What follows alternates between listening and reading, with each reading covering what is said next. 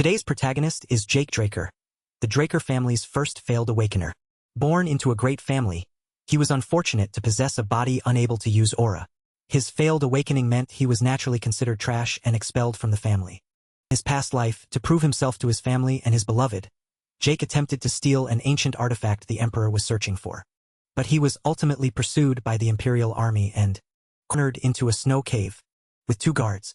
Jake's body was ravaged, 1 arm severed, and his chances of survival were almost 0. But with the protagonist's overwhelming power, Jake bit down on his severed arm and reattached it, having been mercilessly discarded like a defective product. Jake was willing to do anything to become stronger and survive. He held his sword and swiftly rushed towards the 2 soldiers. With just a light, sharp slash, one of their heads immediately fell to the ground.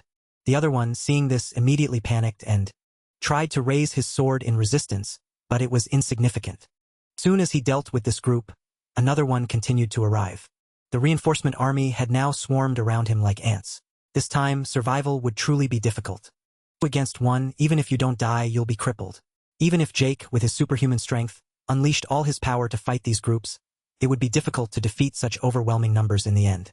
In the end, the reinforcement soldiers beneath Jake's sword were nothing but scattered corpses on the ground. Jake couldn't escape his fate either. A pile of swords impaled in his body seemed to swallow him whole. Even though he had successfully stolen the rare artifact, Jake ultimately couldn't fulfill his duty to that person, Alicia. Just then, the artifact Jake had stolen suddenly glowed. A strange voice echoed. Your strong will has awakened an ancient power. The soul of an ancient dragon is deeply etched into the will of the persistent one. An emergency measure has been activated. Jake Draker, do you agree? Nearing death, Jake was dazed and unaware of what was happening. He only felt everything around him was blurry, illusory, and very noisy. Unconsciously, he accidentally said yes to the system. Immediately, an irreversible power was activated. Just 5 seconds later, Jake woke up and regained consciousness. He was in his own body as a child. Jake couldn't believe it. Just a few seconds ago, Jake was still suffering unimaginable pain from dozens of swords piercing his stomach. But now he was in his teenage form, and in his room at the Draker family's training academy, the Cradle. To briefly introduce the Draker family, they are one of the 3 great and prominent families. 1,000 years ago, Tarakan Draker was the hero who saved the entire continent by slaying the evil dragon Bahamut. His descendants then founded the current Draker family. Perhaps because they are descendants of Tarakan the Dragon Slayer, all those born into this family thereafter are blessed with aura. They can easily awaken high-level aura and become knights. Of course, except for Jake. He must be a special character. The system's voice echoed at this moment, making Jake suddenly spring up. Soul of the Awakener confirmed 100% compatibility. The soul of the chosen Awakener has accepted the ancient dragon's will, and full integration has been confirmed. Now Jake can access a part of the system. The status window began to open before Jake. The information displayed clearly showed Jake's name. Current class, Rare Healer Mage. Title, Blessed by the Ancient Dragon. Class skills include Heal, Calm Mind, Stamina Recovery, Enhanced Senses. Common skills include Consecutive Precise Stab, D-Rank Novice, Slash, E-Rank Novice, and Critical Strike, E-Rank Novice. Current Karma Points 0. Dragon skills cannot be viewed yet. Jake was still confused by all of this. Looking at the control panel, he even thought it resembled magical videos, and he could even pass his hand through it. Not only that, the control panel could also be navigated by his hand movements. Jake looked closely at the control panel once more.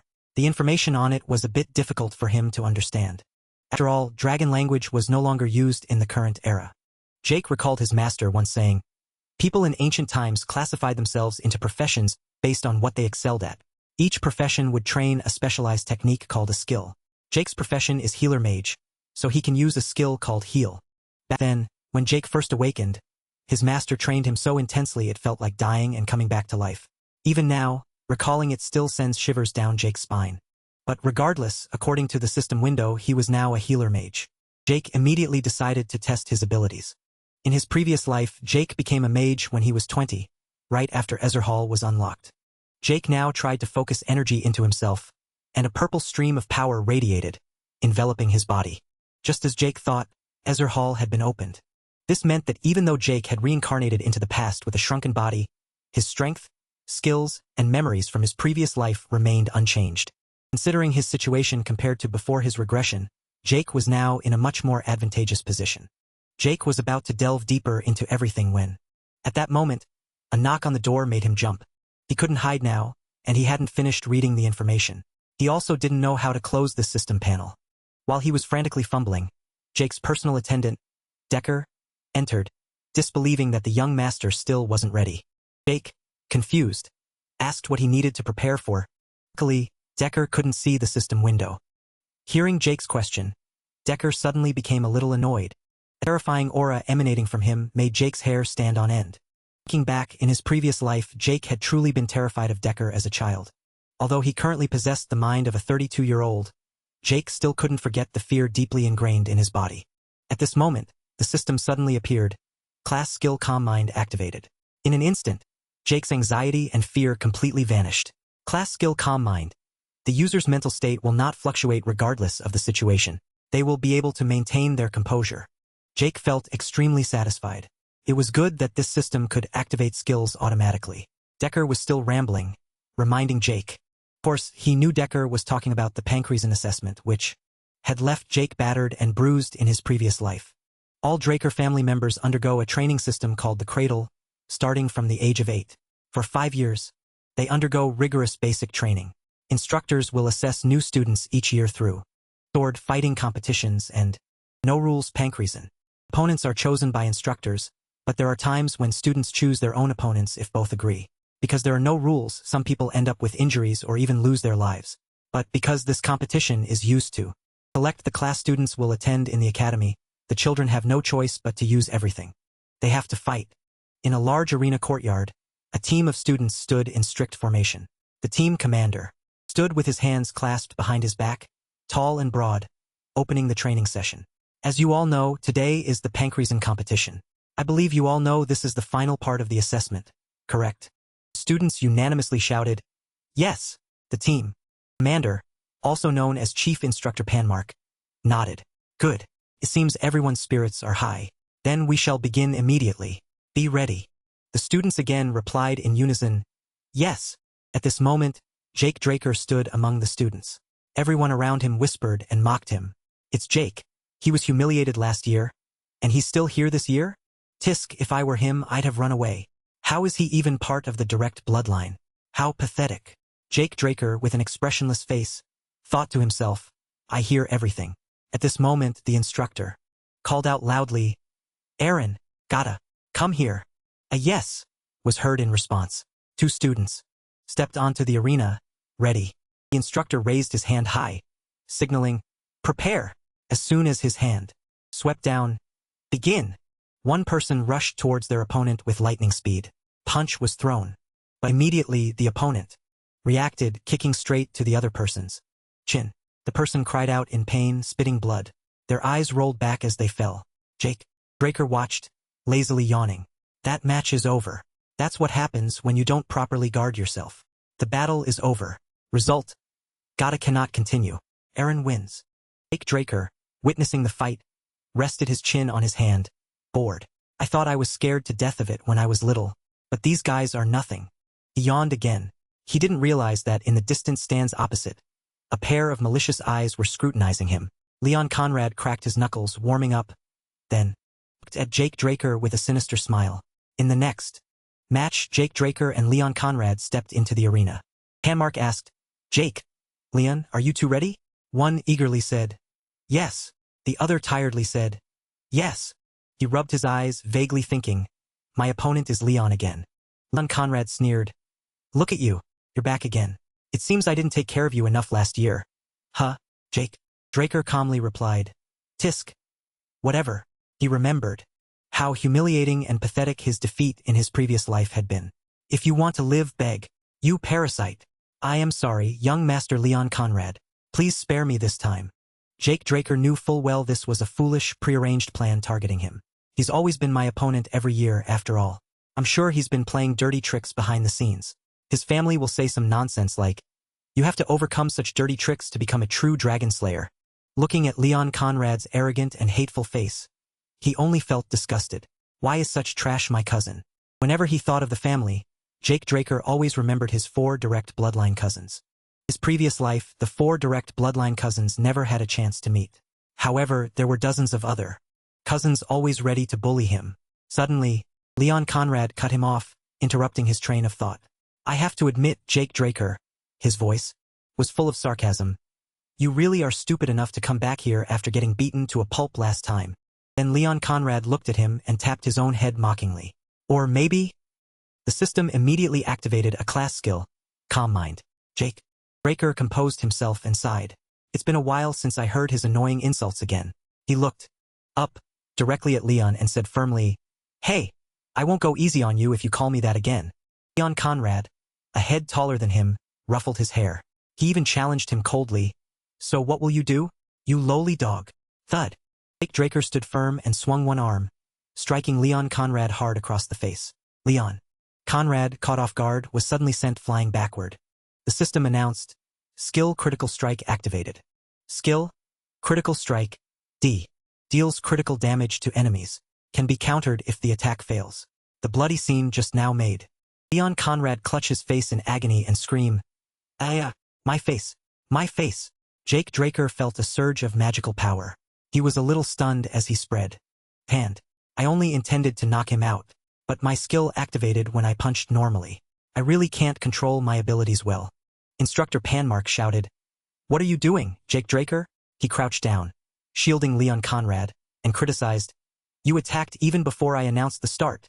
Jake Draker retorted, Who says prepare? Ready? Fight on the battlefield. He flashed a wild, deadly smile and said, The one who strikes first gains the advantage. That expression made Instructor Panmark's eyes darken with fear. He sweated, thinking me, was what I just felt bloodlust? Beside him, Leon Conrad's shoulders trembled. He weakly struggled to get up. Jake looked at him. Leon Conrad slowly stood up, blood dripping. He said with difficulty, Please start the match. I will. Leon Conrad glared at Jake Draker, his entire body seething with rage. He shrieked, I'll kill that lowly dog trash. Jake Draker glanced at him disdainfully. It seems you're too stupid to learn a lesson. Instructor Panmark once again declared the start of the battle. Prepare. Begin. Leon Conrad rushed towards him. His eyes were full of bitterness. What delusional thoughts flashed through his mind? I was scared because of that punch just now. A jolt of electricity shot through Leon Conrad's mind. He arrogantly thought that if he was vigilant, Jake was nothing. What I need to guard against is... Leon Conrad's gaze shifted to Jake Draker's left hand, which was clenched. His left hand counterattack. Indeed, when Jake saw him approach, he swung his left hand. Leon Conrad unexpectedly ducked low, grabbing a weak point on Jake's leg. He threw Jake down, still laughing triumphantly. Fall down, you lowly dog. Suddenly, Leon Conrad's face contorted. All his senses seemed to skip a beat. He limped backward, retreating from Jake in disbelief. What just happened? Instructor Panmark looked at Jake Draker in horror. Jake, however, just clicked his tongue in regret. TSK. It seems that wasn't enough. Instructor. Panmark's face turned pale as he thought, having witnessed everything. Is he kidding me? Is this really the combat intuition of a 12-year-old kid? He slowly replayed the previous match in his head.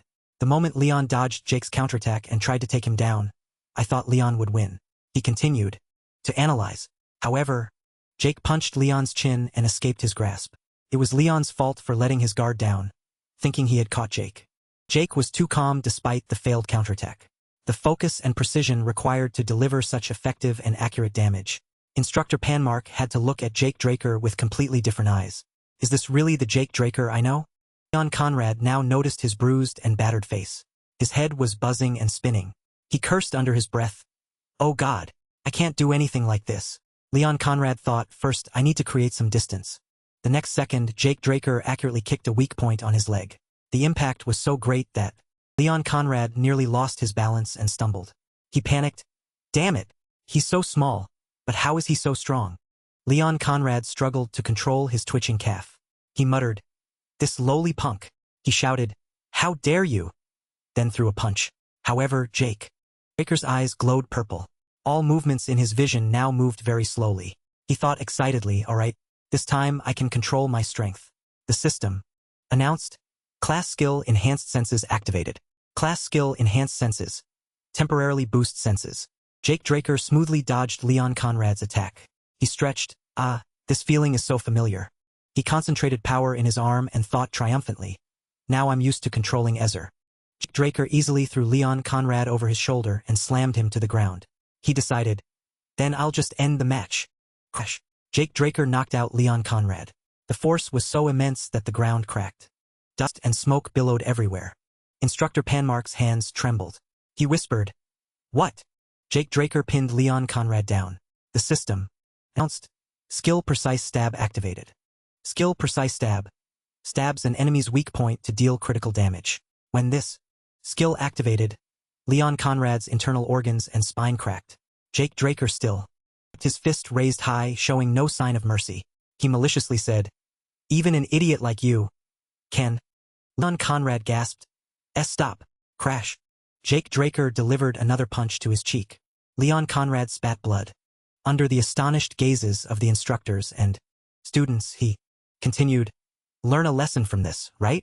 Jake Draker calmly stood up from Leon Conrad's motionless, shattered body. The atmosphere around him swirled with bloodlust.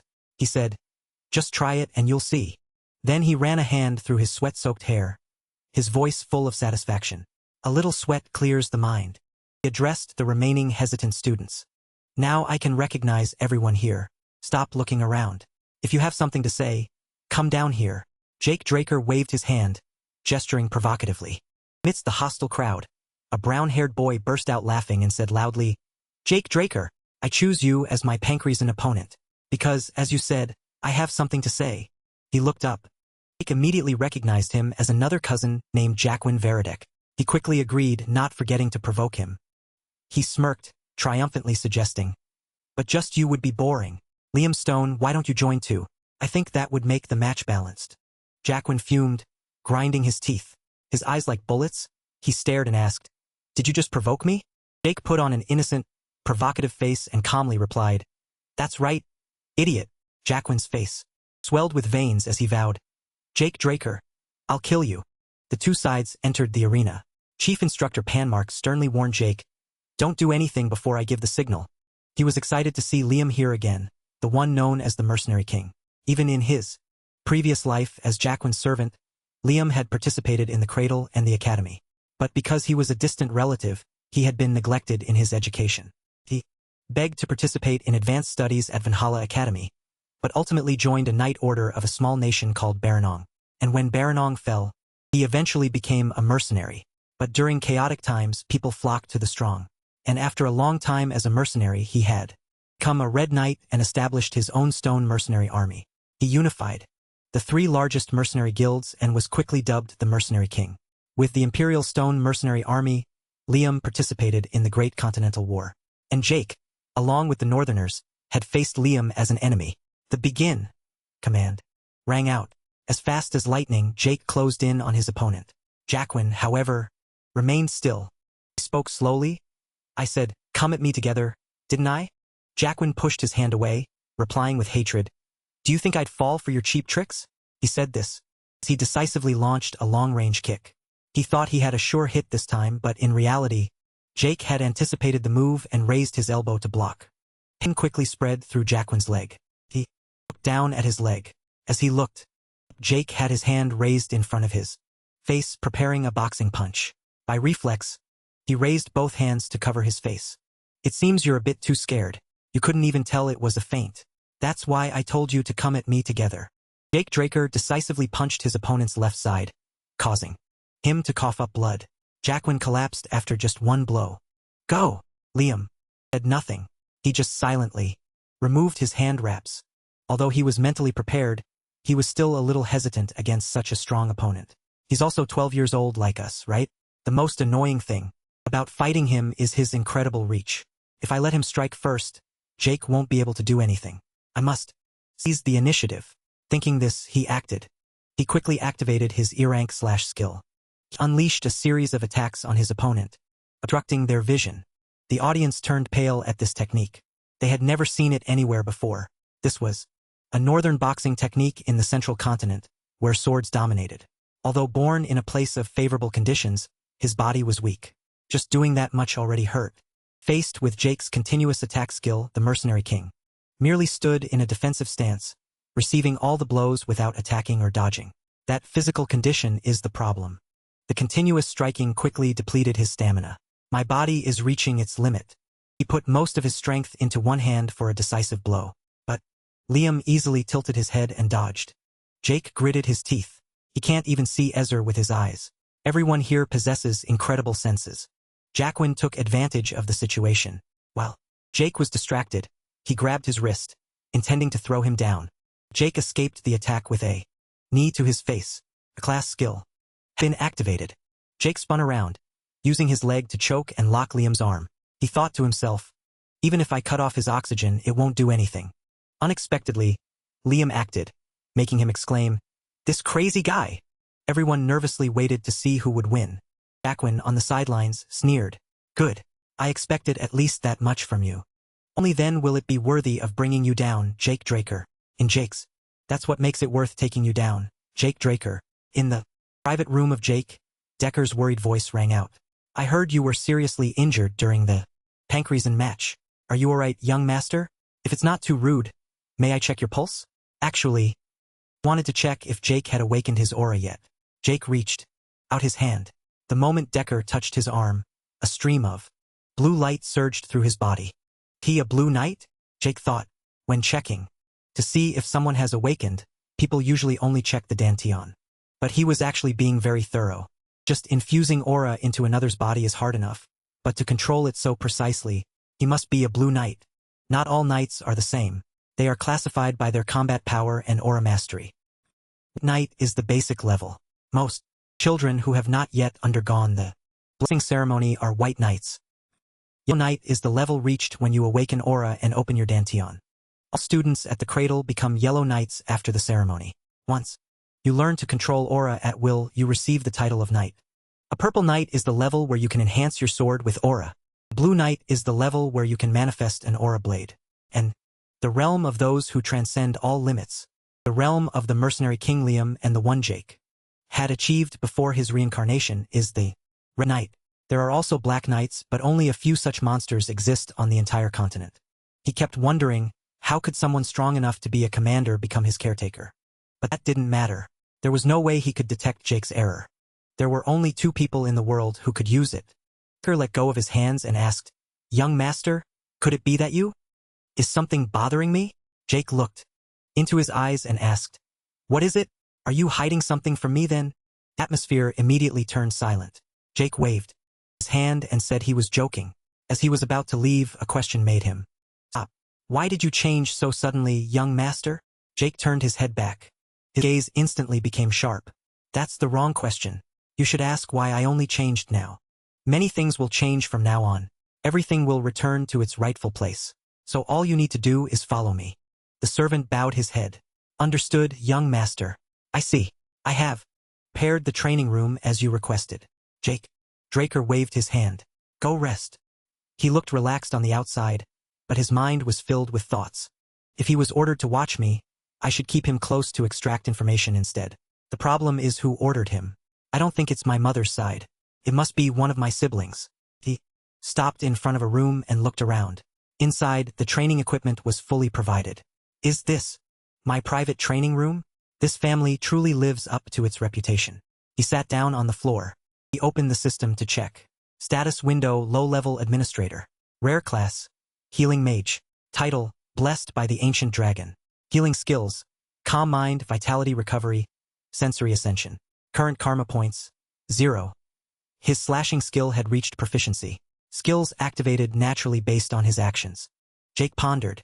So that means I had it from the start? If I learn something new, will it be added here as a skill? What is the difference between a skill and a class skill? They are activated similarly. And dragon skills cannot be viewed yet. Int appeared. You can earn karma points by killing monsters. Monsters. There are plenty of them in dungeons. But he needed to be at least a purple knight to go there. Furthermore, he was curious about why he regressed and what this system was. These skills and classes told him it was definitely related to that ancient artifact. But he had too little information. He lifted his sword. Whatever. As long as it helps me get stronger, I'll use it. Regardless of whether it's the system I'm using or a family member. There are two known powers in the world. A knight's aura and a mage's mana. Knights enhance aura in their dantian. Mages Channel mana through magic circles. These two powers are polar opposites. Thus, awakening one makes it impossible to awaken the other. However, Jake was so unlucky that he couldn't awaken either.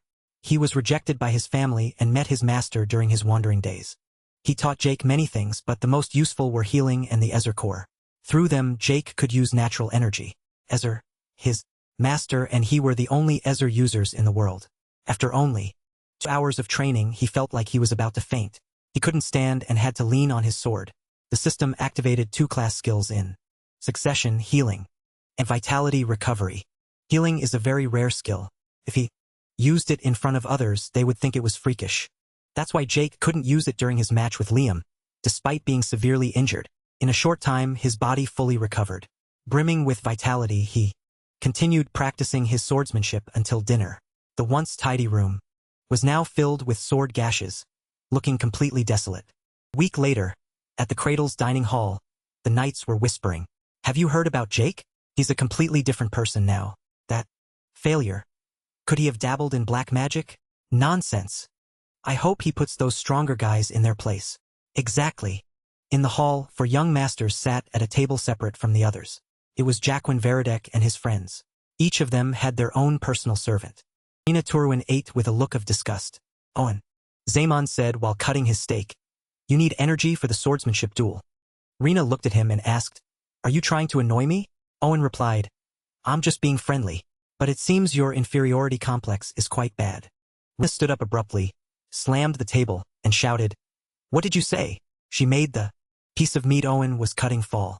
This caused his face to turn red with anger. Jacquin spoke up to break the tension. "So, what are you all planning to do?" "About Jake Draker?" The Pancreason match was barbaric but impressive. However, he'll be pathetic when it comes to swordsmanship. What could he possibly do when he can't even hold a sword? Exactly. He's so weak he had to order a custom sword because normal ones are too heavy. There's no way I'd lose to that lowly dog. I'm sure. You all saw it too. He only beat me in that match because of luck. Rina left the table. If you actually believe that, then none of you have the right to become knights of the Draker family. A sword duel, unlike Pancreason, uses real swords, and it is the cause of most accidents at the Cradle. It's also where the skill gap between students is most evident. 1 month after the current exam, the blessing ceremony will be held. It's the event where the Drakers awaken their aura. The head instructor signaled, "Jake, step forward." Jake entered the arena with a long sword on his shoulder. The audience gasped. They whispered, "What's with that absurdly long sword? Does he think using a big sword makes him stronger?" The one fighting him was Rina Turuin. She was full of intensity, as if she wanted to eat him alive. Looking straight at him, she said, "I choose you as my opponent." Jake lowered. "Sword. Sounds good. I accept your challenge." Rina drew her sword. He's holding that 2-handed sword so easily. Facing him now, she could tell that this was no longer the Jake she knew, the one who could barely hold a sword. Was it because he grew up? His aura? What am I saying? I can't let him intimidate me before the fight even begins. She had confidently accepted, as she always did. But the duel? When Jake woke up and regained consciousness, he was in his own body as a child. Jake couldn't believe it. Just seconds ago, he was suffering excruciating pain from dozens of swords impaled in his stomach. But now he was in his teenage form, and in his room at the Draker family's training academy. To briefly talk about the Draker family, it is one of the 3 great, preeminent families. 1,000 years ago, Terrakin Draker was the hero who saved the entire continent by slaying the evil dragon Bahamut. Afterwards, his descendants founded the current Draker family. Perhaps because they are descendants of the dragon slayer Terrakin, all those born into this family thereafter are blessed with aura. They can easily awaken high-level aura and become knights. Of course, except for Jake. He must be a special character. System sound rang out, making Jake suddenly jump up. Awakener's soul confirmed. 100% compatibility. The chosen Awakener's soul has accepted the ancient dragon's will and completely integrated. Confirmed. Jake can now access a part of the system. The status window began to open before Jake. The information clearly displayed Jake's name. Current class, Rare Healer Mage. Title, Blessed by the Ancient Dragon. Class skills include healing, mental fortitude, stamina recovery, enhanced senses. Common skills include consecutive precise stab, slash, and critical strike at D-rank novice. The other 2 are E-rank novice. Current karma points are 0, and dragon skills cannot yet be viewed. Jake was still confused by all of this. Looking at the panel, he thought it resembled those magic videos, and he could even pass his hand through it. Not only that, but the panel could also be navigated by his hand movements. Jake carefully re-examined the panel. The information on it was a bit difficult for him to understand. After all, the dragon language was no longer used in the current era. Jake recalled his master once saying that ancient people classified themselves into classes depending on what they were good at. Each class would train a specialized technique called a skill. Jake's class was healer mage, so he could use a skill called healing. Back then, when Jake first awakened, his master had trained him relentlessly, almost to death. Remembering it now still gave Jake chills. But regardless, according to the system window, he was now a healer mage. Jake immediately tested his abilities. In his past life, Jake became a healer mage when he was 20, right after the Ezra Hall was unlocked. Jake now tried to focus energy within himself. A purple stream of power emanated, enveloping his body. Just as Jake thought, the Ezra Hall had been opened. This meant that even though Jake had reincarnated into the past with a shrunken body, his power, skills, and memories from his past life remained unchanged. In fact, compared to before his regression, Jake was now in a much more advantageous position. Jake was about to delve deeper into everything when a knock on the door startled him. He couldn't hide now, and he hadn't finished reading the information. He also didn't know how to close the system panel. While he was flustered, Jake's personal attendant, Decker, entered, unable to believe the young master wasn't ready yet. Jake, confused, asked what he needed to prepare for. Luckily, Decker couldn't see the system window. Hearing Jake's question, Decker suddenly became a bit annoyed. A terrifying aura emanating from him made Jake's hair stand on end. Thinking back, Jake had truly been terrified of Decker as a child in his past life. Although he currently possessed the mind of a 32-year-old, Jake still couldn't forget the fear deeply ingrained in his body. At this moment, the system suddenly appeared, activating the mental fortitude class skill. In an instant, Jake's anxiety and fear completely vanished. Class skill, mental fortitude. The user's mental state will not fluctuate regardless of the situation. They will be able to maintain their composure. Jake felt extremely satisfied. It was good that this system could activate skills automatically. Decker was still rambling, reminding Jake. Of course, he knew Decker was talking about the Pancreason assessment, which had left Jake battered and bruised in his past life. All Draker family members undergo a training system called the Cradle, starting at age 12. For 5 years, they undergo rigorous basic training. Instructors assess new students each year through sword fighting competitions and the no-rules Pancreason. Opponents are chosen by instructors, but sometimes students choose their own opponents if both agree. Because there are no rules, some end up with injuries or even lose their lives. But since this competition is what determines which class students will attend at the academy, the children have no choice but to use everything. They have to fight.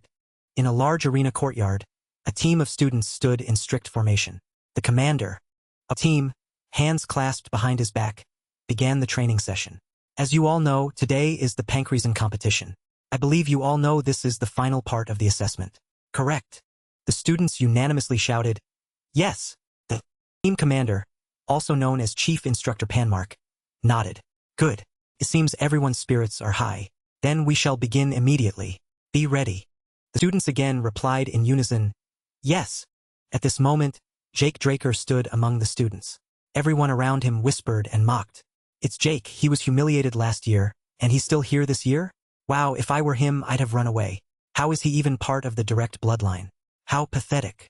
Jake Draker, with an expressionless face, thought to himself, I hear everything. At this moment, the instructor called out loudly, Aaron, gotta, come here. A yes was heard in reply. 2 students stepped onto the arena, ready for battle. The instructor raised his hand high as a signal. Prepare. As soon as his hand stepped down, begin.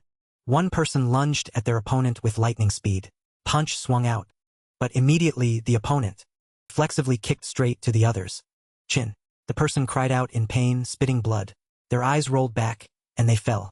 Jake Draker sat watching, lazily yawning. That match is over. That's what happens when you don't properly guard. Battle ended. Result: Gotta cannot continue. Aaron wins.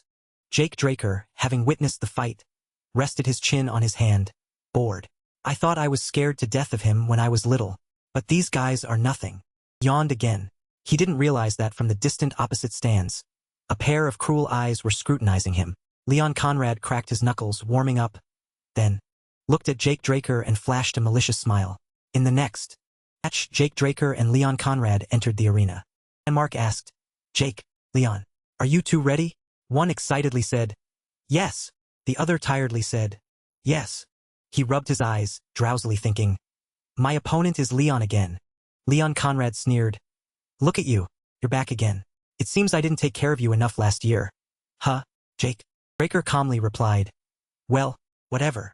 He remembered how humiliating and pathetic his defeat in his past life had been. If you want to live, beg, you parasite. I am sorry, Sir Leon Conrad. Please spare me this time. Jake Draker knew this was a foolish, prearranged plan targeting him. After all, he was always his opponent every year. I'm sure he's been playing dirty tricks behind my back. His family will say some nonsense like, you have to overcome such dirty tricks to become a true dragon slayer. Looking at Leon Conrad's arrogant, hateful face, he only felt disgusted. Why is such trash my cousin? Whenever he thought about the family, Jake Draker always remembered his 4 direct bloodline cousins. In his past life, the 4 direct bloodline siblings never had a chance to meet. However, there were dozens of other cousins always ready to bully him. Suddenly, Leon Conrad cut him off, interrupting his thoughts. I have to admit, Jake Draker, his voice was full of sarcasm. You're really stupid to come back here after getting beaten to a pulp last time. Then Leon Conrad looked at him and tapped his head mockingly. Or maybe? The system immediately activated a class skill. Calm mind, Jake. Draker composed himself and sighed. It's been a long time since I heard his annoying insults again. He looked up, staring straight at Leon, and firmly said, hey, I won't go easy on you if you call me that again. Leon Conrad, a head taller than him, ruffled his hair. He even coldly challenged. So what will you do, you lowly dog? Thud. Jake Draker stood firm and swung one hand, striking Leon Conrad hard in the face. Leon Conrad, unprepared, was suddenly sent flying backward. The system announced. Skill activated. Critical strike. Skill, critical strike, D. Deals critical damage to enemies. Can be countered if attack fails. The bloody scene just now made Leon Conrad scream in agony, clutching his face. My face, my face. Jake Draker felt a surge of magical power. He spread his hand in surprise. I only intended to knock him out, but my skill activated when I punched normally. I really can't control my abilities well. Chief Instructor Panmark shouted. What are you doing, Jake Draker? He crouched down, shielding Leon Conrad, and criticized. You attacked before I even announced the start, Jake. Draker retorted.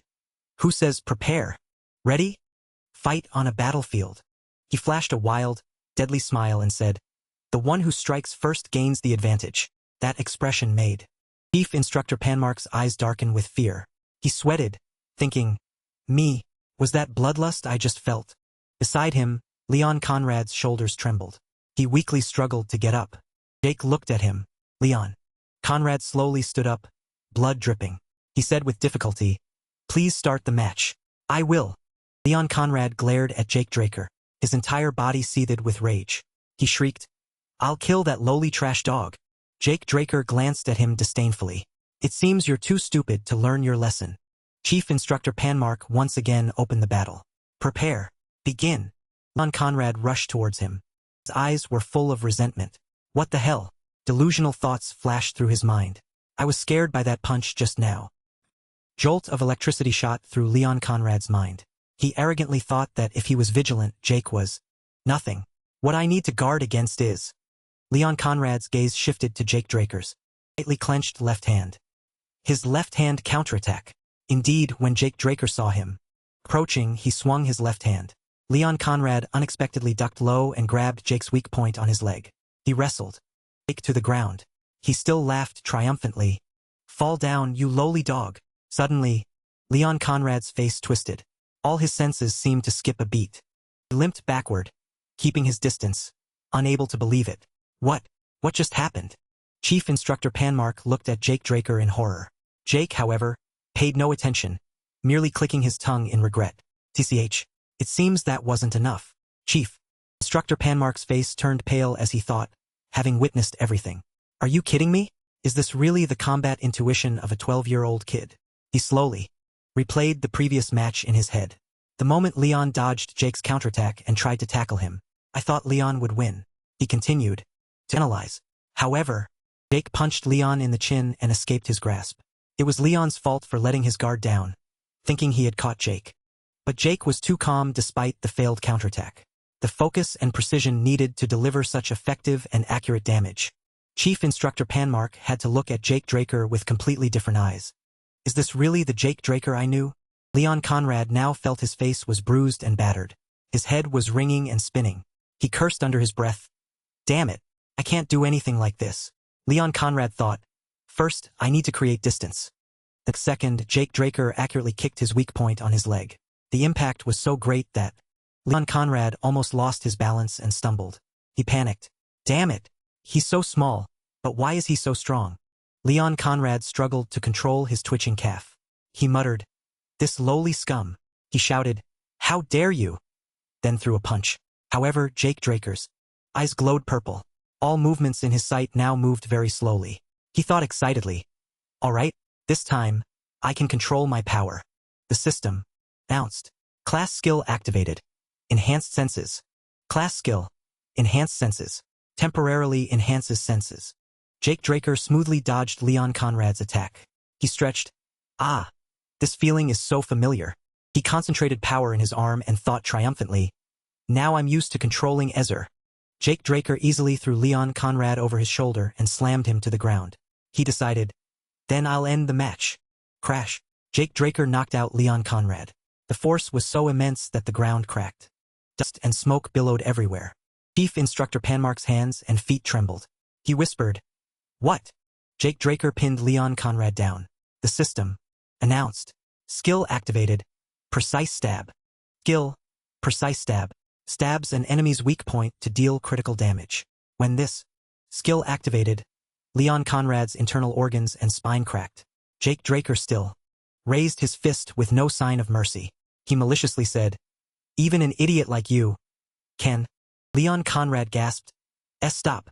Crash. Jake Draker delivered another punch to his cheek. Leon Conrad spat blood. Under the astonished eyes of the instructor and the students, he continued, learn a lesson from this, right, Jake?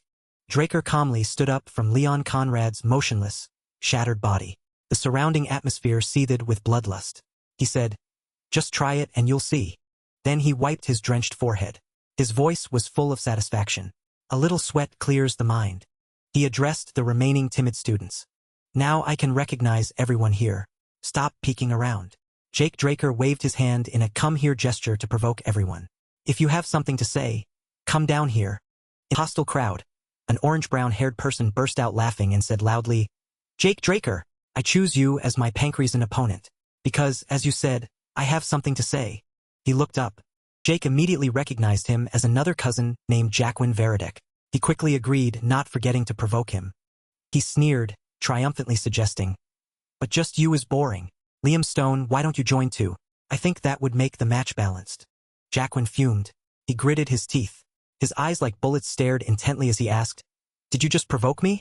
Jake put on an innocent, provocative face and calmly replied, that's right, idiot.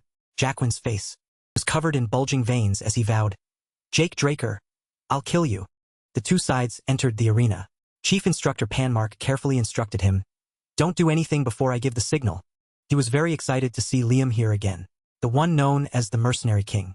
Even in his past life as Jacquin's servant, Liam had participated in the Cradle and the Academy. But because he was a distant relative, he had been neglected in his education. He begged to participate in advanced studies at Valhalla Academy. But he eventually joined a knight order of a small nation called Baranong. And when Baranong fell, he eventually became a mercenary. But during the chaotic period, people flocked to the strong.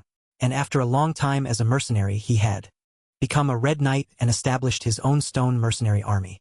He unified the three largest mercenary guilds, and was quickly called the Mercenary King. With the stone mercenary army, Liam participated in the Great Continental War.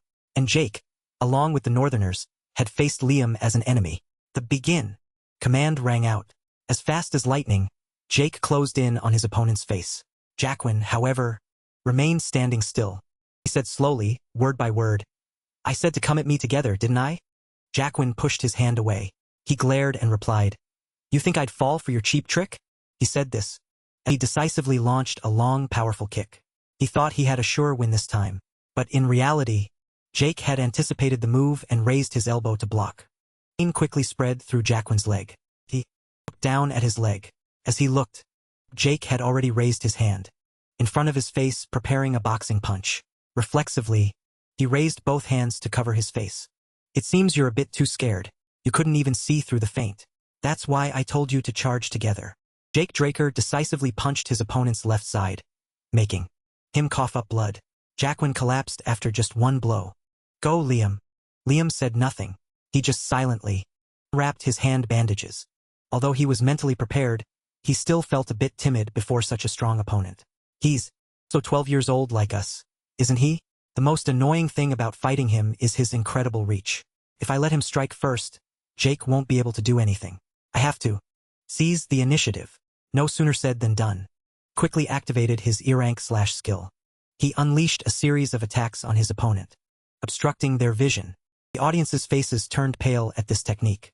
They had never seen it anywhere before. This is northern boxing technique in the central continent, where swords dominate. Although born in a place of natural advantage, his body is weak.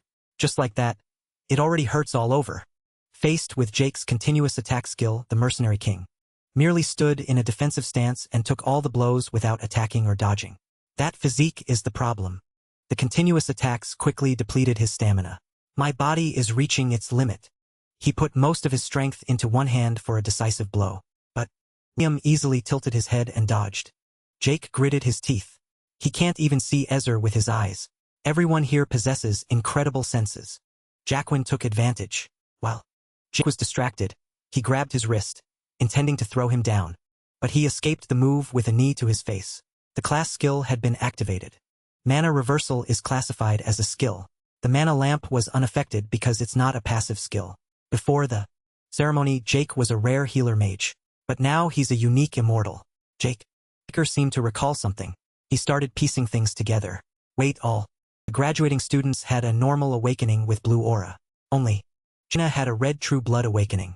Mine was also red at first, but it turned golden. The system had said, the identification system has lost essential information. The identification system, does it mean that bronze statue? As soon as the system fed in the information, the statue, which had stalled, emitted a red light. Jake frantically scratched his head. Determines whether you have awakened or not. It identifies the user's characteristics and their class. Red is for rare classes, and golden is for unique classes. The bronze statue was an ancient artifact used even before Tarakan, the founder of the Draker family. In that era, the concept of classes didn't exist, so it was only used to determine if someone had awakened. Perhaps they mistakenly established that the red light, which indicates a rare class, was the sign of a true blood awakening. No family head had ever discovered this. Use 10 points to view dragon skills. Dragon skills. Level 1. Dragon Eye, Dragon's Might, and Devour. Among them, Devour allows the user to eat and digest a lot. It requires 50 points to unlock. Too risky. He used 20 points to unlock Dragon Eye and 30 points to unlock Dragon's Might. After activating them, he felt disappointed because nothing happened. He had expected more since it said, detailed information, but nothing really changed. But Jake suddenly remembered. Wait a minute. He opened his room door and looked out. His face gradually became amused. The statue in the middle of the garden seemed to be right before his eyes. The system displayed, do you want to receive detailed information about the detected target? He pressed yes. A flood of information appeared. Decorative. Candlestick from Mycenae. Table made of Oliver wood and chairs made in the Louvern dynasty. Chest of drawers made in the Merc Empire. Draker family ceremonial robes. Carpet made in the Rome Empire. As his eyes landed on an item, its information would pop up. Suddenly, his body began to tremble uncontrollably and he started to collapse.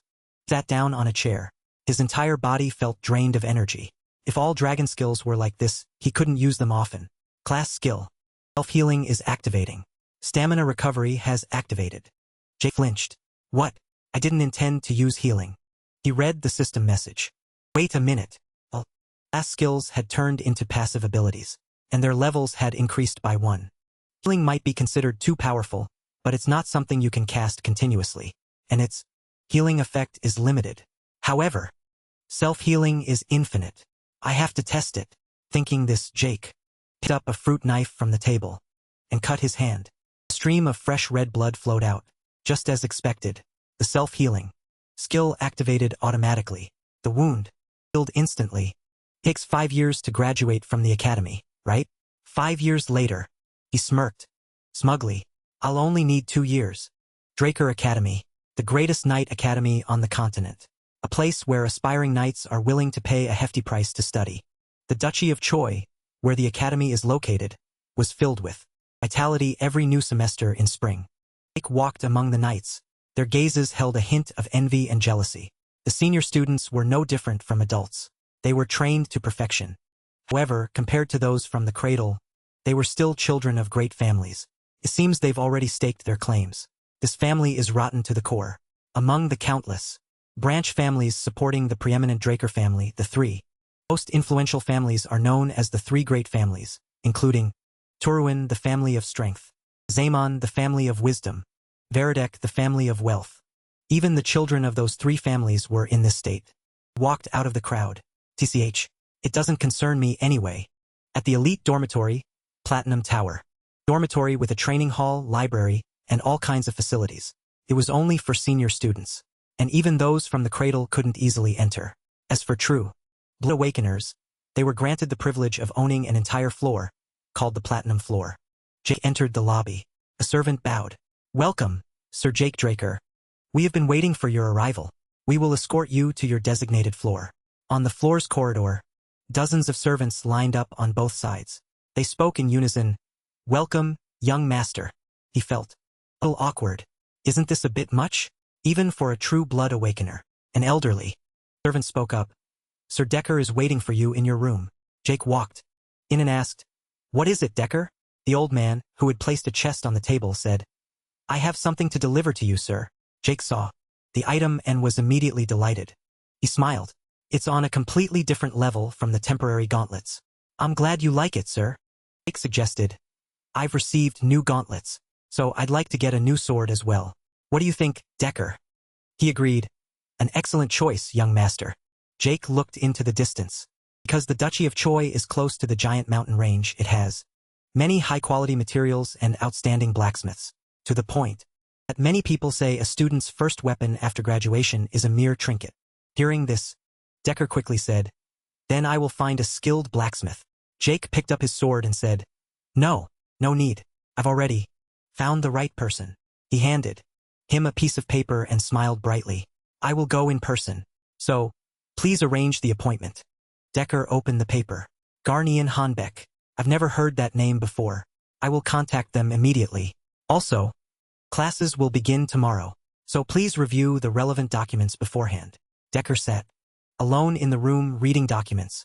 With the Platinum Floor being completely isolated, I'll have more freedom to develop my dragon skills. Someone knocked on the door. Come in, Decker said. The person who walked in was the maid who had greeted him at the door. Excuse me, sir.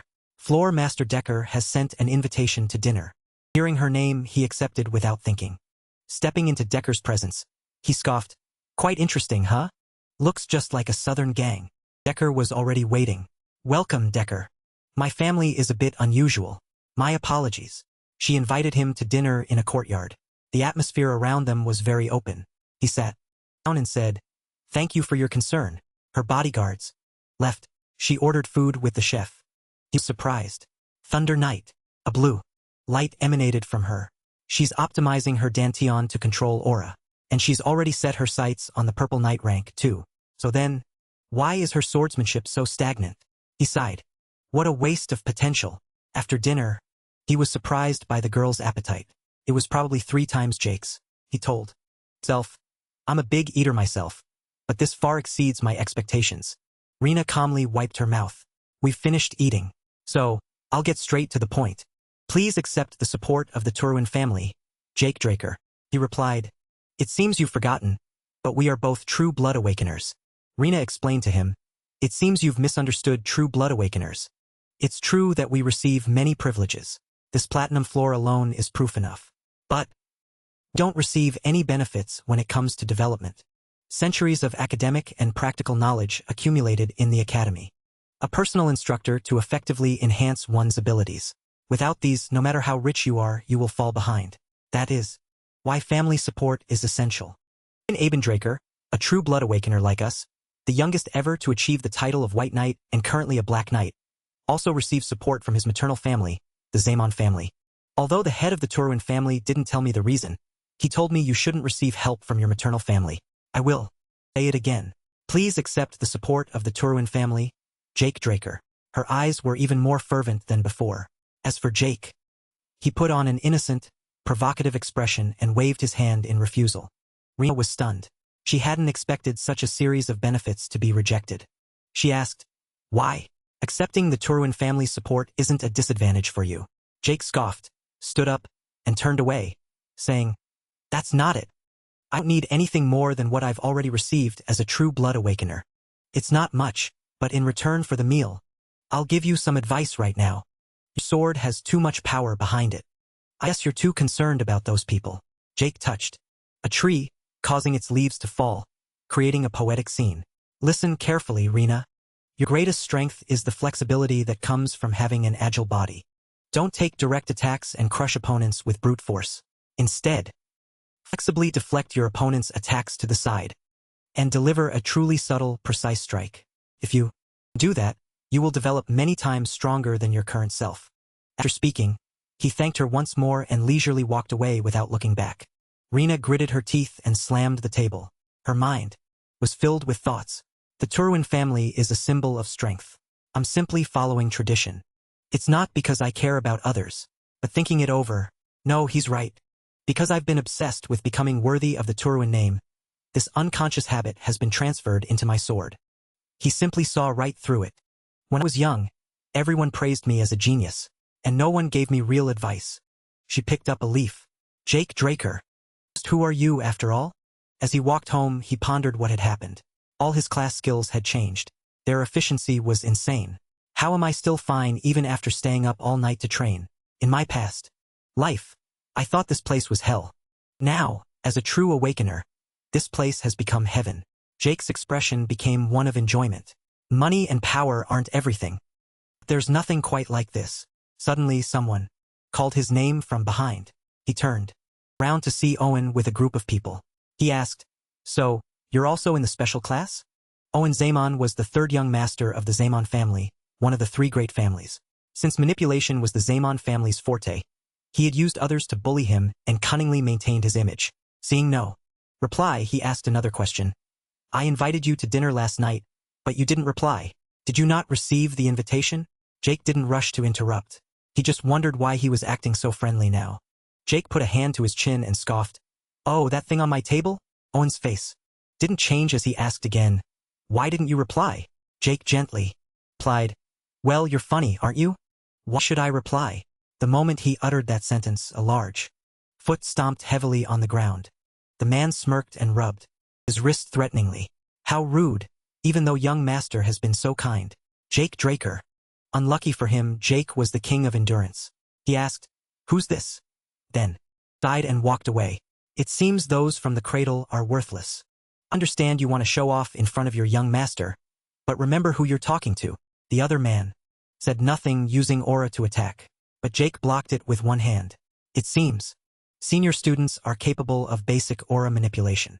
The large man spread his arms and shouted, "My name is Durbin Rothschild. Here they call me Durbin the Mighty. On behalf of young Master Owen, I will teach you a lesson." Jake Draker, using aura, sneered, "Durbin the Mighty, huh? A student who isn't even a knight yet has a nickname. Ridiculous." He lunged forward like a gust of wind, punching him directly in the stomach, causing the self-proclaimed Mighty Durbin to spit blood and fly 10 meters. Jake rotated his wrist. "After Durbin the Mighty, who's next? Hurry up and choose, young Master Owen." Owen stepped forward and whispered in his ear, "Really enjoy basking in glory, don't you, Jake Draker?" After saying that, he pulled his subordinates away, leaving Jake with a provocative smile. Draker Academy is mainly divided into two classes. There's the regular class, which teaches that if you lack talent, you must overcome it with effort.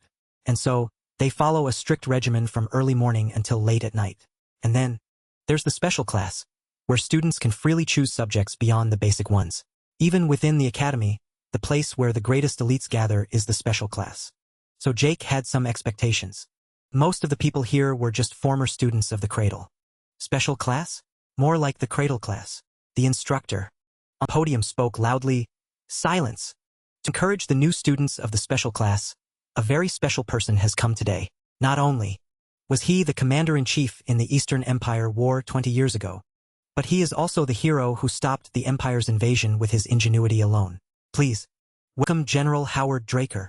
Howard Draker, also the headmaster of this academy, had silver hair and a benevolent smile. He raised his hand in greeting. "It's a pleasure to meet you, young gentleman." Vahiro. Howard Draker. They revered him as a war hero and a tactical genius. But the truth was, the information he leaked to the enemy for his own survival accidentally threw the enemy into chaos. He was just a lucky traitor. Jake looked away in disgust. "That rat is no hero. He's the mastermind who got me expelled from the academy. I lost the only place I could return to and ended up wandering throughout the Duchy of Choi. Eventually, I was captured by slave traders and sold to the Southern Cartel. I will make him pay." After the greetings, he left the classroom. The instructor continued the lesson. "I believe all of you have memorized the headmaster's words. Now we will begin the basic class immediately. So, grab your swords and head to the arena." The whole class replied in unison, "Yes, sir." The indoor arena of the special class, they were gathered here to learn. Jake wasn't very interested. Who would have thought that even the special class has to learn the basics of dragon slaying? In my past life, just because I couldn't use aura, I spent 2 years learning things that one should have learned in 3 months. Another person was appointed to teach the class. The blonde-haired instructor introduced himself. "And I will teach you the basics of dragon slaying." The students below were confused. They whispered to each other, "Who is that? He's so young." "That's the official uniform of the Draker family. Only Jay knew. That's the Rose Knight Andre. Although not a pure-blooded awakener, he graduated early from Valhalla as the valedictorian. A rare genius in a century to be granted the Draker name. Even the special classes teacher is on a different level. He's also known for his rigid, inflexible personality. Instructor. Andre's expression turned grim, his eyes bloodshot. He uttered 2 words, "Silence." The entire class was terrified, not daring to make a sound. He continued, "If you're done talking, I will begin the lesson. All of you, draw your swords." Everyone drew their slender swords from their hips. Only Jake drew a large, long sword from his back. "Student, what's with that sword?" Andre raised an eyebrow and told him to step into the arena. "Student, don't you know you should choose a sword that suits your body?" Jake sighed. "I knew this would happen, so I deliberately tried to make an impression when drawing my sword. It still didn't help." He looked up and replied, "I can defeat you with this sword, sir. It's better. Show him my skill." The instructor's face became as terrifying as before. Activating class skill, Indomitable Spirit Defense. Andre Draker gently drew his sword. "I understand, student. If you want to learn with your body, if your sword touches my body even a little, you will not only be exempt from punishment for your rudeness but also from this basic dragon slaying class. But that also comes from the dragon slaying technique class. Don't worry, I don't intend to use aura on a student." Jake's face lit up with joy. "Oh, exempt from class. I can win against Andre because I know his weakness. But with Aben watching me, it would be dangerous to draw more attention like I did at the cradle. I'll just graze his clothes and then concede." Thinking this, he swung his sword very quickly, but it was blocked by the instructor's sword. As expected of a blue knight, this won't be easy. Jake moved extremely fast to all angles, but Andre blocked him easily every time. Moreover, the instructor didn't move an inch. The students below gasped in admiration. A true Draker Knight is indeed on a completely different level. It's been 30 minutes, and he hasn't even managed to graze his clothes. The sword in Jake's hand began to tremble. Both sides were getting tired. Andre Draker gritted his teeth. "What absurd stamina. Even if I'm suppressing my aura, I can't believe I'm losing to a student. Indeed, the existence of true blood awakeners is unfair." Jake had seen through his weakness. His poor stamina is still the same, and suppressing aura like that is even more disadvantageous. The Draker family's aura cultivation method is famous for its peculiarity. You have to activate aura during training in daily activities, even while eating and sleeping. Basically, you have to maintain it like breathing. In other words, Andre is essentially holding his breath. His awkward swordsmanship also consumes more stamina. But to lose like this doesn't feel right. There's no other way. I have to force him to use aura. Creating an easy situation is useless. I need something to make him use aura unconsciously. In other words, an extreme situation. Jake activated agile footwork skill. Andre immediately noticed, but he was surprised that a student could use agile footwork. Taking advantage of the instructor's lapse in concentration, Jake appeared behind him and activated critical strike.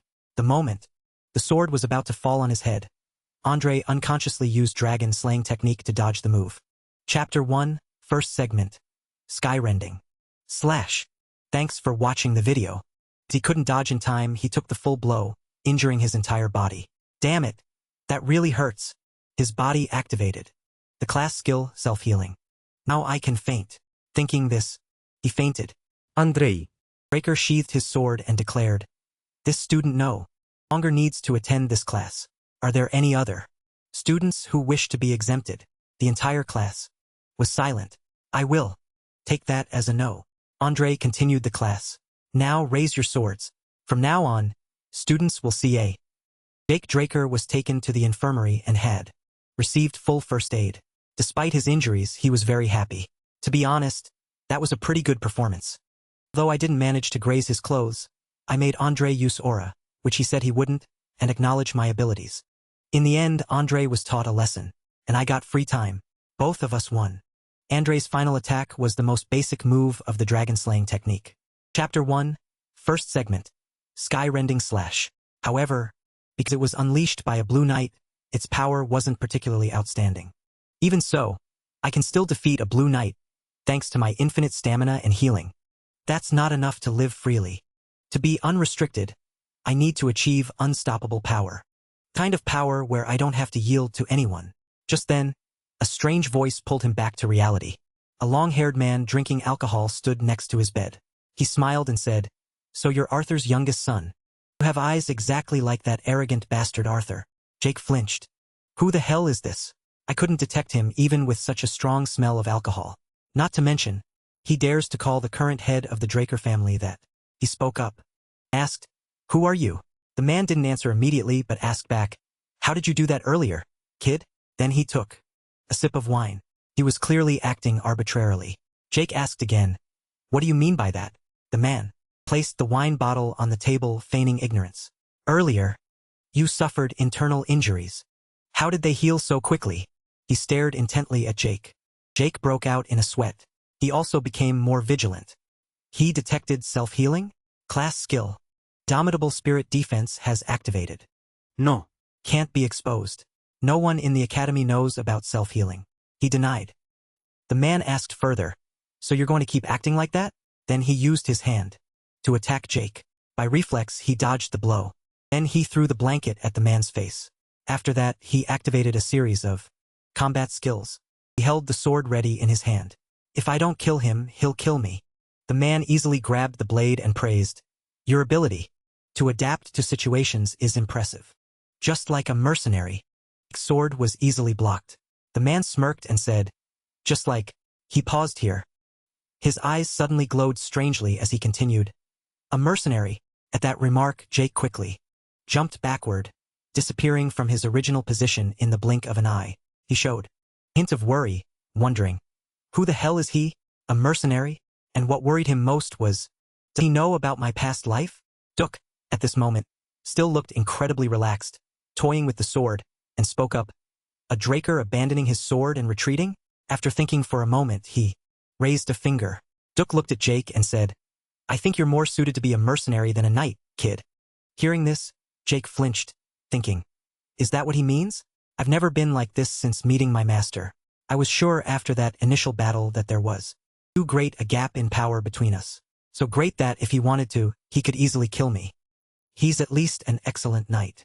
The man then pointed directly at Jake and asked, "That two-handed sword is basic equipment from the cradle, isn't it? You have talent. Why use that kind of weapon?"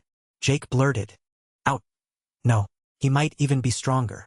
While the atmosphere was incredibly tense, suddenly, someone entered from outside the door. That person spoke up, "So you're here." Seeing the person in front of him, Jake looked incredibly surprised, thinking, "Andre? Why is he here?" Andre continued, looking at Duke. "Gardner Dexter."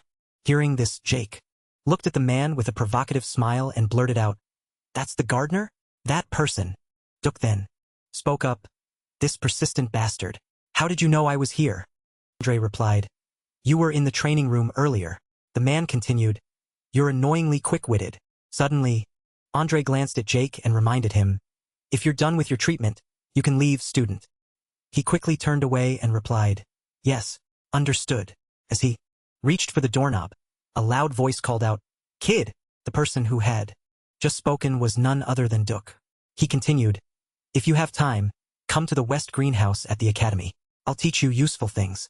This statement made Jake freeze in place, not understanding what was happening.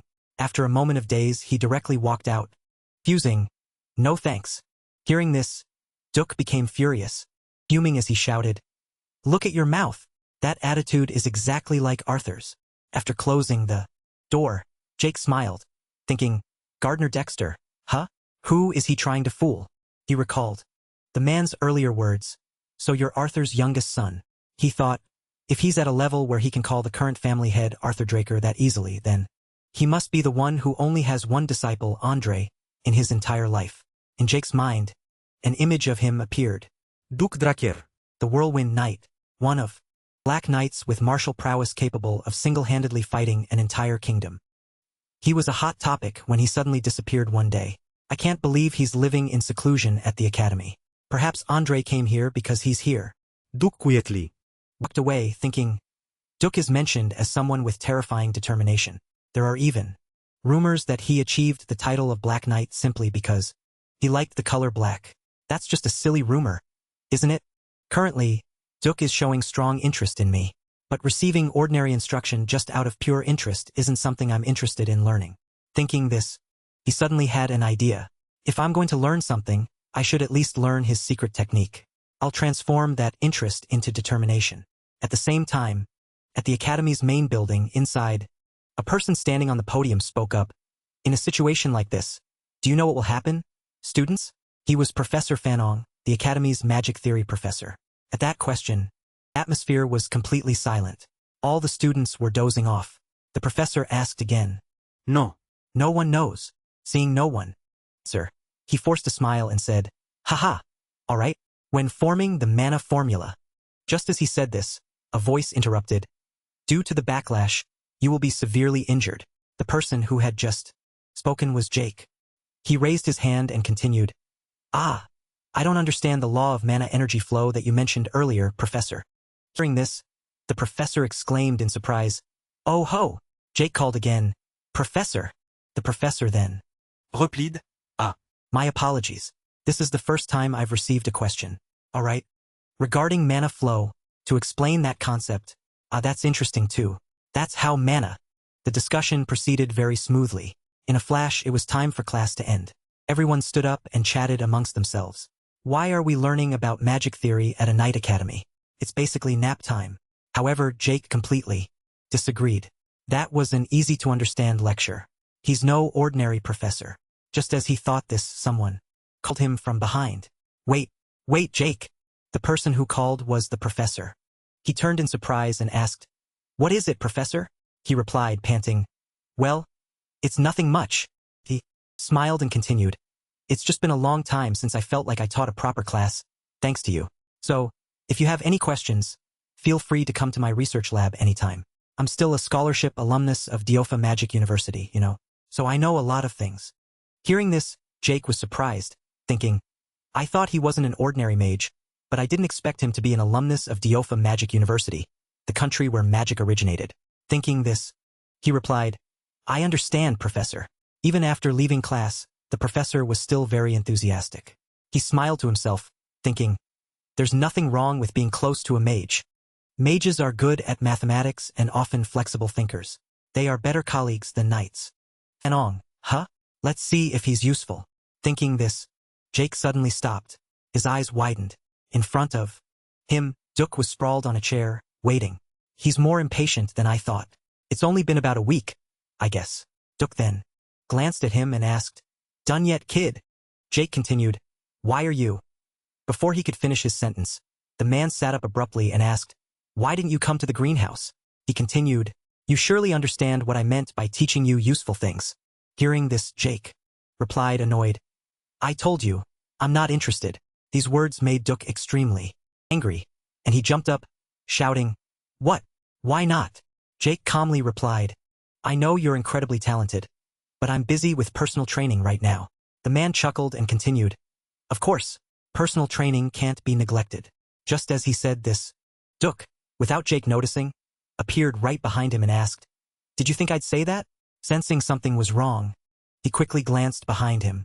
However, he was still one step slower than the man. Without a word, the man raised his hand and struck him hard on the back of the neck, causing his eyes to roll back. He fell unconscious. After a while, Jake finally emerged from his daze. His eyes slowly opened, and he groaned, Ugh! He sat up, clutching his aching head and moaning, I can't believe he knocked me out. It seems waiting a week was too long for him. Thinking this, he looked around, wondering, So, this is the West Greenhouse? Seeing Jake awake, Duk put down the watering can and asked, You're awake, kid? He looked at the man with a wary gaze and asked back, Did you kidnap me? At that remark, the man showed excitement, stepping closer to him and replying, Yes, I kidnapped you. Duk smirked and continued, I'm a little interested in you, kid. Hearing this, Jake remained silent, thinking, Now he's not even bothering to hide it. It seems he's quite impatient. As he thought this, he immediately used a system skill. Activating skill, agile footwork. He dashed away at lightning speed. He smirked and said, But now's not the time. However, before Jake could run far, Duk caught up and stood right in front of him, saying, Humph. Seeing this, he quickly changed direction and jumped to the other side. But things were no more feasible than before. A hand suddenly appeared right in front of him. Jake looked at the man in surprise, thinking, He's still treating me like a joke. He thought to himself, I need something to ignite his interest. Thinking this, he spoke up and asked, What do I have that interests you so much? Duk immediately replied, I asked you how you healed your internal injuries so quickly. This statement made him freeze. The corner of his mouth curled into a slight smile. So that's what's bothering him, huh? He continued, If you're so curious, then make me answer. Suddenly, Duk disappeared from his original position without a trace. Jake looked around in surprise, thinking, he disappeared. He stood calmly, wondering, Where is he? Just as he said this, suddenly, from behind him, an unidentified object was hurtling towards him at breakneck speed. Jake seemed to sense the approaching danger. His eyes widened as he glanced upwards. He immediately dodged to the side and raised his hand. Catch it. The object that had been thrown was a sword. Fortunately, he managed to block it in time. His feet were also pushed back by the strong force. Jake looked back anxiously and asked, What are you doing? Duk then slowly approached and replied, You told me to make you answer, but that's too easy. Let's make a bet. He said, If you can graze my clothes even once, I'll grant you one wish. Jake immediately swung his sword, thinking, like master, like disciple. At this moment, Duke's expression became incredibly terrifying, and he gave a sinister smile as he continued, But if you give up in this fight, you'll have to tell me everything you're hiding. Just like that, the fierce battle raged in the Academy's West Greenhouse. The sun gradually set. Inside, dust flew everywhere, making visibility extremely difficult. Duk stood there, clenching his fists, sighing to himself, What is this kid made of after all? The scene before him was terrifyingly desolate and ruined. Everything was in disarray. 3 hours had passed. From behind a rock, a hand reached up and gripped it tightly. He thought to himself, He doesn't just have good stamina and endurance. But, as he spoke, Duk looked at Jake, who was standing up in front of him. His stamina and injuries also recover without limit. His eyes showed a hint of indescribable suspicion. That kid. At the same time, on Jake's side, his clothes were tattered from the blows. His face was grim. The system panel suddenly appeared. Class skill. Self-healing has activated. Class skill. Infinite stamina has activated. He glanced at the man thinking, I can do this all day, but I can't win the bet. Dragon's might. It seems dangerous, so I've never used it. Thinking this, he rushed forward, making a decision. But against a black knight, it won't be a problem. Both their eyes suddenly changed. Killing intent surged, along with an erupting surge of power. Let's continue. Seeing this, Duk smiled with interest and exclaimed, Those eyes! He burst into laughter, praising, Good, that's more like it. Jake stood still, Around him, whirlwinds rose, causing dust to fly everywhere. The system immediately displayed a notification. Skill. Agile footwork has been activated. He also shot forward. He frantically swung his sword, slashing, but Duck was no pushover. He could easily dodge everything. He looked at the incoming sword, smirked and thought, he's repeating that attack. He might be fast, but compared to that leech and that Turin girl, he's nothing. But this malice, his malice surpasses even persistence. I love it, as he thought, reached into his pocket. Perhaps I should use a little aura, huh? However, before Duck could do that, a terrifying golden eye appeared right beside him, making him freeze. He immediately swung his hand, shattering Jake's sword into many pieces. Duck's face darkened as he thought. That was, before he could finish his sentence, a thick cloud of dust flew up, obstructing his vision. Duck looked around, wondering, he blocked my vision? But it'll also be hard for him to find me. Just as the thought crossed his mind, Jake appeared right behind him with sharp eyes. The system displayed a notification. Dragon skill. Dragon Eye has activated. However, as the sword approached, Duck immediately realized. Jake flinched when he realized that what he had just slashed was not a person, but merely an afterimage. The man had disappeared from his original position without leaving a trace. His movement speed was so fast that it stirred up swirling dust. Jake, at this moment, looked bewildered at the whirlwind circling around him and exclaimed, "Is this Duke's secret technique? A simple, fast lunge that creates a strong wind. Is this why he's called the Whirlwind Knight?" While he was still lost in thought, Duke closed in right behind him and softly said, "Listen." Hearing this, he flinched and swung his sword, but failed to hit anything. What? Suddenly, the man lunged in front of Jake with a punch and shouted, "Let's call this a draw, kid." This punch was thrown so fast that Jake couldn't react. Blood gushed from his mouth. His body flew backward and hit hard. The system displayed a notification. Due to excessive skill usage, your exhaustion has exceeded the acceptable limit. Seeing this, Jake smirked and exclaimed, "Indeed, like master, like disciple." The system continued to notify. "For your safety, your consciousness will be forcibly knocked out." Immediately, his vision became blurry. Damn it. After a period of unconsciousness, Jake's eyes finally opened. In front of him was his familiar room. He sat up, clutching his aching head. Jake tried to look again, thinking, "This is my room. Duke brought me back. Huh." Thinking this, he sighed. Frustration. "Humph, I almost won." He collapsed onto the bed, exclaiming, as expected of a black knight, "I think I did everything I could at the moment, and it was useless." Tried to make Duke lower his guard by repeating attacks 100 times. And at the decisive moment, I created an opening with Dragon's Might. In addition, I used Dragon Eye to attack him, but it still wasn't enough. Skill Duke used at the last minute must be his secret technique. It's true that I lost consciousness due to overusing dragon skills. But thanks to that, I got to see his secret technique. The absurd high-speed movement technique he uses with his extremely trained body. Secret technique must be what helped Andre, who has poor stamina, reach the Red Knight rank. Thinking this, Jake felt a little disheartened. It's a shame I lost the chance to learn his secret technique, but it was still worth it. Dragon's Might, with pressure so intense that even a Black Knight would hesitate. Most small fry would prostrate themselves upon contact with this skill. Suddenly, a notification panel appeared in front of him, making him flinch and glance at it. On the panel it read, "You have one unread message. Confirm? Yes or no?" Seeing this, he wondered, "An unread message, huh?" The system continued to notify. D rank skill. Agile footwork has been upgraded to C rank skill. High speed movement. Your soul. Log, you have an unread message.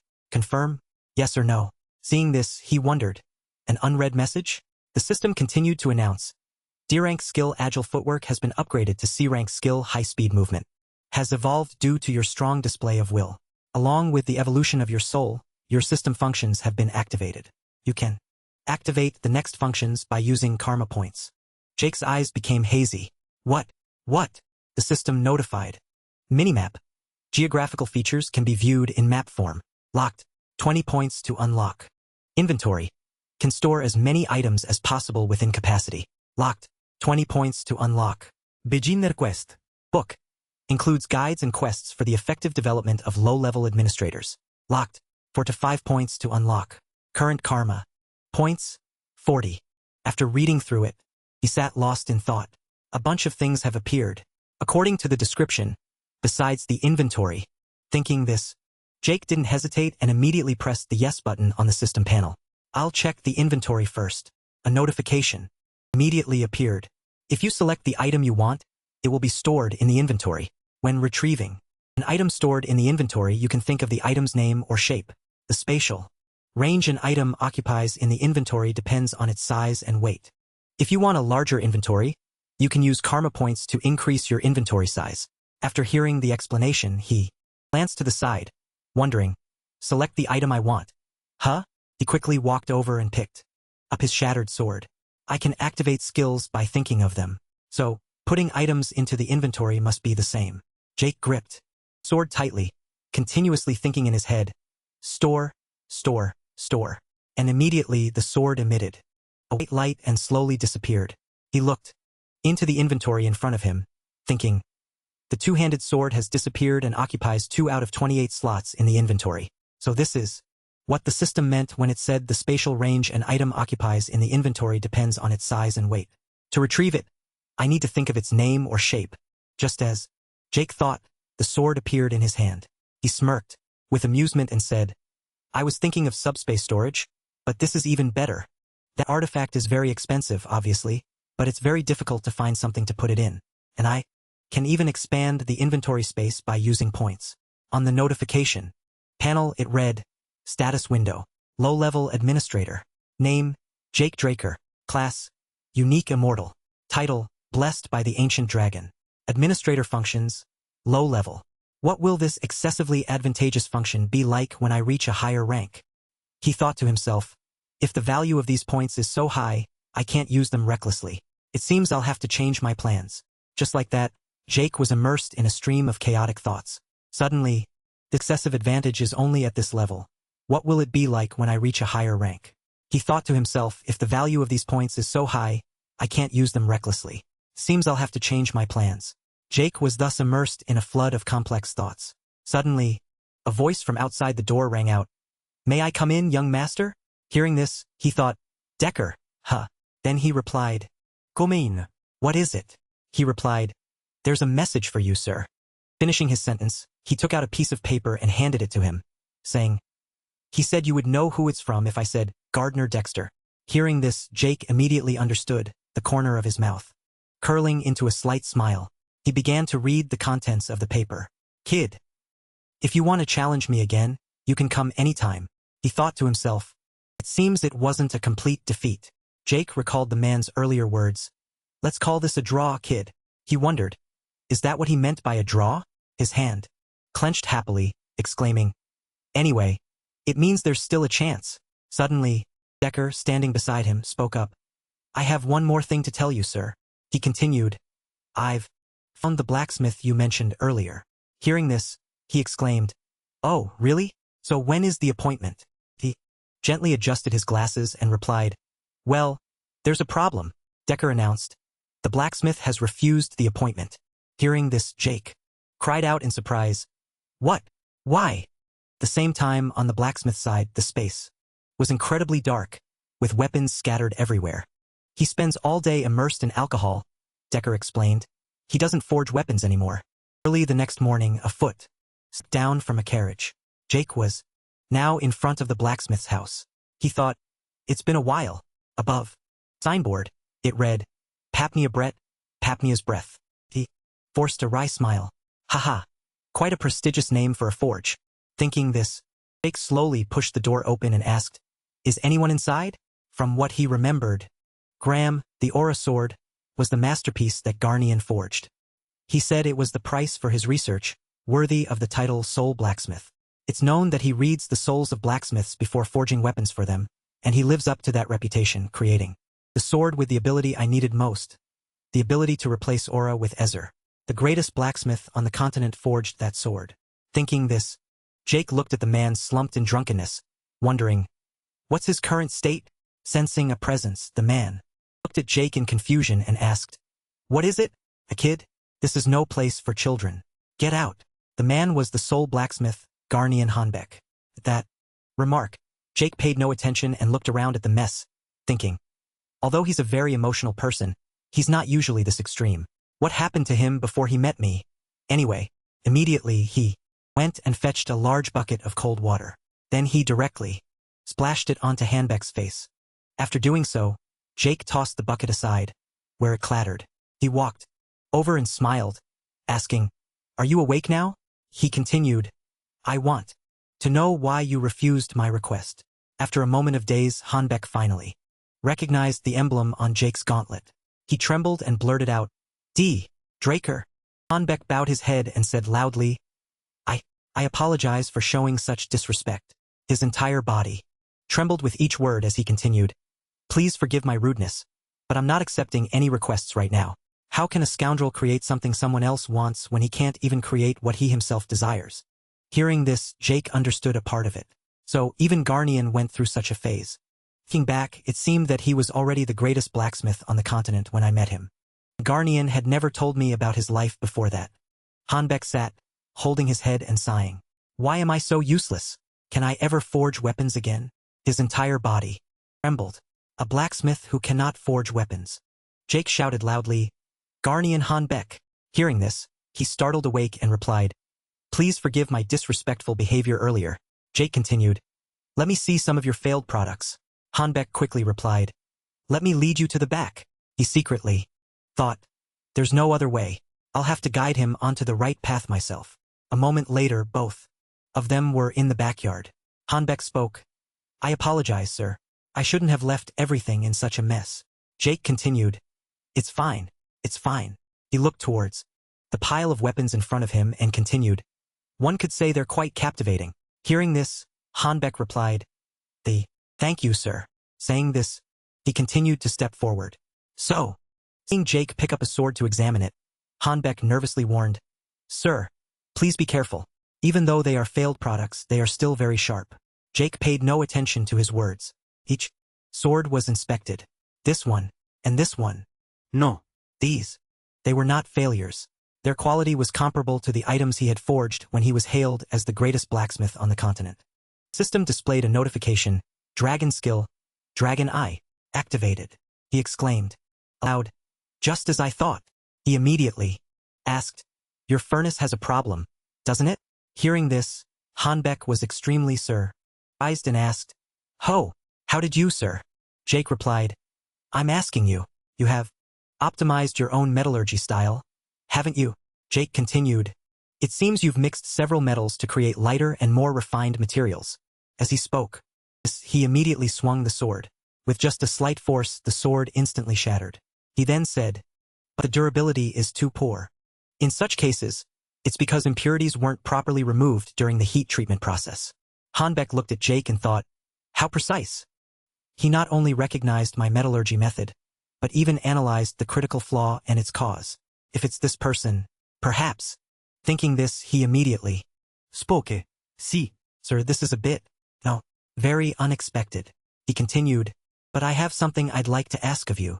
A moment later, inside the house, Jake approached and asked, "What is it?" Hanbek replied, "Could you take a look at this?" Finishing his sentence, he placed a large scroll on the table and unrolled it. Jake also approached and observed thoughtfully. He thought, this is Galleon's secret, something he would reveal many years later. The blueprint for a magic furnace. He recalled what Hanbek had once said, "What is there to hide from the person who saved my life? A furnace whose temperature can be freely adjusted by magic. This is my secret." Thinking this, he smiled and said, "With this, your metallurgy method will work perfectly." Hanbek happily continued, "Indeed, I knew you would recognize it right away, sir." Jake asked, "Further, you have the complete blueprint, so why don't you build it?" Hanbek thought for a moment and replied, "The most important component, the blueprint for the law of mana energy flow, is there. But the cost for the magic tower to implement it is 10,000 gold. Hearing this, Jake thought, a normal family of 4 has a monthly living expense of 10 gold. That means it's 1,000 times that amount. So it would take him 10 years to save up that much money? Hanbek continued, "That price is truly absurd. Therefore, I have a favor to ask of you, sir. You are a Draker, and also a true blood awakener. So, if you can create this furnace for me, I will fulfill any of your requests, free and unconditionally, until my last breath." Hearing this, he thought, This is truly difficult. It would be possible if I were the family's guardian knight. But it's impossible for me, even as a true blood awakener, to receive 10,000 gold in support. But I can't give up Graham, the aura sword. His problem is the law of mana energy flow. Just as he thought, an idea suddenly struck him. His eyes widened, and he exclaimed, "Wait!" He smirked, and wondered, the law of mana energy flow? Without further hesitation, he slowly rolled up the blueprint and said, "All right, I accept." Hanbek, puzzled, asked again, Really, sir?" Jake replied, "I can ask a mage I know. Once I have an answer, I will tell you immediately." Before leaving, didn't forget to remind him, "Oh, and stop drinking." However, before he could finish his sentence, Hanbek had already knelt on the ground, tears and snot streaming down his face, exclaiming, "Thank you, sir. Thank you sincerely, sir. This guardian will serve you for life as my savior." From inside the house, loud voices echoed, Thank you, sir. Goodness. I know. Stop it. I'll tell you when it's done." A moment later, at Draker Academy, in the professor's research building, Jake walked along, thinking, why do those magic tower bastards charge such high implementation fees? Its structure looks simple enough. Fanong's specialty is the law of mana energy flow design. His research lab. Just as he thought this, he suddenly stopped dead in his tracks. An ominous premonition appeared in his mind. His sharp eyes glanced to the side. Right next to Jake was a dark alley. He thought, in that alley, terrifying memory suddenly flashed in his mind. Jake was dragged into the alley by a group of people and beaten. He had to kneel on the ground and beg them, I'm sorry. It's all my fault. Please." But those guys had no intention of forgiving him. His face full of rage, he shouted, "What?" Jake, sobbing, said, "I apologize, Sir Conrad. This lowly wretch dared to lay hands on your body." Hearing this, he immediately stomped his foot hard on Jake's head and praised, "Good. Well said, Jake." He then smirked contemptuously and continued, "As a reward, I'll give you a chance to clean the ground you've dirted." Those words he couldn't resist. He could only kneel on the ground and exclaim, "Thank you, Sir Conrad." Returning to the present, Jake could no longer endure this injustice. He slowly stepped towards the alley, cursing, "Damn it!" At the same time, inside the alley, continuous curses and severe beatings echoed. "Vermin like you only hinder others' existence." Conrad gasped for breath and continued, "That damn Jake is the same. An unprecedented golden light reaction. A true blood awakener above all others." The more he thought, the angrier he became, continuously kicking the vermin on the ground and cursing, "Damn it!" Losing to that lowly dog was unavoidable because of his surprise attack before the match even began. But why did that lucky, good-for-nothing trash become a true blood awakener? Just as he finished speaking, a figure suddenly approached from behind and spoke, "Hey!" Pockmarked face. Jake smiled and continued, "Already found someone to replace me, huh?" Saying this, his smile slowly faded. His face darkened. He pointed directly at Conrad's face and warned, "I'll give you all 3 seconds. If you're smart, get down on your knees for me." Hearing this familiar voice, Conrad slowly approached and asked, What is it?" He tried to act calm, pointing at Jake and continuing, "Your arrogance has gone through the roof ever since you awakened your true blood, Jake Draker. Are you sure you truly awakened your true?" Before he could finish his sentence, Jake directly interrupted, "Go on." His eyes glowed with surging killing intent. He said coldly, "Don't bow down and don't blame me." Hearing this, Conrad was terrified. His face turned ashen, and he stumbled backward. Sweat poured down him like rain as he thought, this pressure. Just a few months ago. He felt his pride being trampled. Gritting his teeth, he shouted, "How dare you order me around, you lowly dog?" Finishing his sentence, Conrad immediately charged straight at Jake, yelling, "What are you doing? Hit him."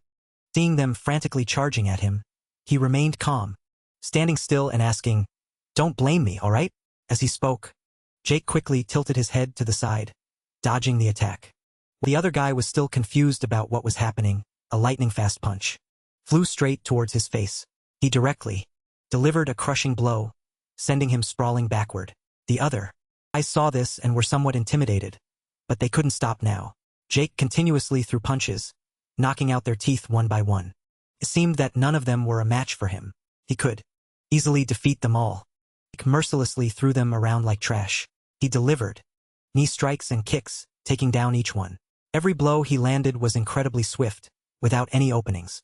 Finally, the last one was also knocked down.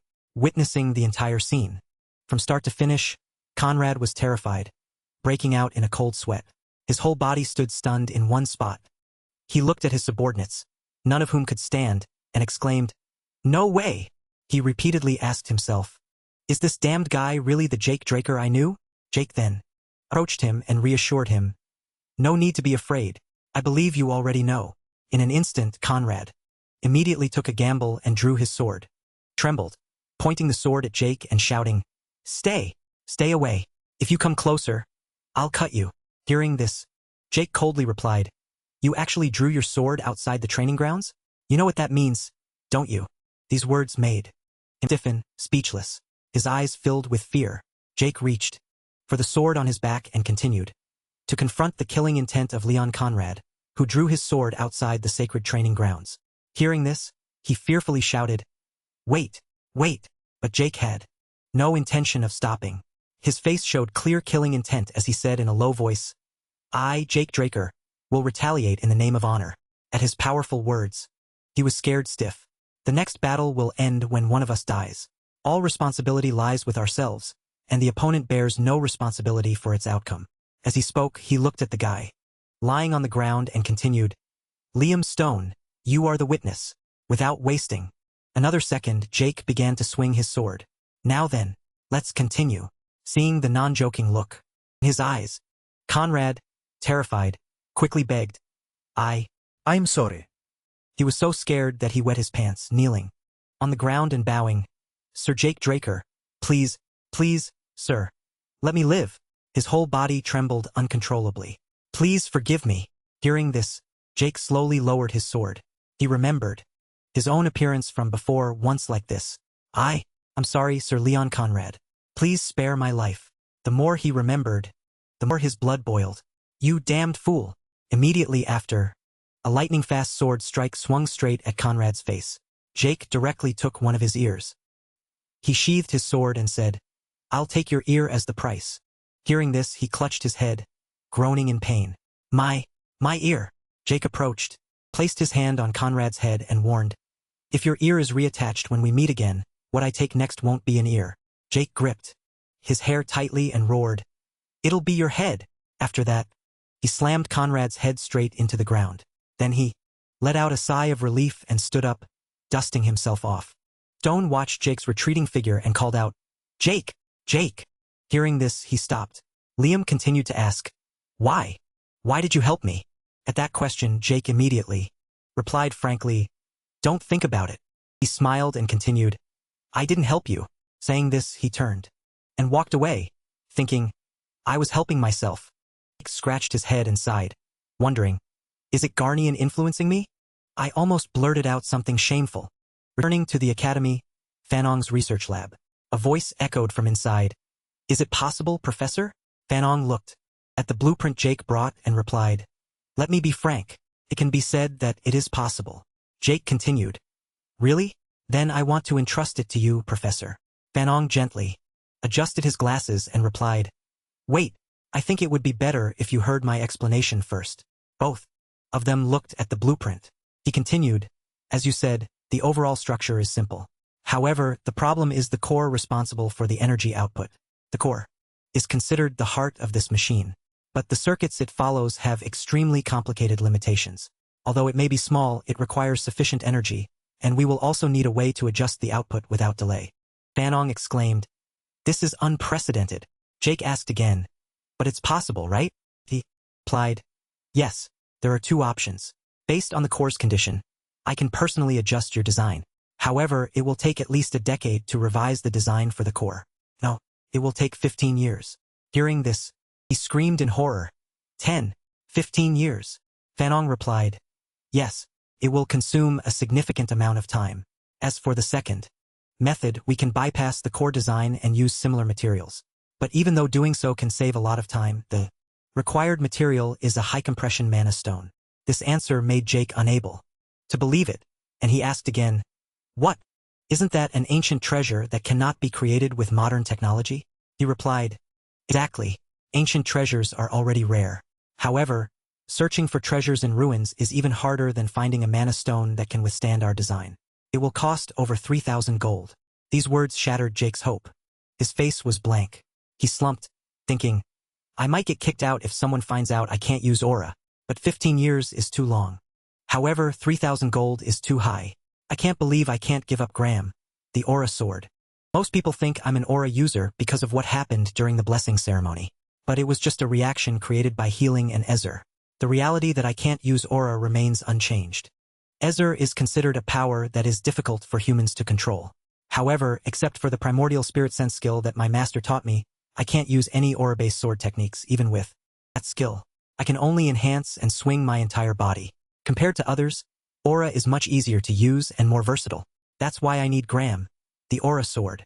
Thinking this, Jake clutched his head and sighed, damn it! How am I going to find a high-compression mana stone? Suddenly, Fanong spoke. By the way, the person who created these blueprints is extraordinary. Even considering the complex core, it's an excellent design.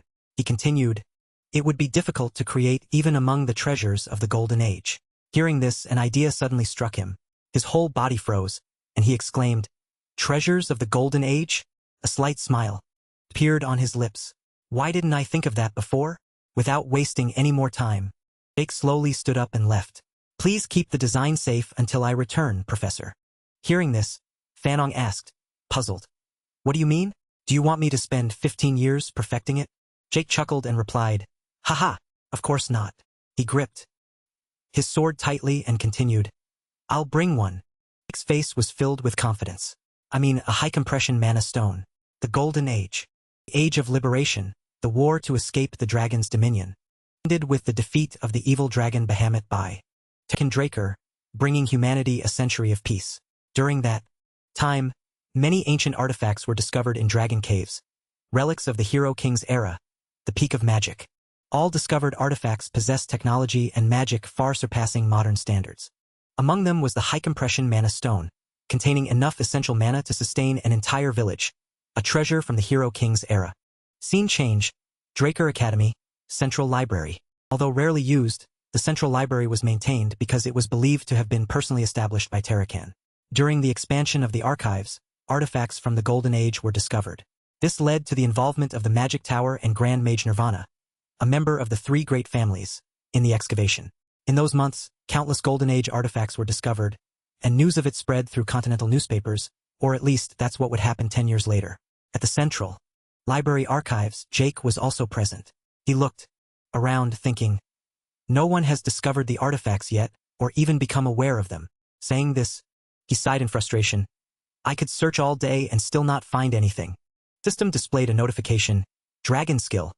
Dragon Eye has been activated. One of Jake's eyes glowed. He didn't give up, continuing to walk around the library, searching. As he walked, he suddenly noticed something. His whole body froze. His eyes widened. On the ground, a floor tile was emitting a faint red light. Jake exclaimed, here it is. He approached, tapped it with his hand, and thought, it should sound hollow when tapped. Yes, this is it. He quickly used the primordial spirit sense skill. Cut. The only Ezer application for the primordial spirit sense skill that I learned from my master. Because Ezer materializes the user's will, it's possible to apply certain attributes like cut and use it in various situations. However, it has a limitation. The user must expend a large amount of Ezer to perform any action.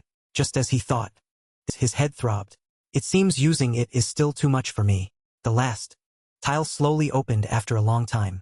Jake then climbed straight down. Carefully closed the floor tile cover as if nothing had happened. The area below was extremely dark and damp. Jake had to take out a torch and light it. He looked around once and said, the reports didn't say it was this deep. Just as he finished speaking, a sudden sound echoed, startling him. Right next to him, two shadowy figures were moving. He was surprised. He thought, it should be at least another decade before anyone discovers these ruins. Jake took a risk and peeked, wondering, could someone have found it already? But the sight that met his eyes was not people but two skeletons moving. He exclaimed, skeletons. They're holding pickaxes and shovels. All right, it seems they weren't created by spirits. Jake immediately took out the sword from his bag. If that's the case, System then displayed a notification. Skill, critical strike has been activated. He moved. With lightning speed, charging straight in and scattering the skeletons. This should be easy. He dealt with them without any difficulty. After finishing them off, the system appeared. It read, by defeating 2 skeletons, you have received 2 karma points. Skeletons. Defeated 2. Karma points currently owned 2. Hearing this, Jake laughed with joy. Oh right, I can get points from killing monsters. I completely forgot because I was focused on the artifacts. Thinking this, he became extremely excited. Wait a minute, isn't this a good opportunity to farm points? Without hesitation, Jake immediately grabbed his sword and dashed forward, shouting, I'm coming, my beloved points. Just like that, skeletons were continuously defeated. The system also displayed, by defeating 1 skeleton, you have received 1 karma point. Skeletons defeated, 20. He smiled and said, so easy. The system continued to notify, karma points currently owned, 40. Status window, low-level administrator. Name, Jake Draker. Class, unique immortal. Title, blessed by the ancient dragon. System functions. Inventory, 2/5 slots. Minimap, locked, requires 20 points to unlock. Beginner quest book, locked, requires 45 points to unlock. Skills, innate skills. Self-healing, calm mind, stamina recovery, enhanced senses. Common skills, precise stab, E rank, mastered. Chain slash, D rank, novice. Critical strike, D rank, veteran. Agile footwork, D rank, veteran. Mana reversal, A rank, novice. Overall physique, A rank, novice. Dragon skills, level 1 dragon eye, novice. Dragon's might, novice. Devour, locked, requires 50 points to unlock. Dragon skills, level 2 cannot view, requires 50 points to unlock. Current karma points, 40. Seeing this, he thought, I need to look more closely in case I find something to use points to unlock.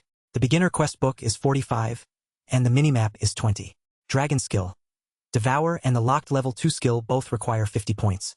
It seems I can only buy the minimap right now. The minimap function has been activated. In front of Jake, a map appeared, along with his current location. He observed it once and exclaimed in admiration. It's similar to a magic map.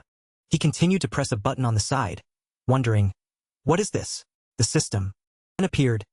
Minimap has been switched from 2D to 3D. Seeing this, Jake was extremely excited and laughed. Excellent. This is exactly what I wanted. His eyes focused on a room emitting a red light. But why is only that room a different color? The system appeared. Do you want directions to the Dragon Slayer's designated location 1? Storage room? Yes or no? Hearing this, he thought, hesitating. He directly pressed the yes button. The search team took many days to find this place. Yet I found the location so easily. We will now provide the fastest route to your designated location. Jake looked at the detailed directions and laughed loudly. Haha, I can't believe it. This, how could I get lost? Just like that, after a moment of moving, he finally stood before a large door. The system appeared. You have arrived at the designated location. He looked around once and said, I guess I'm here, but how do I get inside this place? He touched the door with his hand and continued. It seems it won't open just by pushing. Just as he finished speaking, a strange red light suddenly emanated from above the door where his hand was touching. Not only that, it also carried a huge surge of lightning, knocking Jake's hand backward. He was astonished. Thought, security spell. The reason for the magic tower and Grand Mage Nirvana's involvement must be because of this door. Jake looked at his smoking hand and felt lucky. If not for my gloves, I would have lost my hand. I won't be able to bypass the spell. System, can't you open it for me? The system heard this and replied, we have received the administrator's request. We will now connect to the security device. The security spell has been deactivated. The automatic device activation was unsuccessful. We will now switch to manual device activation. He exclaimed. What? Jake asked in surprise. Are you responding to what I just said? The system replied. Yes, I am. Do you have any further requests? Administrator Jake Draker. Hearing this, he stood stunned for a moment. I can talk to the system? He continued to ask. If so, then why did you force me to reincarnate? The system replied. I cannot answer the question posed. Jake asked. Further, what is this administrator system? The system replied. I cannot answer the question posed. He still didn't want to stop, continuously asking, "Who created you?" The system replied, "I cannot answer the question. Do you have any further requests, Administrator Jake Draker?" Jake sighed in frustration, holding his head, and thought, "Damn it, I'm not getting any answers to the important questions." Thinking this, he then said, "Just open the door." The system replied, "We have confirmed the administrator's request. Dragon Slayer's tomb. Storage room has been opened." Just like that, large door slowly opened. He stepped inside, looked around once, and exclaimed, "Wow, all of this." He couldn't believe his eyes and shouted, "Is this a treasure vault?" Treasure vault. As its name suggests, it is a vault filled with valuable artifacts and treasures. Finding even one artifact can be considered a miracle. Without further hesitation, he reached out and opened a treasure chest. From within, a dazzling golden light emanated. Haha, so there are hundreds of these things? Each treasure chest was quickly emptied. "I'll take this. Oh, this looks good too. I'll give this to Fanong." He smirked and exclaimed, "Finally found it." Inside a small wooden box were 4 high-compression mana stones. High-compression mana stones, and there are 4 of them. Even better, Jake happily stored them all in his inventory. "I'll use 1 point to expand the inventory by 4 slots. I still don't have enough space to hold everything. It seems I'll have to come back often until I graduate, huh?" After collecting everything he needed, he slowly stood up and left. That's probably enough for today. However, before he could act on that thought, a strange aura enveloped him, sending a chill down his spine. He nervously glanced around but couldn't sense anyone else's presence. Jake secretly thought, "Huh? What is this creepy feeling?" Suddenly, one of his arms accidentally touched the stone wall next to him. Right there, a red light emanated. Sensing the abnormality, he flinched and pulled his hand back. But it was too late. A series of sealing marks appeared, covering his entire body. He asked in surprise, "What is this?" Before Jake could finish speaking, he immediately vanished from the spot without a trace. After a moment of movement, Jake appeared in a completely unfamiliar place. A place he had never visited before. He looked around in astonishment and asked, "System, where is this?" The surrounding scenery was eerily dark. The system appeared and replied, "Administrator is currently in the Dragon Slayer's sanctuary." Hearing this, he glanced upward and continued, "Dragon Slayer's sanctuary?" The reports didn't mention a room full of chests. Saying this, Jake opened his mini-map to observe. He thought with a thoughtful expression, "Just as expected. It's not too far from the previous location. But there's no path leading to the Dragon Slayer's sanctuary. If that's the case, then this must be an undiscovered location in my previous life." He didn't hesitate to push a chest right in front of him. "I can't ignore it." As the chest lid opened, it revealed a strange suit of armor lying neatly inside. Jake exclaimed, "Armor!" The system then displayed a notification. "Dragon Slayer exclusive equipment has been discovered." Hearing this, he couldn't help but be curious. Setting the armor upright to examine it, he carefully studied it and said, "Dragon Slayer exclusive equipment. It certainly doesn't look like the armors from the Golden Age that I know. What is this?" Jake focused on the back of the armor's neck and wondered, "A hole? For plugging something in?" Suddenly, he froze.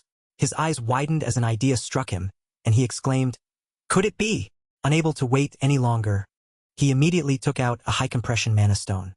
"But I can't just leave it like this, can I?" The system displayed a notification. "Mana battery has been installed in Dragon Slayer exclusive equipment. Activating equipment." As the notification dropped, the armor's eyes suddenly glowed brightly as if sentient. Seeing this, Jake became even more curious, wanting to discover what was hidden inside the armor. Suddenly, the armor shook violently, greatly puzzling him. He exclaimed in alarm, What's wrong with it?" Just as he finished speaking, a loud explosion échoued. Smoke and dust filled the air. The system notified, "Equipment malfunction due to overload. Activation failed. A small explosion is expected. Please evacuate quickly." Hearing these words, Jake slumped to the ground in frustration, his face covered in dust, and replied, "It already exploded." The system heard this and expressed apologies. He slowly stood up, looked at the smoking armor and wondered, "So a high-compression mana stone is just the power source for this armor?" This made him think deeply. What functions could it possibly have that require such immense power? Should I ask Fanong? Without wasting time, Jake continued walking. "Let's just explore for now." After a moment of moving, he finally stood before an extremely large room. The other rooms are empty. This is the last room. He looked around once and thought, the whole room, and only one glass cage. Suddenly a system notification appeared right in front of him, drawing his attention. Jake's expression changed. His eyebrows furrowed, and he exclaimed, "What?" He forced a helpless smile and continued, "Tarakan Draker, he's truly insane." Above the system panel read, "You have discovered Tarakan Draker's legacy. The cursed heart of Bahamut, the evil dragon." Jake wondered, leaving the heart of the dragon he defeated as a legacy? Then, that creepy feeling I sensed in the storage room earlier was this. But now, his body slowly moved. It feels different.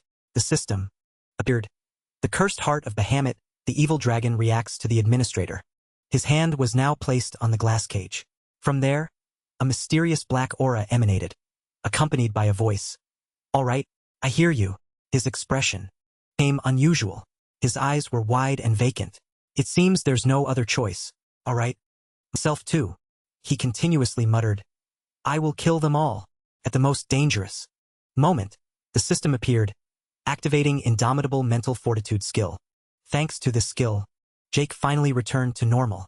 He clutched his head in confusion, wondering, why me? Just as he finished speaking, he suddenly felt an intense pain in one eye. His pupil had turned black. His body, along with the glass cage, was also covered by a strange black aura. He shouted, "What is this?" It seemed. The aura grew larger and larger, covering the entire surrounding space. Jake wondered, confused. What is this? Suddenly a system panel appeared. Urgent quest. Quest reward. Ownership of Tarakan's legacy. Seeing this, his mind became even more hazy. Skills were continuously activated. Activating indomitable mental fortitude skill. Error. Skill activation failed. A sinister black aura emanated from Jake's body, extremely eerie. His eyes were completely black. Frightening laughter echoed in his head. In that situation, he directly charged and slammed his head hard into the glass cage in front of him. The impact was so strong that a crack appeared in the glass.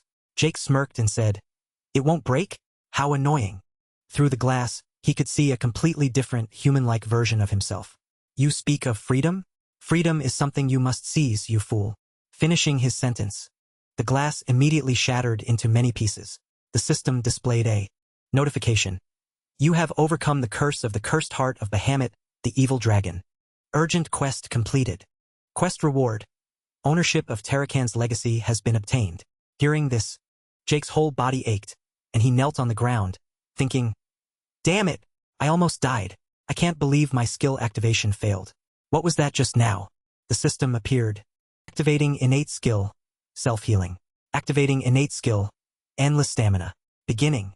Absorption of the cursed heart of Bahamut, the evil dragon. After a moment of waiting for his body to slowly stabilize, he glanced up with tired eyes. Right in front of him, the heart of Bahamut, the evil dragon, was glowing. Suddenly, Jake seemed to be drawn in by that power. His eyes were blank. Veins bulged. He asked in horror, "What is this?" "Pure, concentrated mana is flowing straight into me. But I don't have a mana circuit to receive it.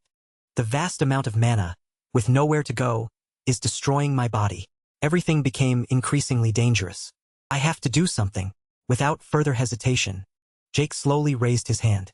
He gritted his teeth, trying to create a large black orb. Ultimate technique, seal. Immediately, the mana that was emanating slowly condensed. He thought, "Wrap mana in Ezer, then seal it in the Ezer chamber." Suddenly, a terrifying explosion erupted, shaking the surrounding ground. From where Jake stood, a giant black column of smoke billowed upwards. The ground also collapsed, forming a large, deep hole. Jake's body was now contorted. His eyes glowed brightly. His body felt like it was about to explode. He stepped forward, wondering, "Phew, I'm alive now, right?" Jake slowly walked to stand before the glass cage, pondering for a while without speaking. He observed inside the glass cage and thought, "The heart is gone." That pile of mana was Bahamut's. Just as he thought this, he suddenly noticed something. His eyes widened. Reflected through a broken piece of glass, he saw a strange mark appearing on his body. "What is this?" Jake lightly touched the dragon-shaped mark on his chest and wondered, "Is this because I sealed Bahamut's mana?" Suddenly, a system notification appeared in front of him, making him freeze. It read, "You have absorbed the cursed heart of Bahamut the evil dragon." Following that, a series of other system panels also appeared. Absorbed mana has refined the administrator's body. The administrator's physique has transformed into the heavenly bone physique. Detected power the administrator cannot handle. 95% of power compressed and sealed. As the heir, you gain access to Terrakin Draker's secure storage. Beginner quest book activated. Provides guidance for low-level administrators. Hearing this, Jake, still confused about what was happening. Heavenly bonne physique. Terrakin Draker's secure storage. Guidance? Just another pile of oddities as usual. I'll look at it later. For now, let's clear. Just as he finished speaking, he suddenly stopped and exclaimed, "Wait!" He reached out and pressed the system panel, saying, "Except for this." Jake's face now became extremely interested. A slight smile appeared on his lips. "My ancestor is truly generous." The system appeared. "You want to open another legacy of Terrakin Draker?" The system appeared. "Do you want to open another legacy of Terrakin Draker?" After a moment of waiting, a pile of items quickly appeared in front of Jake. The system notified, Terrakin Draker's second legacy unlocked. Looking at the pile of items in front of him, he exclaimed in surprise, "This is..." That night, at the Platinum Tower. Inside the room, Jake carefully stored all the acquired items in a locked cabinet. It seems the cleanup is almost complete. He happily looked at the system panel and continued, "Let's take a closer look." Quick information panel appeared. It read, Status window, low-level administrator. Name, Jake Draker. Class, unique immortal. Titles, blessed by the ancient dragon, heir of Terrakin Draker, dragonkin dominion. Physique, heavenly bonne physique. System functions, inventory, 6/5 slots. Minimap, beginner quest book. Innate skills, self-healing, indomitable mental fortitude, endless stamina, enhanced senses.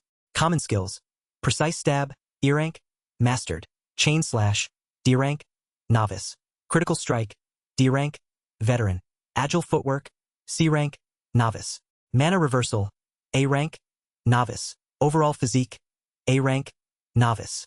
Dragon skills, level 1 dragon eye, novice, dragon's might, novice, word of command, locked, unlock when conditions met, devour, locked, requires 50 points to unlock.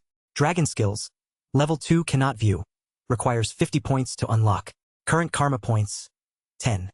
Dragon skill, word of command, infuse power into your words, locked, unlock when conditions met. After reading through the information panel, Jake continued to press the system panel. There are many extensions. Let's see what else there is. The system appeared. Dragonkin Dominion. Grants dominion over Dragonkin. Allows summoning and commanding captured Dragonkin. Heavenly bonne physique. Optimizes physical abilities.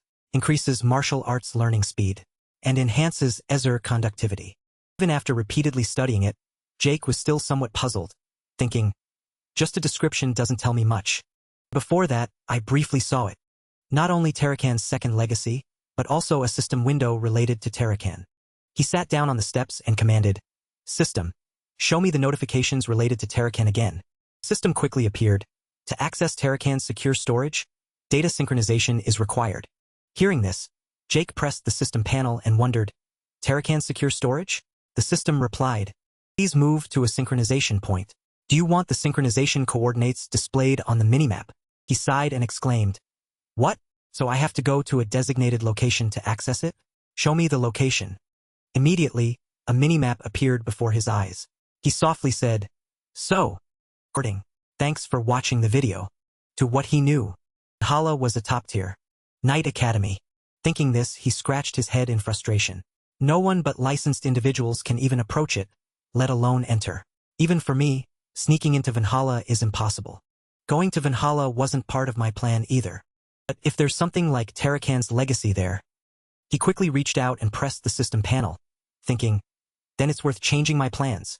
It seems I'll have to stay in this cursed family longer. System appeared. Beginner quest book has been activated. The beginner quest book will begin guiding the low-level administrator. After the guidance, quests will be available to support the administrator's development. Completing quests will earn rewards. Hearing this, Jake held the book thoughtfully and thought, so I accept quests and get rewarded upon completion? A structure similar to an adventurer's guild or mercenary quests. But what is this guidance? Just as he finished speaking, another notification suddenly appeared. Beginning guidance for low-level administrator. Just like that, before he could understand what was happening, the surrounding scenery began to change. Everything transformed into an endless, dark space. Jake looked around in astonishment, wondering, what? Where is this? He recalled something from before and thought, am I teleporting again like last time? No, this feeling is very different, as if the entire space has changed. Finishing his sentence, loud noises suddenly echoed from behind him. Hearing this, Jake startled and turned his head to look. Right behind him were several giant monsters, charging towards him. He exclaimed, orcs! Then he glanced down at the system panel again. Read, Guidance Quest. Defeat monsters appearing within the time limit using at least 2 skills. Reward, points. Access to system shop. Time limit, 60 minutes. Hearing this, he took out his sword and thought, orcs suddenly appear, and a corresponding quest is set up. So this guidance is about creating situations where I can actively use the system. This should have been provided sooner. As he spoke, the orc's giant maces slammed into the ground, shattering it. Smoke and dust rose. Jake was no longer in his original position. He darted in another direction to dodge. Activating high-speed movement. Activating chain slash. The orcs froze, trembling. Their bodies were covered in dozens of different horizontal and vertical slashes. Immediately after, their bodies exploded before they could understand what was happening. Jake thought, dual-wielding swords. It feels as light as a feather. The system appeared. Heavenly Bone Physique. Optimizes physical abilities. Increases martial arts learning speed and enhances Ezur conductivity. He wondered, so this is the effect of the Heavenly Bone Physique? At this level, I can easily defeat commander-level enemies. The system notified, guidance quest completed. Immediately, the surrounding scenery returned to the original room. Seeing this, Jake exclaimed, oh, I'm back.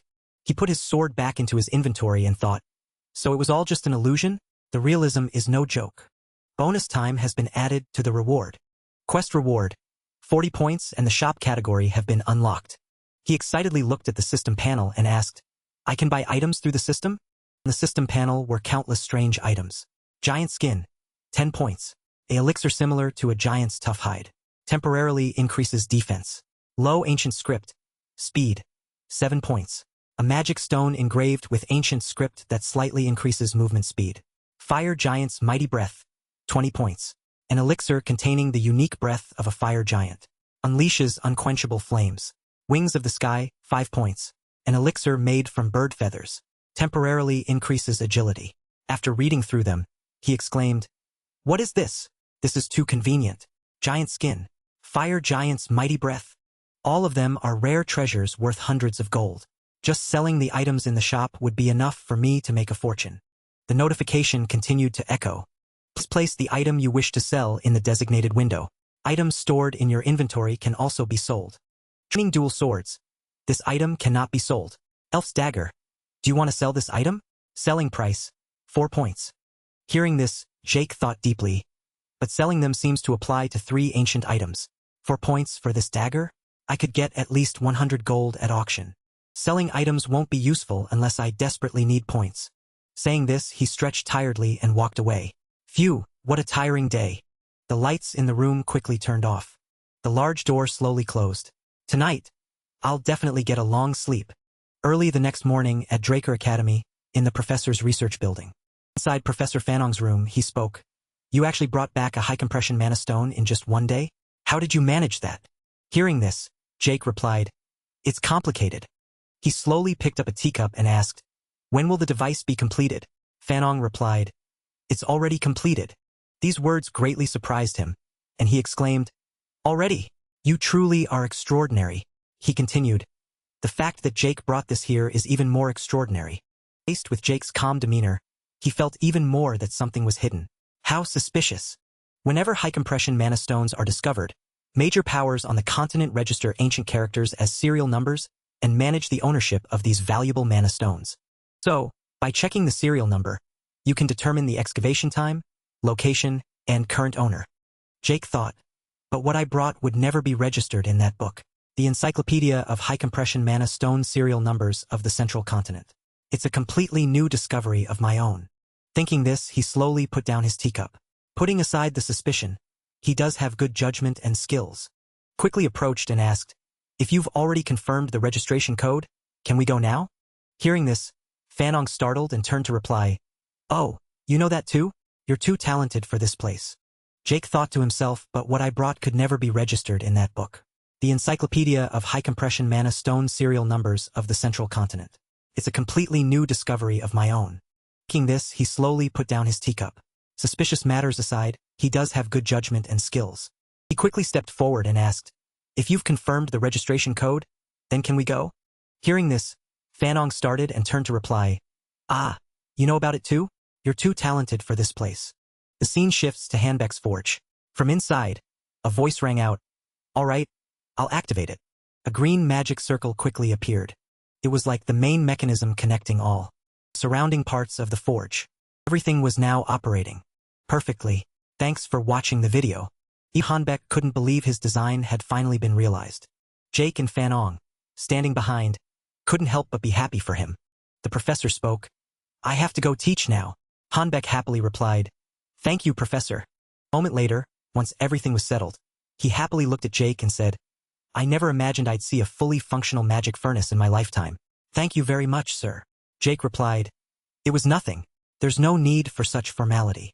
As he reached into his backpack, fumbling for something, Jake continued, "You haven't forgotten the conditions we agreed upon, have you?" Hanbeck replied, "Of course. Please state your request." Seeing this, Jake took out an item and presented it to him, proposing, "Forge me a sword with this." Seeing the item before him, Hanbeck couldn't help but be surprised. His eyes widened as he exclaimed, "Sir, this is—" Inside the wooden box Jake presented was a fong. A dragon fong, the hardest fong of Bahamut, the cursed evil dragon. Hanbeck looked at the item, practically drooling, and exclaimed, "This size and condition, I've never seen anything like it. Where on earth did you find it, sir?" "This is Tarakan Draker's second legacy. From heart to tooth. Feels like grave robbing." Jake smiled and replied, "It's too complicated to explain."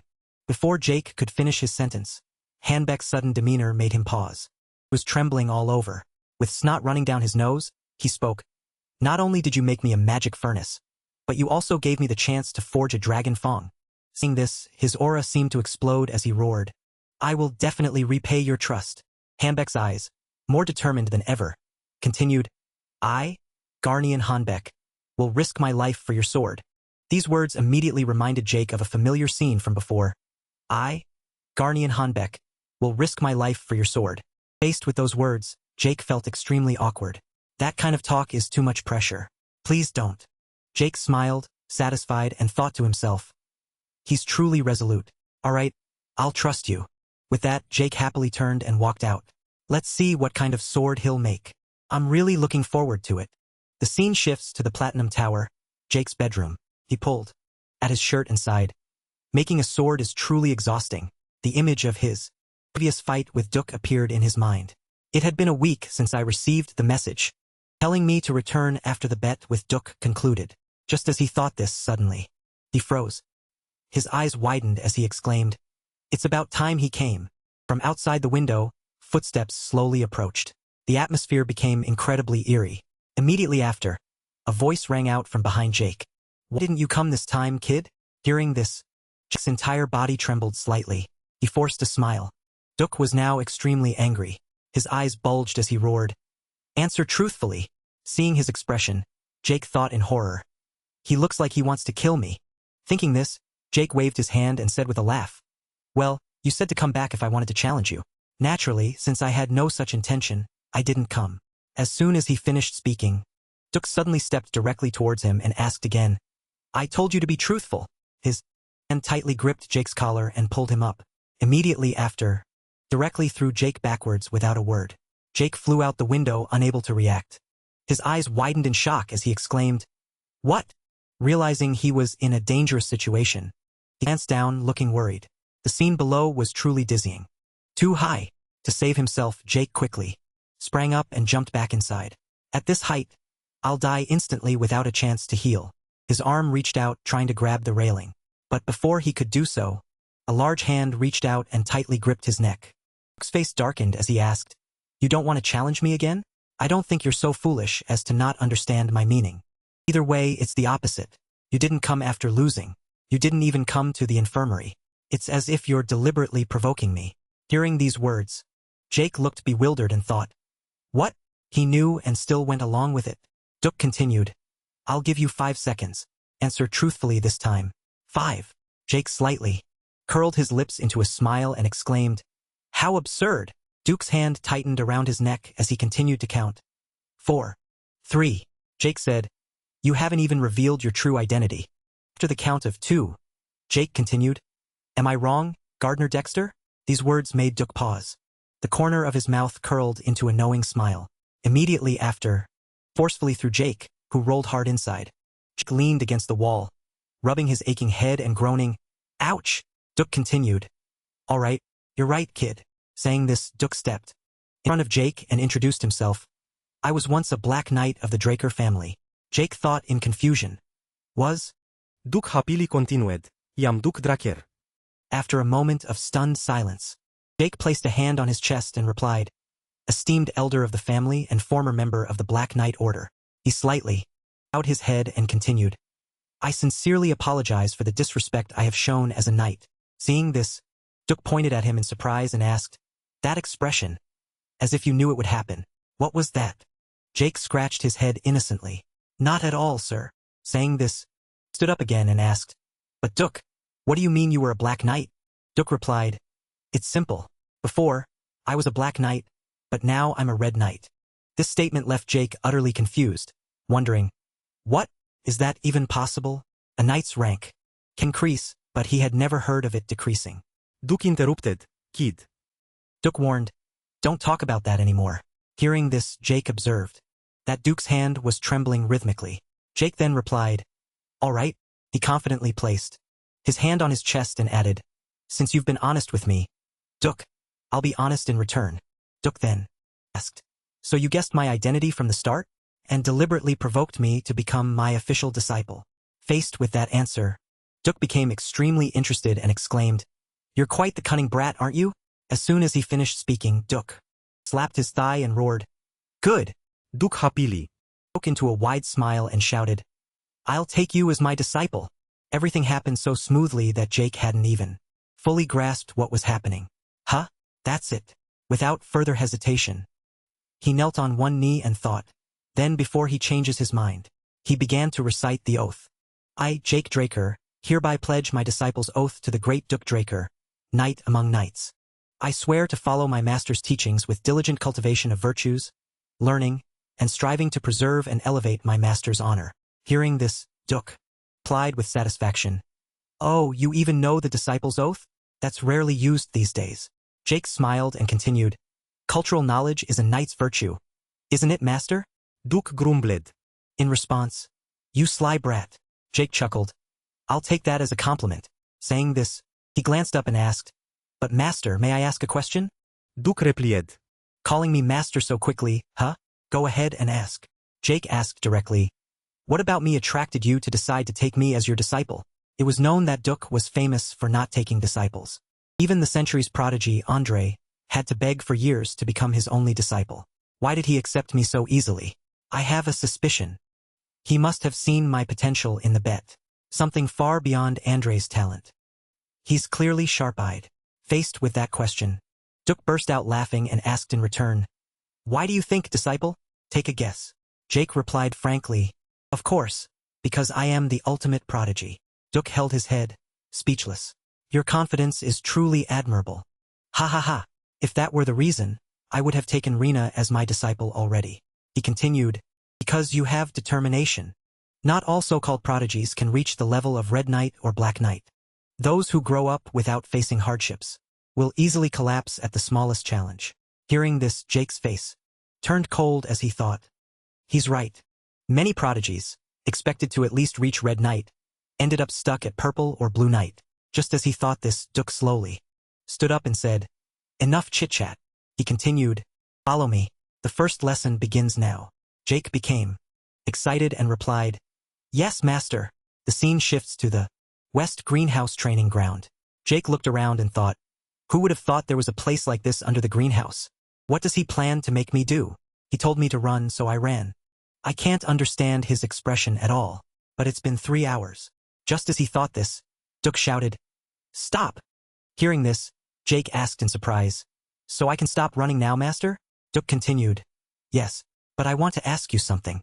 Jake happily waved his hand and replied, "Yes, master. What do you wish to know?" Duke suddenly appeared directly behind him without a trace and softly said, "Nothing much." He quickly reached out and grabbed Jake's arm. Sensing something unusual, Jake immediately swung his arm and recoiled backwards. His expression became more vigilant than ever. Jake glanced down at his reddened hand. "Ha!" Faced with that action, Duke pondered and asked, "Checking your energy doesn't seem easy, does it?" These words left Jake utterly confused. Sweat poured down him. Continued, "All right, something was off from the very beginning. In the infirmary, when I tried to check your hand, and even in the greenhouse during the bet, and just now after 500 laps around the training ground. I didn't sense any aura from you. When I tried to check your pulse, you dodged. Kid, don't play dumb." From these deductions, Duke made a statement that made Jake flinch. "You can't use aura, can you?" Duke then asked. The bronze statue reacted, didn't it? He slowly approached and continued. "An unprecedented golden light caused a commotion and brought you here." When he stand in front of Jake, he paused. "So, why did you stop me from checking your pulse?" Hearing this, Jake didn't know how to answer. He cast a cold glance at Duke and thought, "It's curiosity, not suspicion. A Draker who can't use aura is a serious situation. But it seems his interest is paramount. Luckily for me, the person I'm dealing with is Duke. Once I get the sword, I won't be suspected of lacking aura anymore. Until then, I must be cautious and wary. There's no need for a long-winded lie. Unlike in my previous life, when I was the family's first failed awakener." Jake slowly pulled off his glove and replied, "You're right, master." The system suddenly displayed a notification.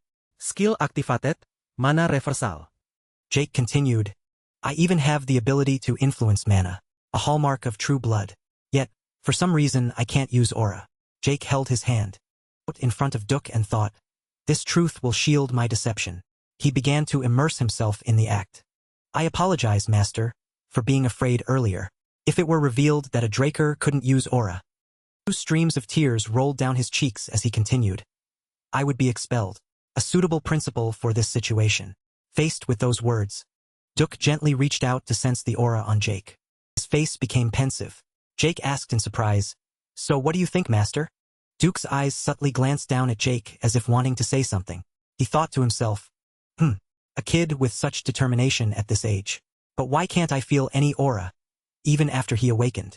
The more he thought, the more confused Duke became, not knowing how to explain the situation. Jake's face darkened as he calculated, "Even if he checks my pulse, he won't be able to be certain. The blessing ceremony is paramount for the Draker family." Duke then softly spoke. "Ah," Jake thought, "even if I truly couldn't awaken aura." But all his speculations stopped when Duke exclaimed, "An anomaly." Jake closed his eyes and thought, "An anomaly? Of course. This is the direction this is going. If he doesn't understand the concept of classes, then that conclusion is reasonable." Jake pretended to be innocent and asked, "What's an anomaly, master?" Duke replied, "It refers to people with abnormal abilities. For example, someone who uses both aura and mana, or someone who can see the future, things that defy common sense. Because of this, anomalies are often treated poorly. Don't go around saying you might be an anomaly."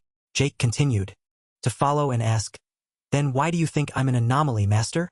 Duke walked on and replied, "Your abnormal stamina and regeneration. No matter how minor, internal injuries require time to heal. But you recover instantly. I'm sure a huge amount of energy was consumed. What do you think that energy is?" Jake replied, aura. Duke continued, "Exactly. My hypothesis is that any aura you generate is immediately consumed by your stamina and regeneration, leaving no trace for you to sense." This statement even impressed Jake.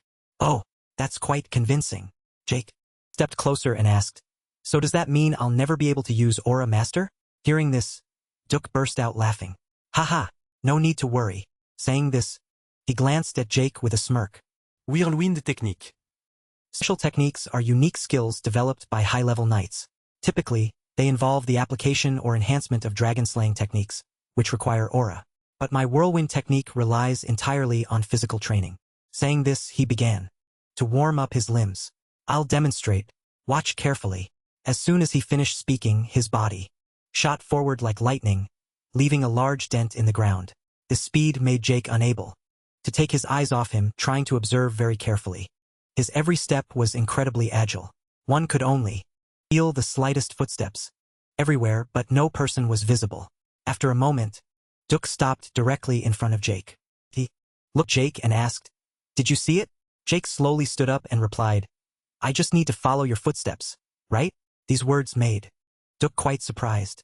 "Well, if that's all you think, then I don't need to explain further." Jake continued, "I've seen enough."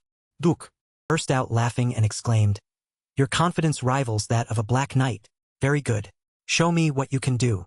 Immediately after, Jake began to take his stance. His eyes clearly showed a confidence no one else could possess. Suddenly, he vanished from his original position, leaving only a small footprint on the large one Duck had left. Jake's body moved swiftly, jumping from one side to the other, which greatly surprised Duck. Jake thought to himself, by following his footsteps, the paths that were previously unseen have now appeared. Every step has a purpose, whether to attack, dodge, close the distance, or create distance. Not a single step is wasted. After a while of moving, Jake also slowly came to a sudden stop. Seeing this, Duck thought, unbelievable. It's only been a week, and he has that talent. But this level. He looked at Jake, who was standing there pensive. The stride length is quite different, isn't it? He wondered. What on earth happened in 1 week? Duck became increasingly interested and exclaimed with a smile, "A truly perfect prodigy." Jake glanced at him with a confident smile and asked, "I'm worthy of Black Knight level confidence now, aren't I?" Seeing this, Duck became annoyed and thought, if only he could get rid of that annoying attitude. Duck ran over, tightly gripped Jake's neck, and scolded, "You brat! You were crying just a minute ago, and now you're showing off." Jake quickly pulled away. "You're not planning to brag about me, are you?" "That depends on your attitude, you sassy disciple. What kind of former Black Knight has no discretion at all?" Some time passed at the Academy's dining hall. Today's food was incredibly abundant with a full range of savory and sweet dishes. Jake devoured a plate full of food by himself, thinking, "It's been a month since I started training under Duck. My portions keep increasing." While he was still chewing, a figure suddenly approached him. The person who arrived was none other than Andre. He asked, "Can you spare some time, Jake Draker?" Hearing this, Jake thought in surprise. Andre, however, he didn't rush, shrugging slightly and replying, "If it's here, then yes, because I'm very busy." Andre continued, "Good then." Saying this, Andre pulled up a chair and sat down in front of him, asking, "How did you convince Dexter?" Jake thought, straight to the point. "Huh? It seems he's panicked because I've become a disciple, even though I haven't truly become one." After thinking for a moment, Jake chewed heartily and replied, "Convince? There was no need. Dexter chose me himself." These words made Andre even more furious. Gritting his teeth, he stared at Jake with a scrutinizing gaze for a moment. Then he spoke, "Ultimately, it's because you're true blood." Hearing this, Jake exclaimed in confusion, "What?" Saying this, he slammed his knife and fork onto the table. Without hesitation, he directly asked Andre, "Is your inferiority complex that heavy?" Hearing that question, Andre tried to tightly grip his trembling hands and replied, "Is that all you want to say?" Jake continued, "No, only half." Jake wiped his mouth and continued, "Even if he was initially attracted by my lineage, do you think someone like Dexter would take a disciple for such a simple reason? The reason I could become his disciple, putting aside that initial interest, is thanks to my talent." He tossed a piece of paper towards Andre and said, "So instead of wasting time on jealousy to boost your self-confidence, why don't you strive to become someone worthy of being chosen?" The scene shifts to the West Greenhouse training ground. Jake looked at Duck in confusion and asked, "What's this, master?" Duck replied, "I'm wondering the same thing." Both looked at Andre, who was running tirelessly despite being utterly exhausted, and exclaimed, "What's wrong with that kid? He begged to stay close, even offered to be a servant if necessary. I told him to run 300 laps without aura if he wanted to stay, and now he's doing it." Hearing this, Jake thought in surprise, 300 laps without aura? Duck held his head inside. "Humph, that guy is a genuine madman." Jake smiled and thought, "I thought he was just an arrogant person. But it seems he also has determination." The next morning at Draker, the atmosphere was more bustling than usual. Along with it were murmurs and whispers. "Idiot, did you forget what day it is today? The family head is visiting today. Immediately after, the rumbling sound of horse hooves echoed. An elegant white carriage with golden emblems appeared. Someone saw it and shouted loudly, "The family head is arriving!" Howard stepped forward, stroking his beard, and said, "Everyone, prepare yourselves." His subordinates replied, "Yes, headmaster." All attention focused on the stopped carriage. Soldiers quickly stood on both sides and opened the door. From inside the carriage, a man with platinum hair slowly stepped down and said, "It's been a long time, Howard." Hearing this, Howard respectfully bowed his head and replied, "I greet the head of the Draker family." As he spoke, all the soldiers standing around simultaneously shouted, "We greet the head of the Draker family." On the clock, the hands began to move. The hour and minute hands pointed precisely to 12 noon. Terrifying, oppressive aura emanated from the Draker family head.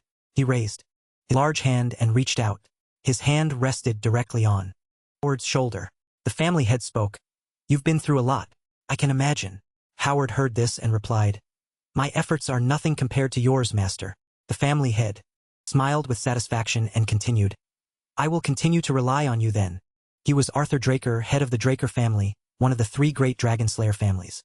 Howard then respectfully spoke, "The sun is a bit harsh today. Let's go inside." Just as he spoke, he was stopped. All the students, hearing the loud noise, also rushed out. "Huh? That's the family head." Standing before everyone, he raised one hand. Then he spoke loudly, "Oh, young Dragon Slayers! You are the future and hope of the Draker family. Devote yourselves to training, more and more, your development." Saying this, his eyes showed a hidden meaning. The corner of his mouth curled into a smile as he spoke loudly, "Is the development of Draker." After hearing these instructions, all the students bowed their heads and replied in unison, "We will engrave it in our hearts, master."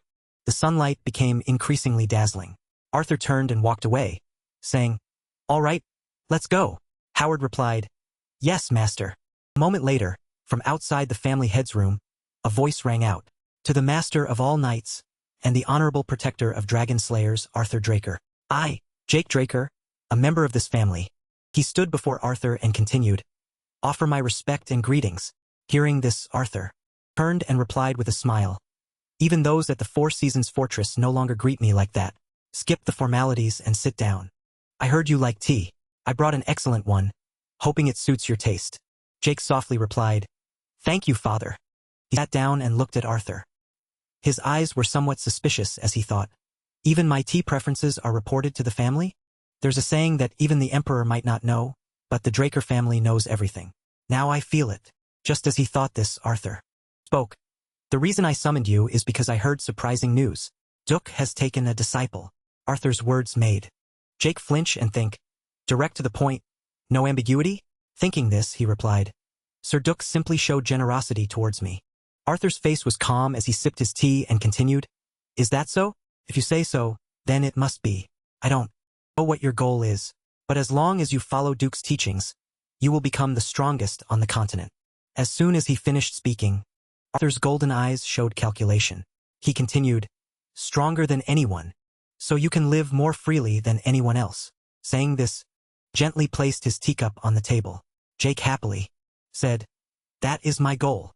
Seeing Jake's confident expression, Arthur's face darkened without a reply. Suddenly, the space around them was compressed and distorted by an oppressive force. He asked again, "Then, does that include surpassing me? Is that right?" Jake's entire body stiffened.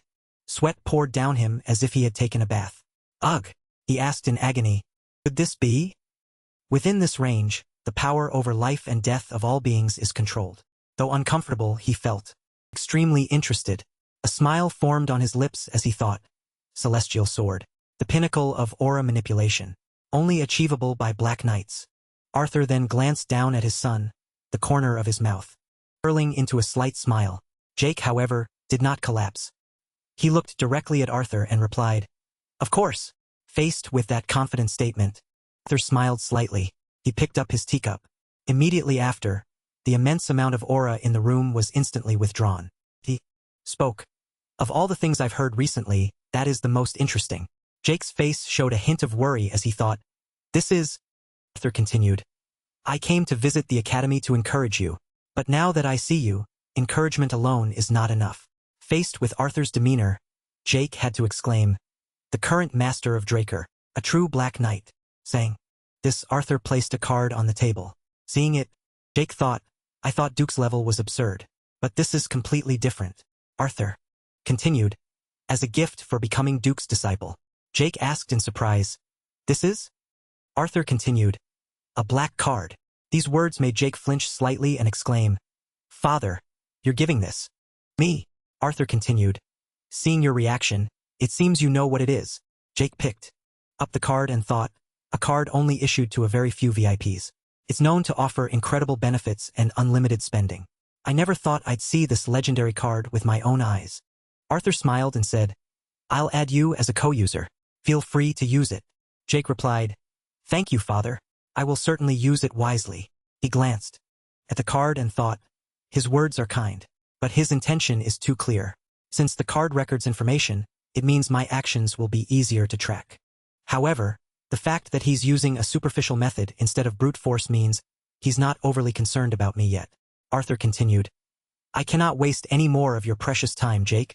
You will become the strongest. He waved his hand, commanding, You may withdraw now. Jake bowed and replied, Understood, Master.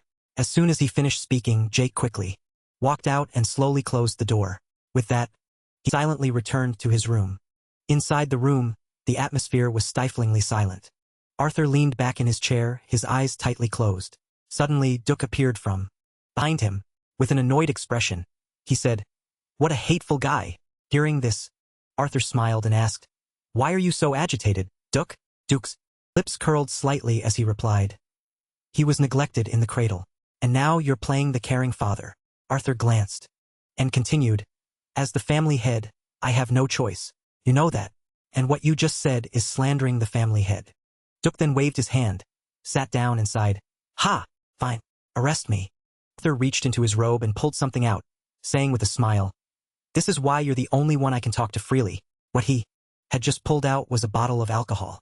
He continued, Let's drink and talk. Seeing this bottle of alcohol, Duke became extremely excited and exclaimed, Dragon's breath, and it's red too.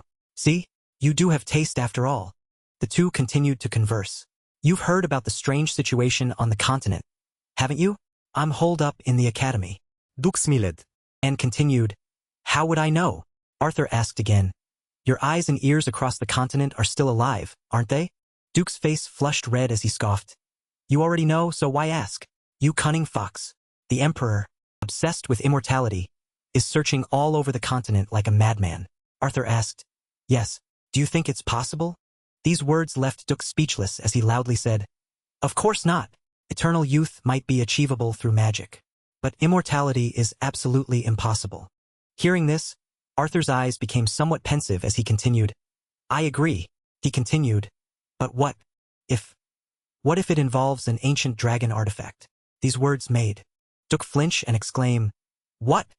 Inside Arthur's room, the conversation grew lively. Even if magic can make people look young, immortality is still completely impossible. In a nearby room, Jake was standing and observing. What if what? He stood silently, using his spirit transformation skill to listen to the entire conversation. Arthur and Duke still hadn't detected anyone else's presence. They discussed, what if the artifact he's looking for is related to an ancient dragon? That's just a possibility. Duke asked, could he have found its location? Arthur replied, it's possible. Black Knight Order reported to me that the artifact is likely located on the northern continent. Thanks for watching the video. Continued to ask, the people of the Empire don't know this information yet, do they? Arthur replied, no. But it's only a matter of time before they do. This reminds me of the past. That crazy emperor, as soon as he ascended the throne, started a war to unify the continent. The war only stopped after he conquered half of the central continent. I thought he would give up that crazy and rotten dream, but perhaps I was wrong. If just one of those artifacts could grant immortality, it would be enough to make. Before Duke could finish his sentence, Arthur interrupted. This continent will once again be engulfed in a sea of fire.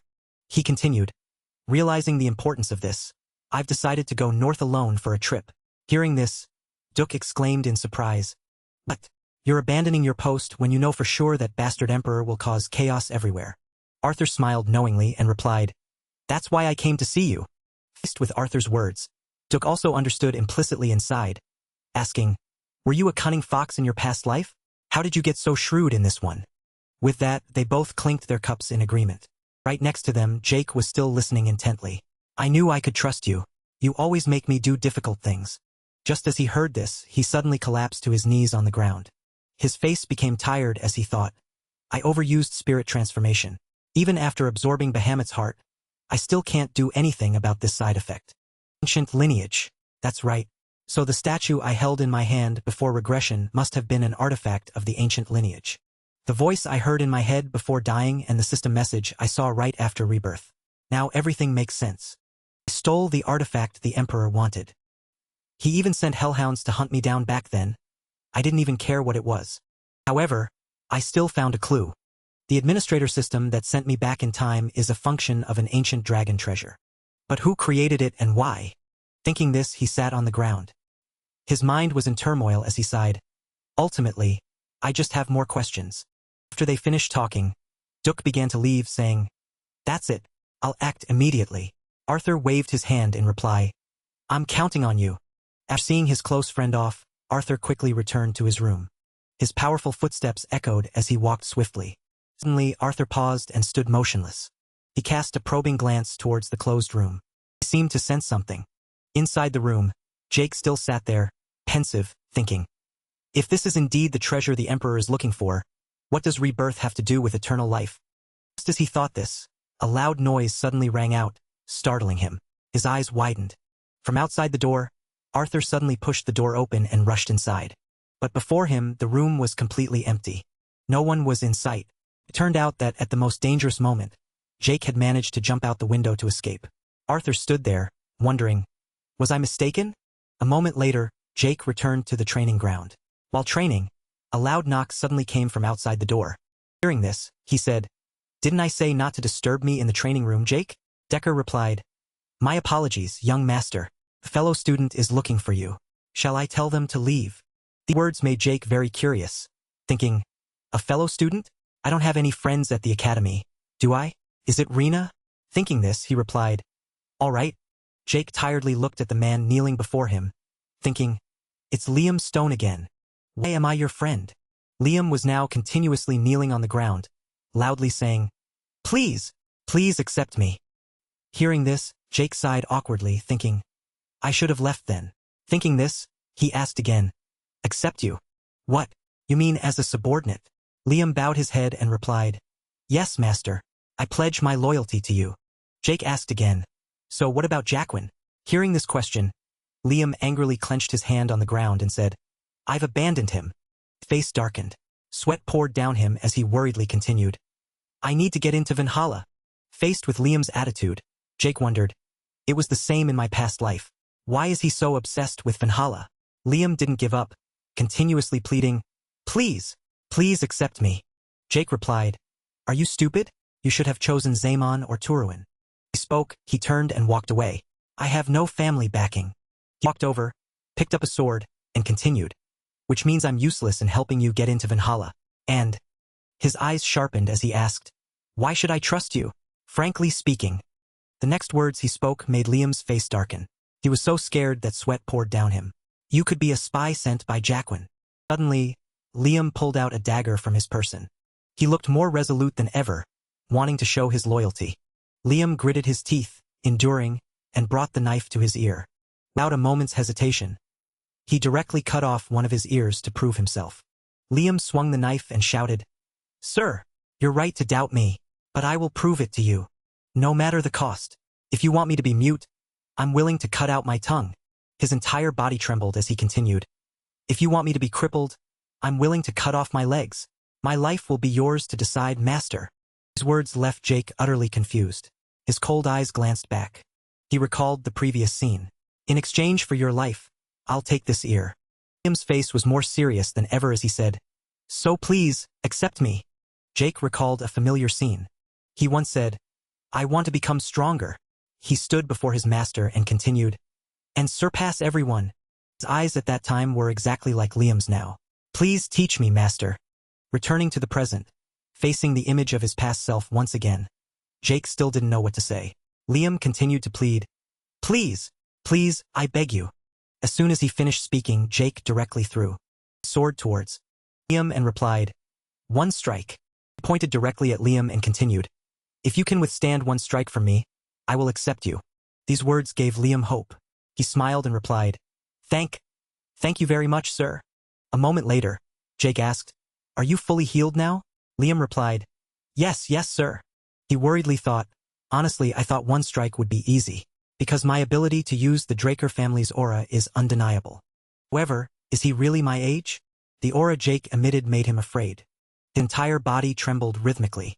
His eyes were hazy as he exclaimed, "I can barely breathe anymore."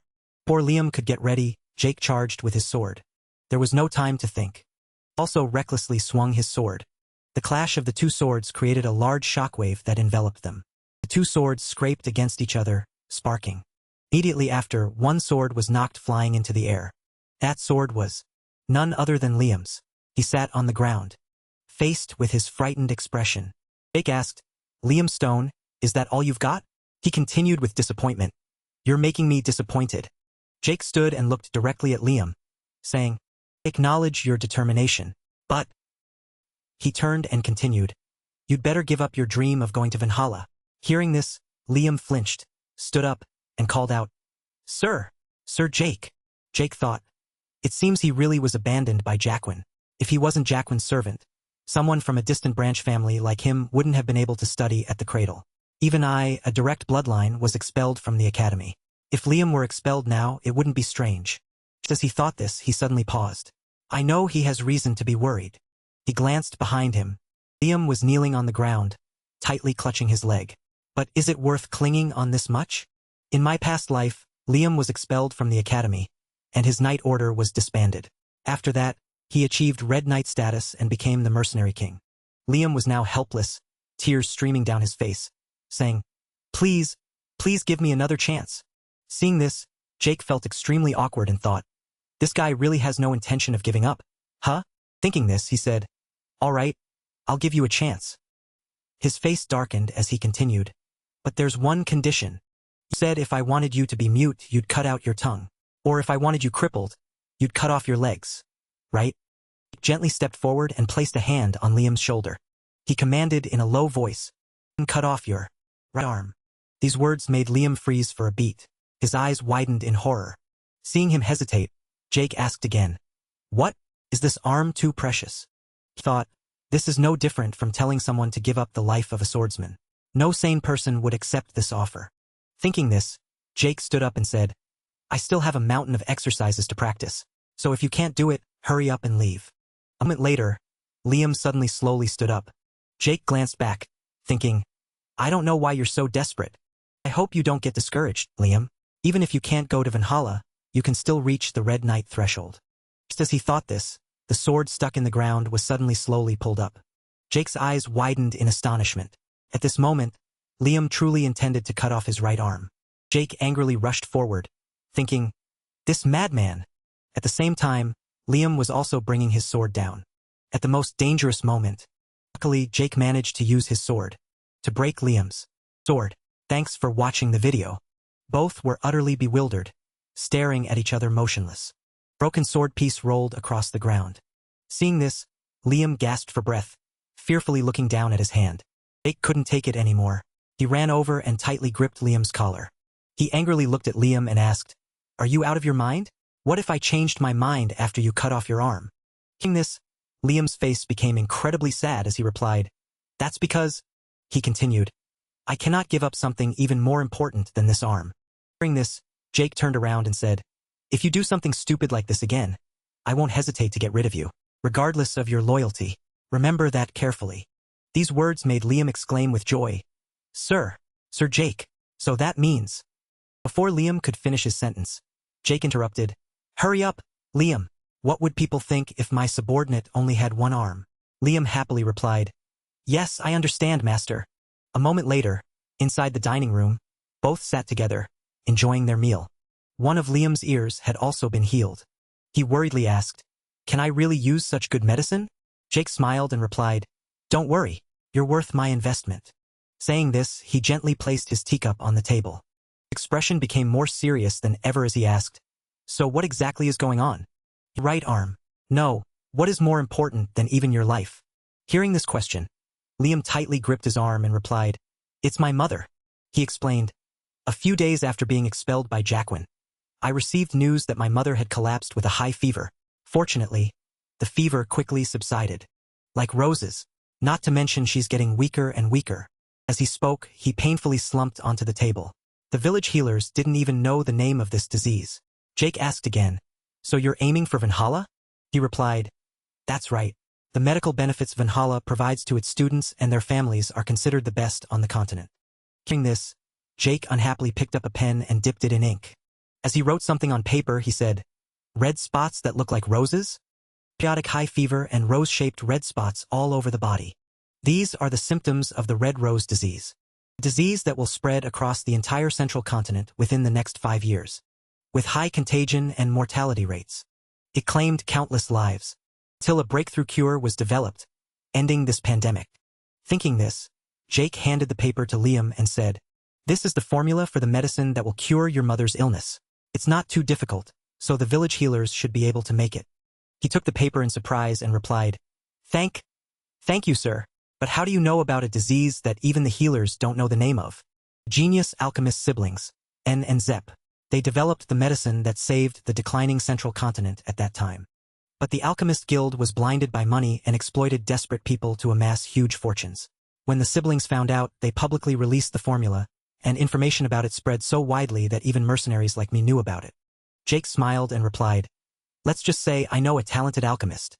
He continued, "Now that you have the medicine, there's no reason for you to go to Valhalla or become my subordinate anymore." Hearing this, Liam jumped up and exclaimed, "How could I do that?" He said frankly, "I've already given my life to you." As soon as he finished speaking, he clenched his fist and slammed it onto the ground. Liam knelt before Jake and said, "From now on, I swear to be loyal to you. For the rest of my life." Jake smiled and thought, "An oath of loyalty? Having the mercenary king as my subordinate truly puts my mind at ease." Thinking this, he said, "If you fall behind, I'll leave you behind. So make sure you keep up with me." Liam replied, "Yes, I understand, master." And so, time quickly passed. Before long, night had fallen. From inside a room, a voice echoed, "What's going on?" From inside a room, a voice echoed, "So, what's the matter?" Howard asked. "Student Owen." Owen continued, "Yes, headmaster. I have something to say. What do you think about increasing the difficulty of this semester's assessment test?" These words surprised him, and he asked back, "Why?" Owen smiled and replied, "You might find this a bit presumptuous, but this year's first-year students are very talented. They all come from prestigious families, and there are even 2 true blood awakeners. If this exam is as easy as last year's, it won't accurately distinguish their true abilities." Howard somewhat agreed with that answer. "That's reasonable. Truly worthy of the Jimin's lineage. I will consider it." Owen immediately bowed his head and replied, "Thank you, headmaster." Having said that, he quickly retreated outside. The door closed behind him. Howard sat, turning towards the window, and let out a heavy sigh. He pondered silently. Indeed, bloodline never lies. I didn't expect him to share the same thoughts as that person. Considering the potential threats in the future, it would be better to nip it in the bud. On the day of the dungeon exploration during the semester assessment. Dungeon exploration test. It was a special assessment at Draker Academy, where a team of 2 had to escape the dungeon within the allotted time. A characteristic feature of this assessment was that each team would be assigned to dungeons with varying difficulties and diversity. Inside the dungeon, Jake looked at Liam and asked, "Are you nervous, Liam?" He replied, "Ah, yes, a little." Hearing that, Jake smiled and reassured him. "It's all right, it's normal, but too much worry leads to mistakes, and too little leads to arrogance. So, it's best to have just the right amount of worry." Nearby, Rena was also extremely nervous about this test. Suddenly, a loud shout rang out. "Next up, Jake Draker, Liam Stone." Hearing that, Jake spoke up. "Let's go." Liam also replied, "Yes, master." The 2 were about to enter. Someone suddenly stepped forward, raising a hand to stop them and said, "Wait." He pointed to the side and continued, "You 2 will go this way." In front of them was a dark dungeon, cold and incredibly mysterious. Sensing something unusual, Jake glanced around. Seeing them still standing there, the instructor urged, "Why are you still standing there? Hurry and go inside, students." Hearing that, Jake merely smiled faintly without replying. After that, the two decided to enter. Assigned dungeon. Alright, as you wish, sir. Although the difficulty varies depending on the dungeon, since this is a test dungeon managed by Draker, there shouldn't be any major dangers. The ultimate goal is still to escape within the allotted time. Each team will be given a timer device that starts counting as soon as they enter. The exact allotted time is 96 hours. Basic combat skills are also part of the assessment. If you can bring back the heads of defeated monsters, you'll get bonus points. However, the most important thing is still to escape the dungeon. Therefore, not escaping within the allowed time means failure. Inside the dungeon at this moment, Jake casually said, "We just finished eating, so you should take a rest, Liam."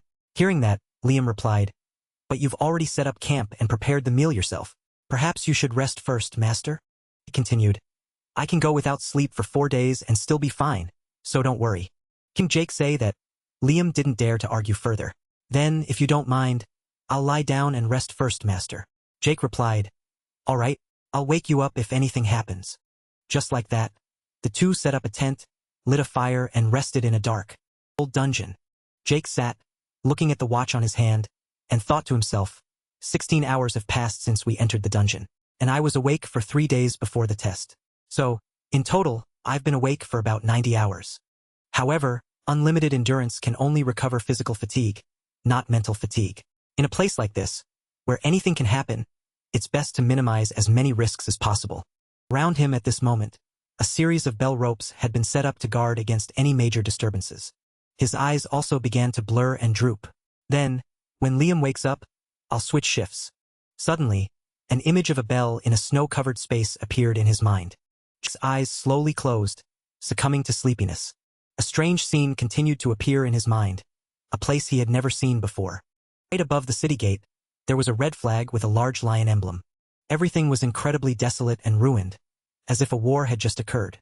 On the pristine white snow, the body of a girl lay sprawled, drenched in blood. He couldn't make out her face, only heard a bell ring. Immediately, Jake jolted awake, his eyes wide open, sweat pouring down him. In front of him was still the scene inside the dungeon, with the golden fire still burning brightly. He clutched his aching head, breathing heavily. Damn it! That dream again. But wait, I definitely heard a bell somewhere.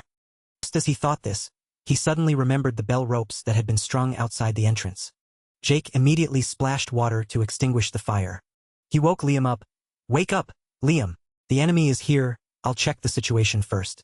"Don't light a fire," he replied. "Understood, master." Jake cautiously hid by the cave entrance, thinking, using Dragon Eye in a 4-day test is too risky. It's best to let my eyes adjust to the darkness naturally. Just as he thought this, a strange scent suddenly wafted past his nose. Is this sulfur? Don't tell me. A creature that smells of sulfur and hunts in packs. A monster classified as Class 3 danger. Hellhounds. Thanks for watching the video. Jake worriedly gripped his sword, thinking, in my previous life, Jaina brought back the heads of Oros in the assessment, but I didn't expect to encounter hellhounds here. He subtly glanced into the distance to observe the situation. Yet strangely, he didn't see any. Wait, something's not right. Even their alpha dog couldn't weigh more than a few hundred kilograms. Thinking this, Jake slowly raised his sword. Through the reflection on his sword, he looked towards the cave entrance in front of him. But with these vibrations, it feels like it must weigh at least several tens of tons. Could it be a mutant? Before he could even understand what was happening, a massive tremor struck. Damn it! Rocks and earth around the cave shattered and fell in large chunks. Fortunately, in that moment of danger, Jake managed to use his sword to steady himself. Seeing this, Liam anxiously ran over and asked, "Master, are you all right, master?" Jake angrily gritted his teeth and thought, those Zaemon bastards. Right in front of him, a monstrously large hellhound was approaching. I knew they were behind this, but things aren't over yet. The hellhound's eyes darkened, its head was severed, and hung limply. What appeared next was a giant orc. Liam asked with a horrified expression. A troll? A troll. A monster classified as Class 1 danger. Can easily devour hellhounds and orcs. Their blood is also a key ingredient in crafting healing potions. But more importantly, they possess an absurdly powerful regeneration ability. Suddenly, before Jake could say anything, Liam stepped forward. He raised his sword, blocking Jake, and said, "Let me distract it. In the meantime, please run, master." Hearing this, Jake knew he had chosen the right person. Smiled with satisfaction, looking at Liam. Then, he slowly approached and lightly tapped him, saying, "Don't say such despairing words." The two stood back to back, ready for battle. What kind of master abandons his subordinate? He continued, "I believe in your efforts, Liam. You are not weak. I will support you, so go all out." Hearing that, despite his extreme tension, Liam felt more confident and replied, "Thank you, my master." Together, thanks for watching the video. They dashed like lightning towards the monster in front of them, while the troll had not yet had time to react. It was struck by countless critical flashes. Thanks for watching the video. She glanced at it, thinking, not bad. It's quite impressive that he could damage the troll's tough skin. Moreover, he even aimed accurately at the joints. He wondered, "Did you spend time researching these monsters, Liam?" Thinking this, Jake exclaimed, but at that moment the club tail suddenly struck. Fortunately, thanks for watching the video. Jake reacted in time, blocking the attack and saving Liam's life. He continued to slash. Once more, club struck hard. Tail. Thanks for watching the video. Seeing this, Liam looked back worriedly and said, I'm sorry, master." Jake smiled and replied, "It's all right. For your first real battle, that wasn't bad at all. Aiming for those soft joints was the right choice, but you underestimated its regenerative abilities. Remember, a troll can heal minor wounds almost instantly, so direct attacks like that are useless against its regeneration." Jake looked at the troll raising its hand in front of him and continued, "It seems to be a bit beyond your current strength." His eyes flashed with killing intent as he tightened his grip on his sword and said, "Let me finish it off." After a moment of frantic attacking, the troll's head was finally sent flying. The system then displayed a notification. "You have defeated a troll. You received 30 karma points." Jake spoke up, "It will earn us a lot of bonus points. Go collect it, Liam." He immediately stepped forward and replied, "Understood." While he was diligently collecting the monster's head, Jake looked at the system window. It read, "Emergency quest. 2 birds, 1 stone. Hunt 100 monsters of 10 types in the dungeon. Time limit, 72 hours. Quest reward, double merit points received during the quest. 2 random boxes." Seeing this, he happily exclaimed, "What? Double merit points?" The system continued, "Quest status. 2 types, 14 monsters. Harmless monsters will not be counted.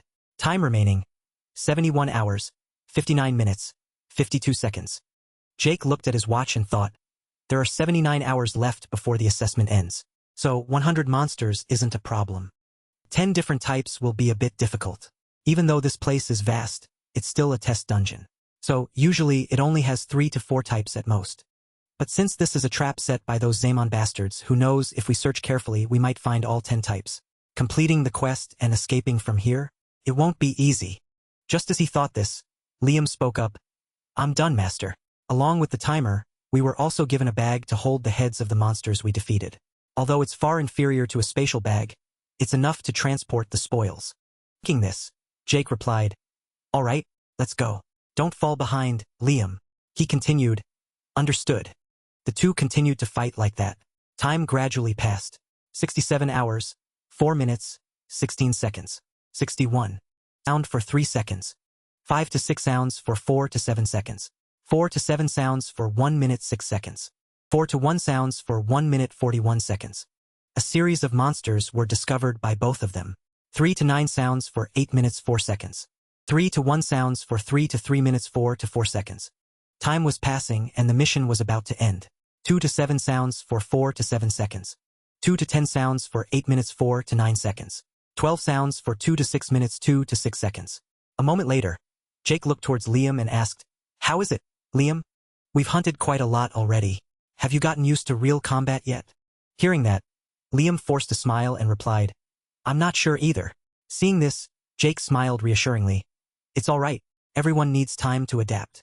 After saying that, Jake continued to look at the system panel that was appearing. Time remaining, 50 minutes, 5 to 4 seconds. Mission status, 9 types out of 9 to 9 monsters. He thought to himself, even after catching tiny blood-sucking leeches, there are still only 9 types. I have nowhere else to look. The more he thought, the more annoyed he became. These Zaemon bastards are completely useless. Why didn't they prepare one more type for me? Just as he thought this, Jake suddenly stopped, his eyes wide. He sensed something approaching, glancing warily to the side. Immediately, the ground beneath their feet both cracked open in a large section. Jake shouted worriedly, "Liam, drop that bag." Hearing that, Liam still didn't understand what was happening. He looked bewildered. Suddenly, a slash swung up, tearing Jake's bag in two. From beneath the ground, a giant monster appeared. Blood splattered everywhere. Liam was so scared he was drained of all color, his whole body stiffening. Fortunately, Jake had rushed over in time to save him once again, but Jake's hand was also injured. After a moment of daze, Liam asked worriedly, "Are you all right, master?" Jake replied, "It's nothing. That's just the monster's blood." He raised his hand and continued, "Stay out of this one, Liam." In front of them both, a monster with a grotesque body and a mouth full of fangs emerged. Jake spoke up, "I don't think I can fight and keep an eye on you at the same time." He thought to himself, "A dungeon worm, huh? It's an extremely dangerous monster. Normally, it would take a dozen experienced purple knights to control it." Thinking this, he cursed even more bitterly. "Damn these Zaemon bastards. Are they really going all out to kill me?" The dungeon worm now charged with blazing speed, kicking up clouds of dust. Liam called out worriedly, "Master!" His face darkened as fear surged within him. Suddenly, he remembered something and glanced behind him. Liam stepped forward, rummaging through the items inside his inventory bag. On this side, Jake was still struggling to block the monster worm's attack. He quickly leaped to the side, swinging his sword to slash at its body. It had no effect. He thought to himself, even blue knights would avoid confronting a dungeon worm in a place like this, because it tends to burrow and move underground. So, if I don't eliminate it quickly. Just as he thought this, a large crack suddenly appeared from beneath the ground. Jake quickly sensed its presence. He turned his head to look behind him. Just as he had thought, the dungeon worm appeared, lunging straight at him, its mouth full of fangs wanting to devour him alive. "I'll be buried alive." Without thinking further, he quickly leaped to the side to dodge. After that, Jake continued to swing his sword forward. He plunged his sword deep into the monster's body. Then, gritting his teeth, he forcefully swung the sword again to pull its body apart. Dungeon worm couldn't react in time. Blood gushed violently from its mouth. Jake gritted his teeth, determined, "Keep struggling, and I'll cut you in half." His feet sank under the weight, shattering the ground. A series of poisonous spines emerged from its tail. But at this moment, Jake no longer cared about anything else. In his mind, he furiously swung his sword. "You damn worm!" Just as he said this, the dungeon worm's body slowly tightened. It coiled tightly around him, giving him no escape. After it had tightly bound its prey, it lunged forward with both its tail and mouth simultaneously. Fortunately, at that exact moment, Liam arrived in time, stabbing his sword straight into the dungeon worm's body. Receiving a surprise attack its entire body screamed in pain, throwing its head back and roaring loudly. Jake also sensed that something had happened and thought to himself, "The constriction has weakened." Seizing this opportunity, he quickly retreated, escaping the dungeon worm's encirclement. As soon as Liam saw Jake, he asked, "Are you all right, master?" Jake wiped the blood from his mouth and asked, "What'd you do, Liam?" Liam then held up a bottle of medicine and replied, "I coated my sword with tea poison, sir." Hearing that, Jake thought to himself, "I see. The main ingredient of tea poison is the datura plant. For humans, it only causes mild numbness. But for a worm, it's nothing short of a potent toxin." In such a critical situation, you still remembered that the datura plant is a worm's weakness, and then improvised by using tea poison as a substitute. Indeed, the judgment and adaptability of the mercenary king, Liam Stone. Thinking this, Jake smiled and said, "Liam, when I give the signal, stab your sword into it again. Bringing you along was indeed the right decision, wasn't it?" Finishing his sentence, he quickly leaped onto the monster's body again. He maneuvered straight towards its head, then swung his sword up, shouting, "Liam!" Hearing the command, Liam quickly used his sword, coated with the paralyzing agent, to stab straight into the dungeon worm's body. Receiving this blow, it roared in agony, throwing its head back. Its entire body was stiffened by the poison. Seizing this chance, Jake used his sword with the spirit transformation skill.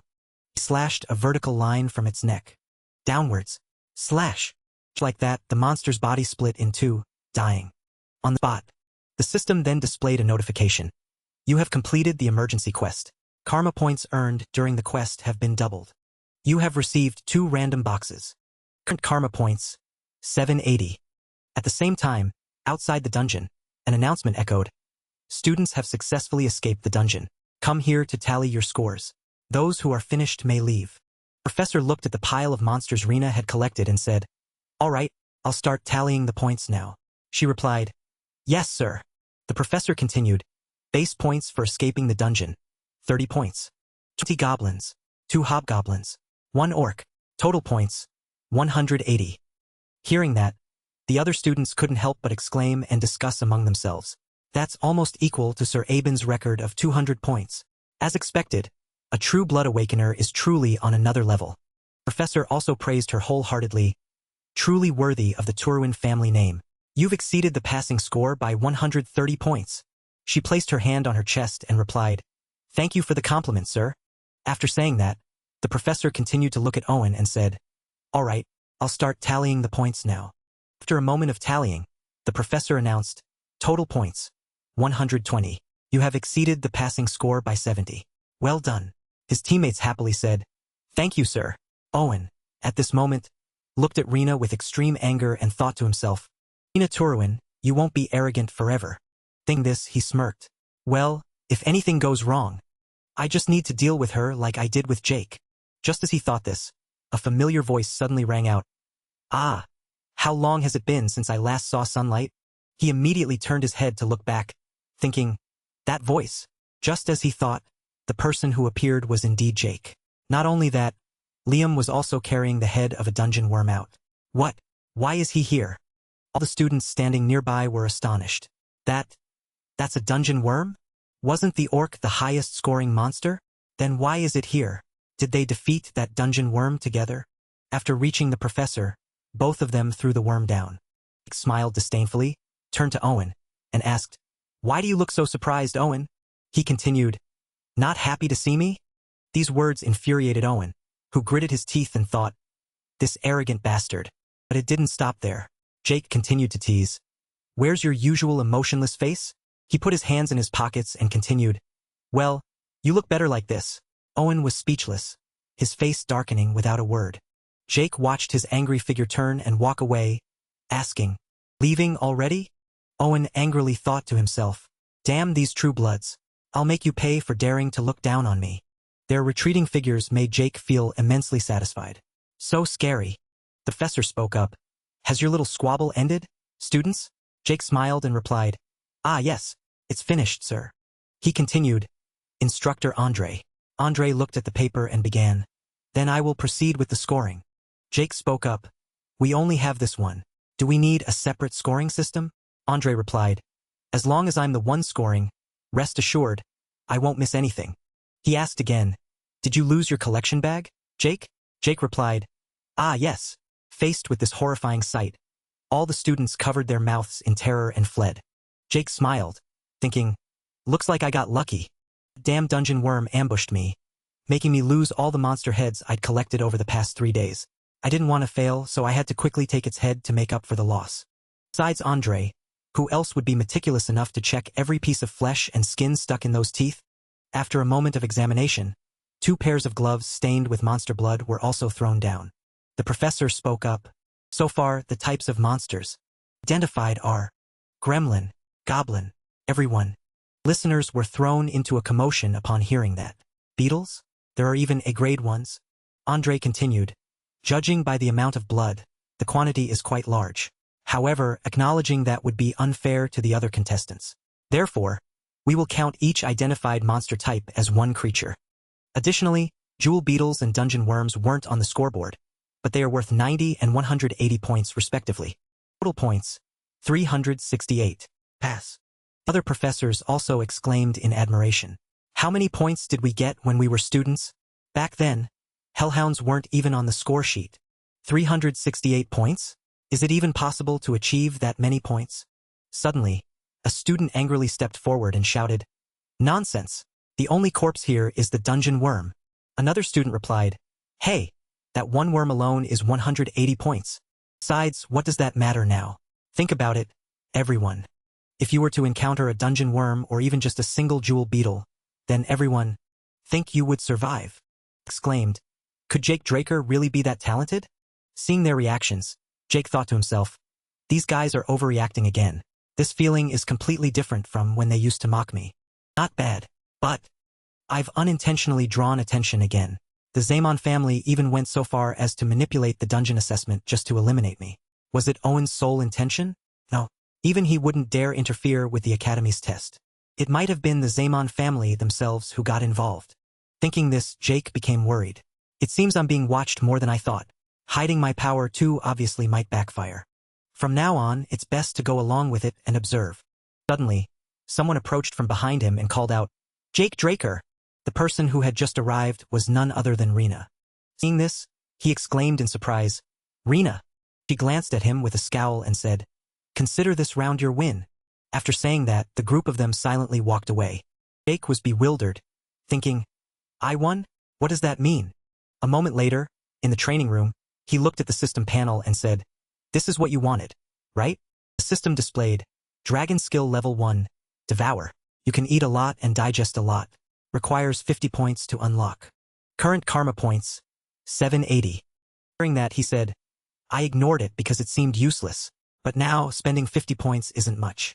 The system asked, "Do you want to activate Dragon Skill? Devour?" He replied, "Yes."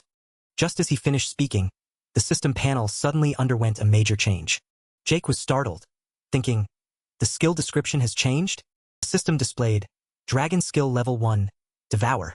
When used, everything can be digested and converted into energy. Additionally, consuming monsters with bloodline abilities will allow you to absorb their powers. Hearing that, he smiled with interest. Absorb monster powers, huh? I should have activated this before the test. Understand it better, I'll try converting energy first.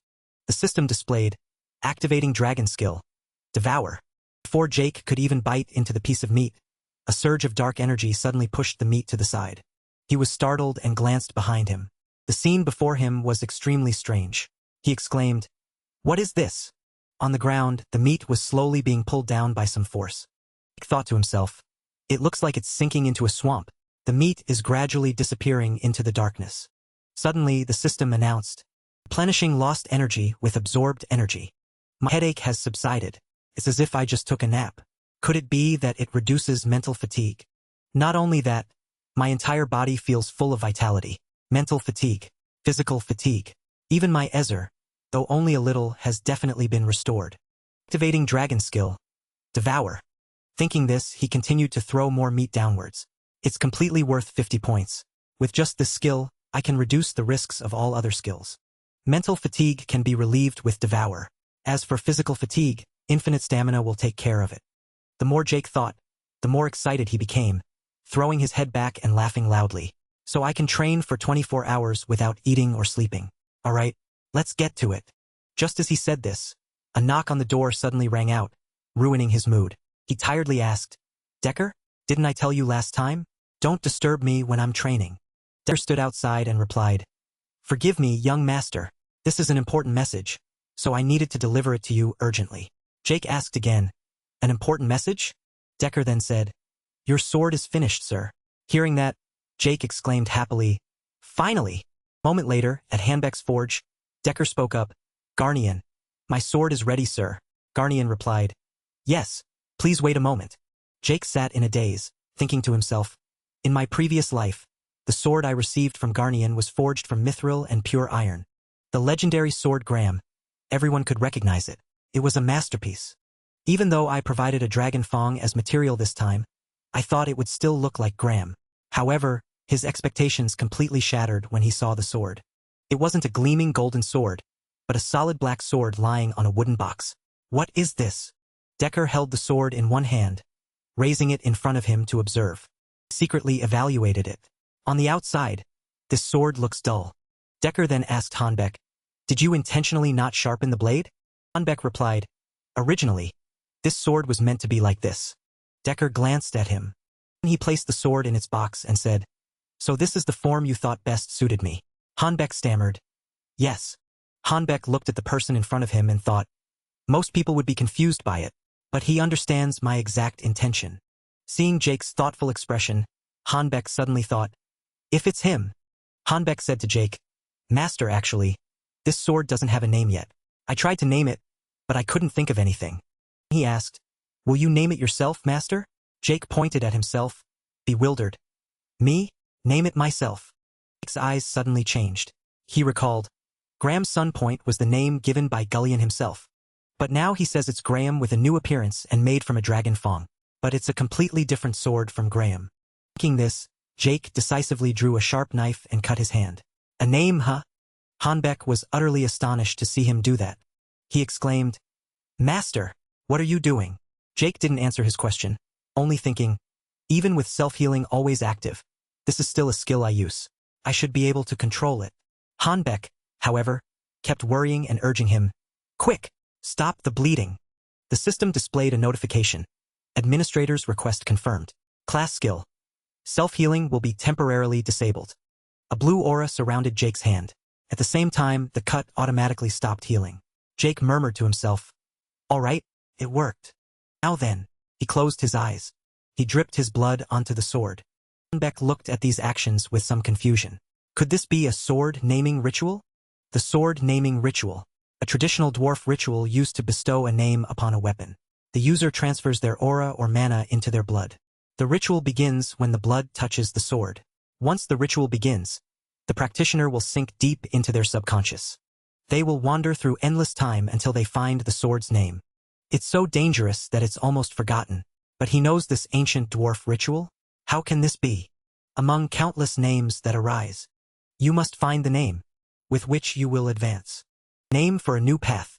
A new name. Jake had thought of a new name. Black Sword. Bahamut. Thanks for watching the video. And the system displayed a notification. Black Sword Bahamut has been registered as equipment. Jake looked up at the glowing sword in front of him. The sword's name was given by Jake, but he looked at the sword with suspicion. Out of all the names, I pulled out the name of the evil dragon? Is my subconscious all right? Garnian, however, paid no attention to Jake's thoughts, only continuously praised him. As expected, you are truly amazing, master. Even dwarves barely know about the sword naming ritual. Jake humbly replied, I happened to learn it while studying dwarf history. He looked at his bandaged wound and wondered, It's been a long time since I've had to bandage a wound, hasn't it? Suddenly, Garnian stepped forward and proactively suggested to Jake, Master, would you like to rest for a bit? There's something I really want to show you. Jake casually replied, all right, take your time. Garnian immediately thanked him. Thank you, Master. After Garnian left, Jake looked down at his bandaged arm. Recalling the system notification that his class skill, self-healing, would be temporarily disabled, he thought, being able to control passive skills has great significance. Recalling his memories, he calculated, it means I can prevent my abilities from being exposed, like with Duke. Jake touched his bandage and murmured to himself, I don't need to show all my cards. Sorry, Garnian, but I'll take this bandage off later. He glanced at the sword propped against the corner of the wall and smiled faintly. But for now, the more important thing is that I need to check this first. System displayed the sword's information. Black Sword 321. A sword forged by a master blacksmith with mystical insight. Uses the strongest fang of the cursed dragon 321. Refined by blue spirit energy. Unique ability, indestructible. Aura conversion. Special feature, sealed. Unlocks with user's development. After reading that information, Jake seemed excited. Sealed. Unlocks with user's development? I've never heard of a weapon like that. And it even has the indestructible property. It's made from a dragon fang.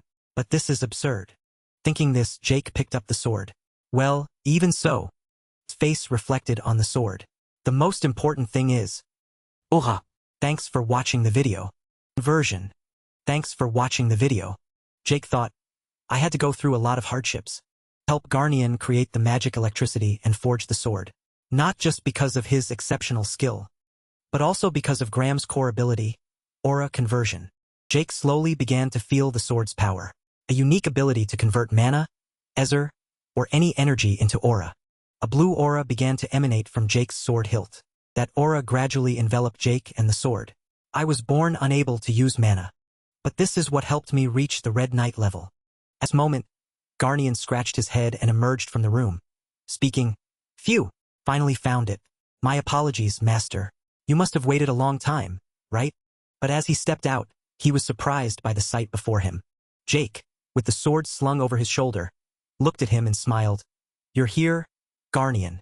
Garnian exclaimed, Oh, aura. He secretly marveled. A pure aura is surrounding the sword. Master, you've surpassed the Purple Knight level, Jake said to Garnian. This sword is truly unbelievable. You worked hard, Garnian. Garnian laughed and replied. Compared to the forge, this is nothing. More importantly, he held out a scabbard in front of Jake and said, Could you take a look at this? Jake curiously looked at the item in Garnian's hand. A scabbard. Garnian continued. My master personally created this scabbard. Jake thoughtfully looked at the scabbard. Even in my previous life, I never heard about Garnian's master. Gonrin Eober. A thought suddenly struck Jake. What? Gonrin Eober? It's Gonrin Eober, known as the pinnacle of blacksmithing. Gonrin Eober, the greatest blacksmith on the continent, with unparalleled skill among dwarves. Gonrin's products are near perfect and possess many special abilities, making them worth tens of thousands of gold to collectors. Jake rubbed his chin, looking at Garnian. So you're Gonrin's apprentice? Garnian exclaimed. Indeed, you can read the dwarf language. Jake continued. If it's from Gonrin, it's no ordinary scabbard. Garnian confidently said. Of course. Then he used his finger to flick a rotating button on the scabbard and said, If you rotate the button on the scabbard's surface, it will transform into a shield like this. As he finished speaking, the scabbard transformed into an incredibly sturdy shield. Garnian introduced the shield's function. Made from wyvern bone and mithril, it can withstand most attacks. If you rotate the button down on the shield's handle, it will return to being a scabbard. Then he handed the scabbard to Jake and said, Although it's far from repaying your kindness, master, please accept it. This is my gift to you. Jake wondered. You could sell this to build a forge, you know? Garnian laughed loudly. I cannot sell my master's work to anyone. Jake still tried to persuade him. But it's worth tens of thousands of gold. Garnian was surprised. What? Really?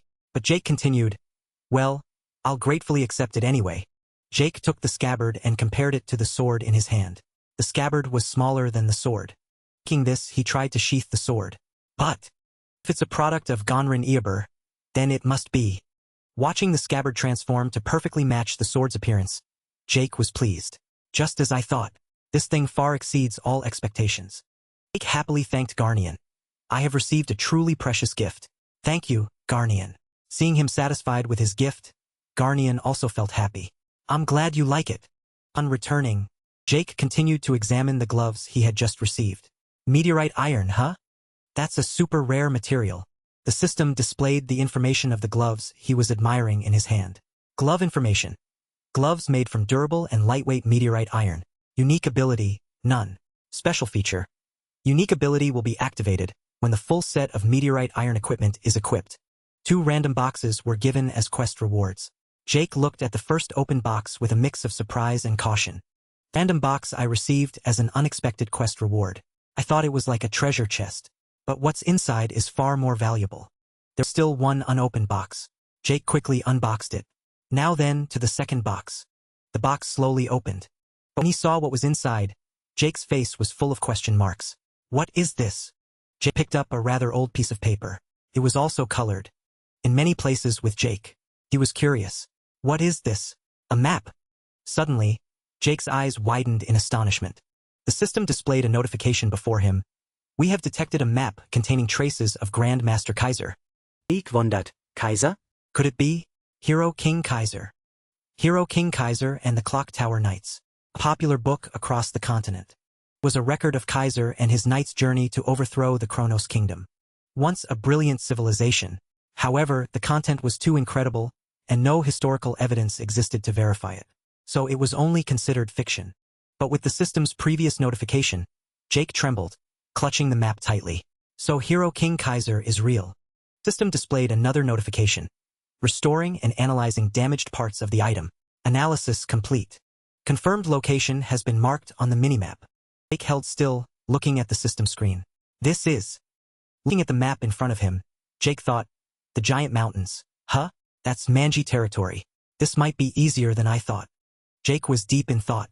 Suddenly, a small system screen appeared beside him. Jake looked at it and read, based on user level. Tutorial process concluded. Jake was a bit confused. Tutorial concluded? Before he could fully process that notification, another one appeared beside his hand. You have found a quest-linked item. Achievement quest, Kaiser's Legacy. Collect Kaiser's vision from a ruin with Kaiser's traces. Time limit, none. Quest reward, System Administrator rank up. Current rank, low-tier administrator to mid-tier administrator. Jake understood. I see. The tutorial was a system designed to bring me to a certain level. Jake smiled faintly. I've taken the first step. Now the real game begins. He was a little excited. Even the rewards are on a completely different level. After reviewing the rewards and all those notifications, Jake slowly stood up. Good. Then. He flashed a determined smile. I'll devour everything, leaving nothing behind. First, I need to use the accumulated points. The system displayed notifications one after another. Dragon skills level 2 are now available. He looked through the level 2 dragon skills. Dragon skill level 2. Dragon scale armor. Hardens into dragon scales. Provides excellent magic resistance. Locked. Unlock cost. 80 points. Dragon claw. Summon powerful dragon claws to slash enemies in one strike. Locked. Unlock cost. 80 points. Thought, I have quite a lot of points right now, but I don't know when I'll have the chance to accumulate so many points again. Although I really want to, for now, I should only invest in some potions and level 2 dragon skills. And keep 400 points in reserve. Thinking this, he tapped the screen. System immediately announced, activating dragon skill. Dragon scale armor. Activating dragon skill. Dragon claw. Very quickly, the dragon skills were activated on Jake. Quickly tested the new skills. Let's try dragon claw first. Jake swung his arm powerfully in a circle. The floor was immediately gouged with a huge mark. Jake looked at the mark he had just created and exclaimed, Ha! This is even better than expected. Then he swung his sword again to test the remaining dragon skill. All right. Next, dragon scale armor. An extremely loud sound of impact echoed. The sword in Jake's hand was forcefully flung backward. Jake was surprised.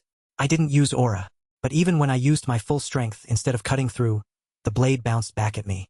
This is like wearing full body armor even without a weapon. Jake rotated his shoulder joints, thinking, dragon claw for offense, dragon scale armor for defense. Very straightforward. Activation complete. Let's continue. The scene shifted to the central training ground at Draker Academy. Voice echoed throughout the training ground. All right. Before we begin the aura practical exam, I will explain the rules. The instructor, holding a sword, continued.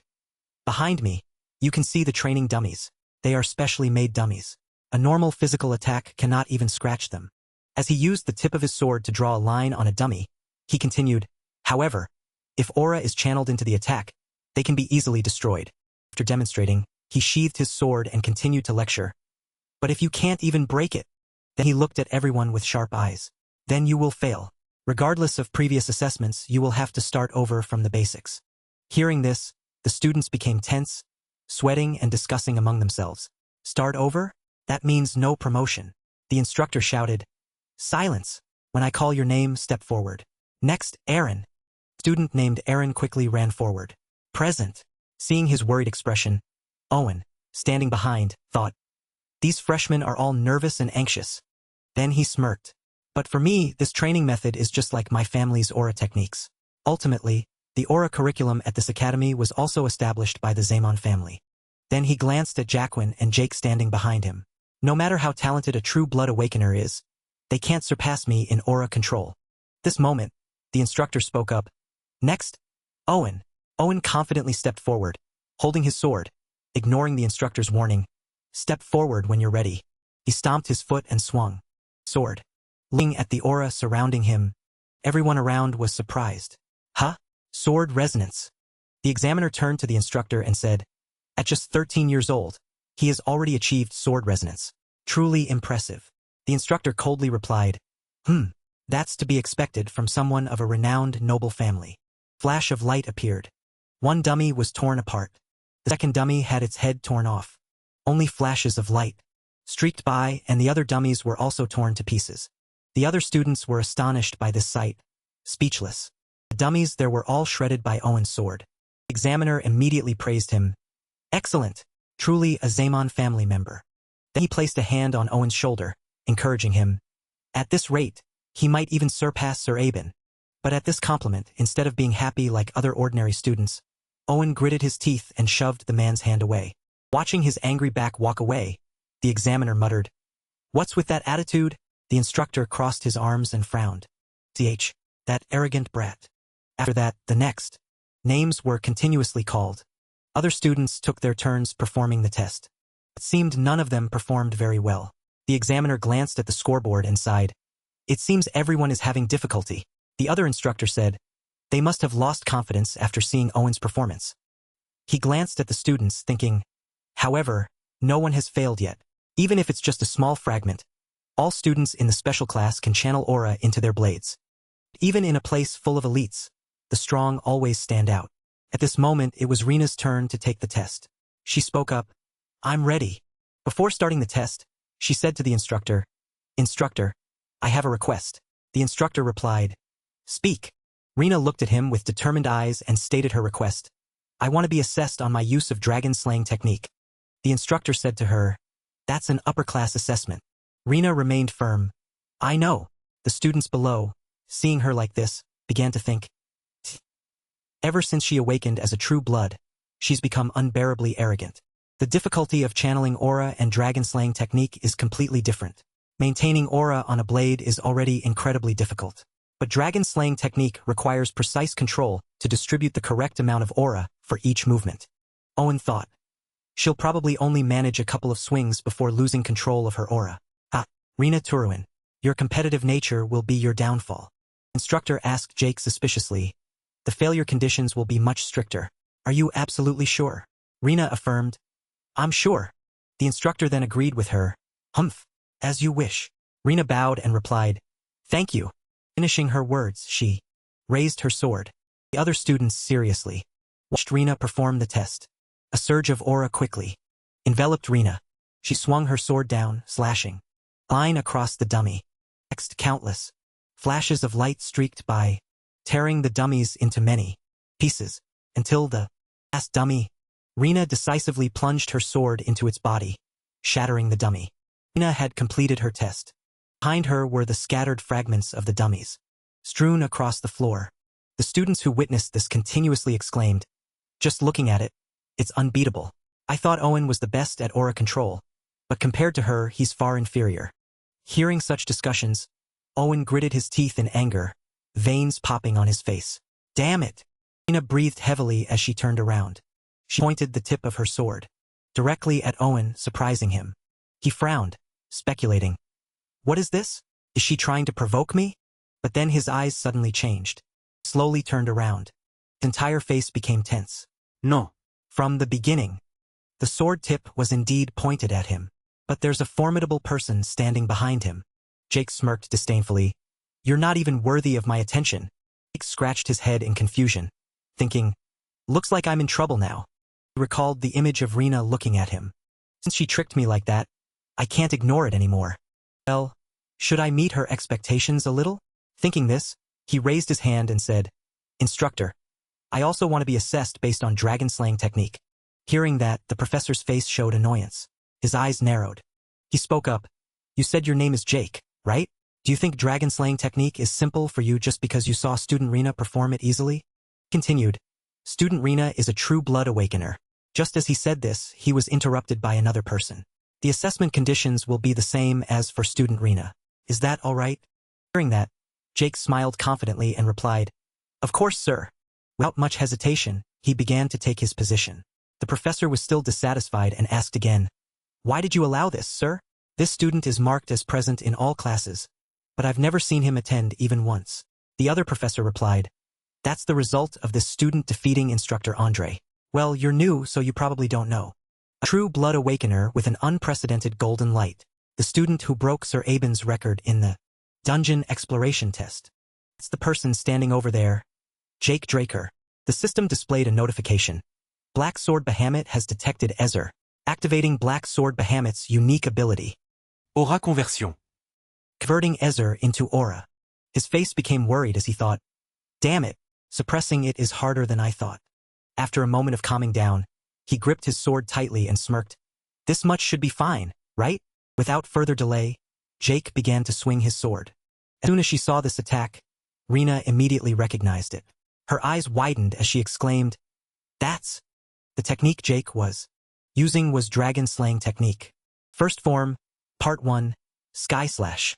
She worriedly thought to herself, Me, no, compared to instructor Andre, it's almost perfect. With one strike, he directly split the dummy in two. This is the dragon-slaying technique I practiced repeatedly for 2 years before my regression. From the sword swing, the foot placement, to the flow of aura. Now my body can move automatically without even thinking. Thinking this, Jake dug his feet into the ground, stopping his body. He looked at the sword in his hand and thought, although I'm sick of practicing this technique over and over, it seems reviewing the basics isn't so bad. This much should be enough to push Rina. Just as he thought this, several whispers suddenly rang out, startling him. Wait a minute. He definitely enveloped the sword with aura just now. Right? Yes, I saw it too. The entire sword. Does that mean Jake has reached the level of a purple knight? Hearing these words, he was startled and exclaimed, I must have been too absorbed. Right behind him, all the wooden dummies were shattered. It seems I unconsciously revealed my aura. I only intended to adjust it to Rina's level. Damn it. I've drawn attention again. The two professors were also speechless at this moment, exclaiming, a first-year student has reached the level of a purple knight?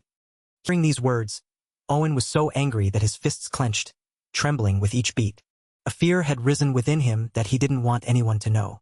At the same time, on Rina's side, her hand also clenched into a fist. However, her expression was completely different from Owen's. The corner of her mouth curved into a slight smile. A moment later, in the large room, someone placed a teacup on the table and spoke, I heard about your performance in the semester assessment. Howard continued, it seems you achieved astonishing results. Jake replied, it was just luck, sir. Stopping there, Howard continued to ask, reaching the level of a purple knight at just 13 years old is just luck? So, Jake, what do you think about taking an accelerated promotion exam? Hearing that, he asked with some confusion, an accelerated promotion exam? Do you mean skipping one rank? Howard replied, it could be one or even more. It's a program for outstanding students like you. At Howard's words, he thought to himself, it seems they took the bait faster than I thought. Well, Howard must have drawn more attention than expected, so this is only natural. Seeing this, Jake smiled and replied, all right, I'll do it. The conversation ended there. The door slowly closed. Jake, radiating killing intent, walked away, thinking, it seems he has a plan. If he wants to play, I'll play along. Inside Howard's room, he sat facing the window. Suddenly, he reached into his coat and pulled something out. He spoke up, Rina Draker and Jake Draker, both True Blood Awakeners, have agreed to take the exam. Hearing that, a voice from somewhere replied, I understand. I will arrange everything necessary. Howard then revealed a cunning smile and exclaimed, things are getting interesting. Scene changed to Draker Academy. Advanced Aura Training Room. Inside, Rina was already present. Her eyes glanced to the side. Standing beside her was none other than Jake. He didn't dare look back, awkwardly avoiding her gaze. He broke out in a cold sweat, thinking, at least pretend not to spy on people, you know? Just as he thought this, someone pushed the door open and said, sorry to keep you waiting. The person approached and continued, the one who will oversee today's accelerated promotion exam is a high-ranking knight from the main family. Before both of them, a man with white hair and a scar across his face appeared. Sir Owen Draker. As soon as he saw this man, Jake immediately recognized him. His eyes widened as he exclaimed, this person is. He wondered, Silent Blade. A memory quickly flooded his mind. Owen was carrying a man in his arms at that time. He looked distraught. As he laid the man down, Jake appeared right behind him. He asked with an annoyed look, Draker. Finishing his sentence, he directly reached behind his back, drawing his sword, and continued, why are the Emperor's damned hounds here? However, at that question, Owen made no movement to reply. Jake also didn't draw his sword further. He observed carefully. On the ground opposite him was a child. Owen began to laboriously dig handfuls of dirt. Sensing that he was experiencing great loss and pain, Jake said nothing more. He stood there silently, watching Owen dig a grave for the child. Suddenly, a shovel suddenly plunged down, startling him, and he looked up. Jake approached and said, need a hand? Before Owen could reply, Jake continued, even if you refuse, I'll help anyway. He continued to dig and said, I am Jack Murray of the Northern Alliance Forces. You are a Draker, right? Owen heard that and replied, no, I have abandoned that name, Draker. Jake asked again, then we're similar. What should I call you? Owen replied, just call me Silent Blade. Returning to the present. Jake smiled, looking at Owen, and thought, Owen, huh? A perfectly fitting name for a silent, cold sword. Anyway, thinking this, Both of them raised their hands to their chests, bowed their heads and said, "Greetings, Sir Owen Draker. Is a high-ranking knight needed to oversee a first-year student's accelerated promotion exam?" A high-ranking knight. In fact, they are the pillars supporting the entire Draker family. High-level title requiring a balance of strength, reputation, and experience. A position of great honor. At this moment, a professor standing nearby spoke up. "The examination method will be sword combat. Something quite familiar to those from the cradle. Isn't it? As long as you don't lose consciousness or give up, you can continue to challenge. Unleash everything you've got." Hearing that, Rena began to draw her sword and replied, "Then, I'll start first." However, the professor immediately interrupted. "No," continued, "no need to go one by one. Just come up all at once." Owen's expression turned cold. His eyes, full of sharp intent, softly said, "No need to go one by one. Just come up all at once." Hearing these words infuriated Rena. She clenched her sword tightly but was immediately stopped by Jake. He said, "Don't be so impatient. You know the disparity in strength." He glanced at her and smiled, continuing, "Moreover, the test has already begun. If you rush in without controlling your emotions, you'll lose points." Hearing Jake's words, Rena also calmed down. She let out a sigh. Then she asked, "So what should I do, Jake?" Jake smiled, thinking, as expected of the genius Rena, her judgment is quick. Then he replied, "I already have a perfect plan for this situation. We'll launch a precise strike at him." And so the duel continued. Both stood on either side, intently focused on Owen. Jake observed him drawing his sword, thinking, a special single-edged sword from the Eastern nation. A wando. Wando is known as a short, single-edged, one-handed sword. It's designed to be used with a shield. It originated from the Joseon school, named after the ring on its scabbard, where a strap is attached for easy carrying. Thinking this, he exclaimed, "So he's been using this sword for a long time. It seems Jake's pride is being hurt. But what good are honor and pride to the weak?" He thought. He looked directly at her, nodding slightly to signal. Just set aside personal emotions and focus on tactics. He quickly understood, her eyes becoming resolute as she nodded back. After they had come to an agreement, both immediately swung their swords and charged straight towards Owen. But before their swords could even touch him, he swiftly launched a series of blocking strikes, fending them off with ease. Not only Jake, but Jake also tried his best to approach, yet couldn't get close. Neither of them gave up easily, continuously coordinating closely and seamlessly. Suddenly, a loud sound echoed. Owen struck, sending both of them flying backwards to one side. Seeing those moves, Rena was utterly amazed, thinking, "So this is a high-tier knight. Even though I continuously aimed for his blind spots as Jake instructed, I couldn't land an effective blow, nor could I even scratch him." Seeing this, she didn't hesitate and directly used the skill. Dragon Slaying Technique, Chapter 3, Part 1. I must be ready to kill. With that thought, a sword strike slashed straight down in front of Owen. Crescent slash. But he wasn't easy to deal with, quickly retreating to avoid it. Then he swung his leg, kicking Jake directly, who couldn't react in time. The powerful kick sent her flying backwards, crashing hard onto the ground. Dust billowed up everywhere. The others standing around, seeing this, ran towards Jake, asking anxiously, "Young lady Jake Draker, are you all right?" Hearing this, she gripped a broken piece of the wall and replied, "I am fine." She wiped the blood from her mouth and warned everyone, "It's dangerous here. You all should retreat. Even if only for a moment. I truly lost consciousness. Creating an opening? With my current strength, there's no way I could do that." Thinking this, she looked at Jake and wondered, "You truly believe you can do it, Jake Draker?" Rena recalled Jake's earlier words. She had been furious then. "No way am I participating in such a cowardly tactic. Are you trying to tarnish an honorable duel, Jake Draker?" Hearing this, he chuckled and asked back, "Can honor be eaten? This isn't a duel between knights. It's a test. They're testing our killing ability." Faced with these incredibly logical words, Rena didn't know how to refute him. She sighed and replied, "All right then. In any case, I was the one who asked for your opinion. But do you really think that tactic will be effective? Our opponent is a high-tier knight." He smiled and replied, "We just need to create a situation that forces it to be effective. Like when you fought me at the cradle. Think back. Why couldn't you dodge that stone?" She continued, "Because I didn't expect you to use such a trick." He replied, "Exactly." Jake smirked and continued, "It's the same for a high-tier knight. Wait for my signal. It will definitely work." A small opening is more than enough. Back to the present. Seizing the opportunity when Owen had just struck Jake, he immediately used his skills. Activating Dragon Slaying Technique. Wind binding technique. Shadowless steps. Seeing this technique, Owen was greatly surprised and muttered, "This is Master Duke's technique." As soon as he finished speaking, he suddenly sensed something.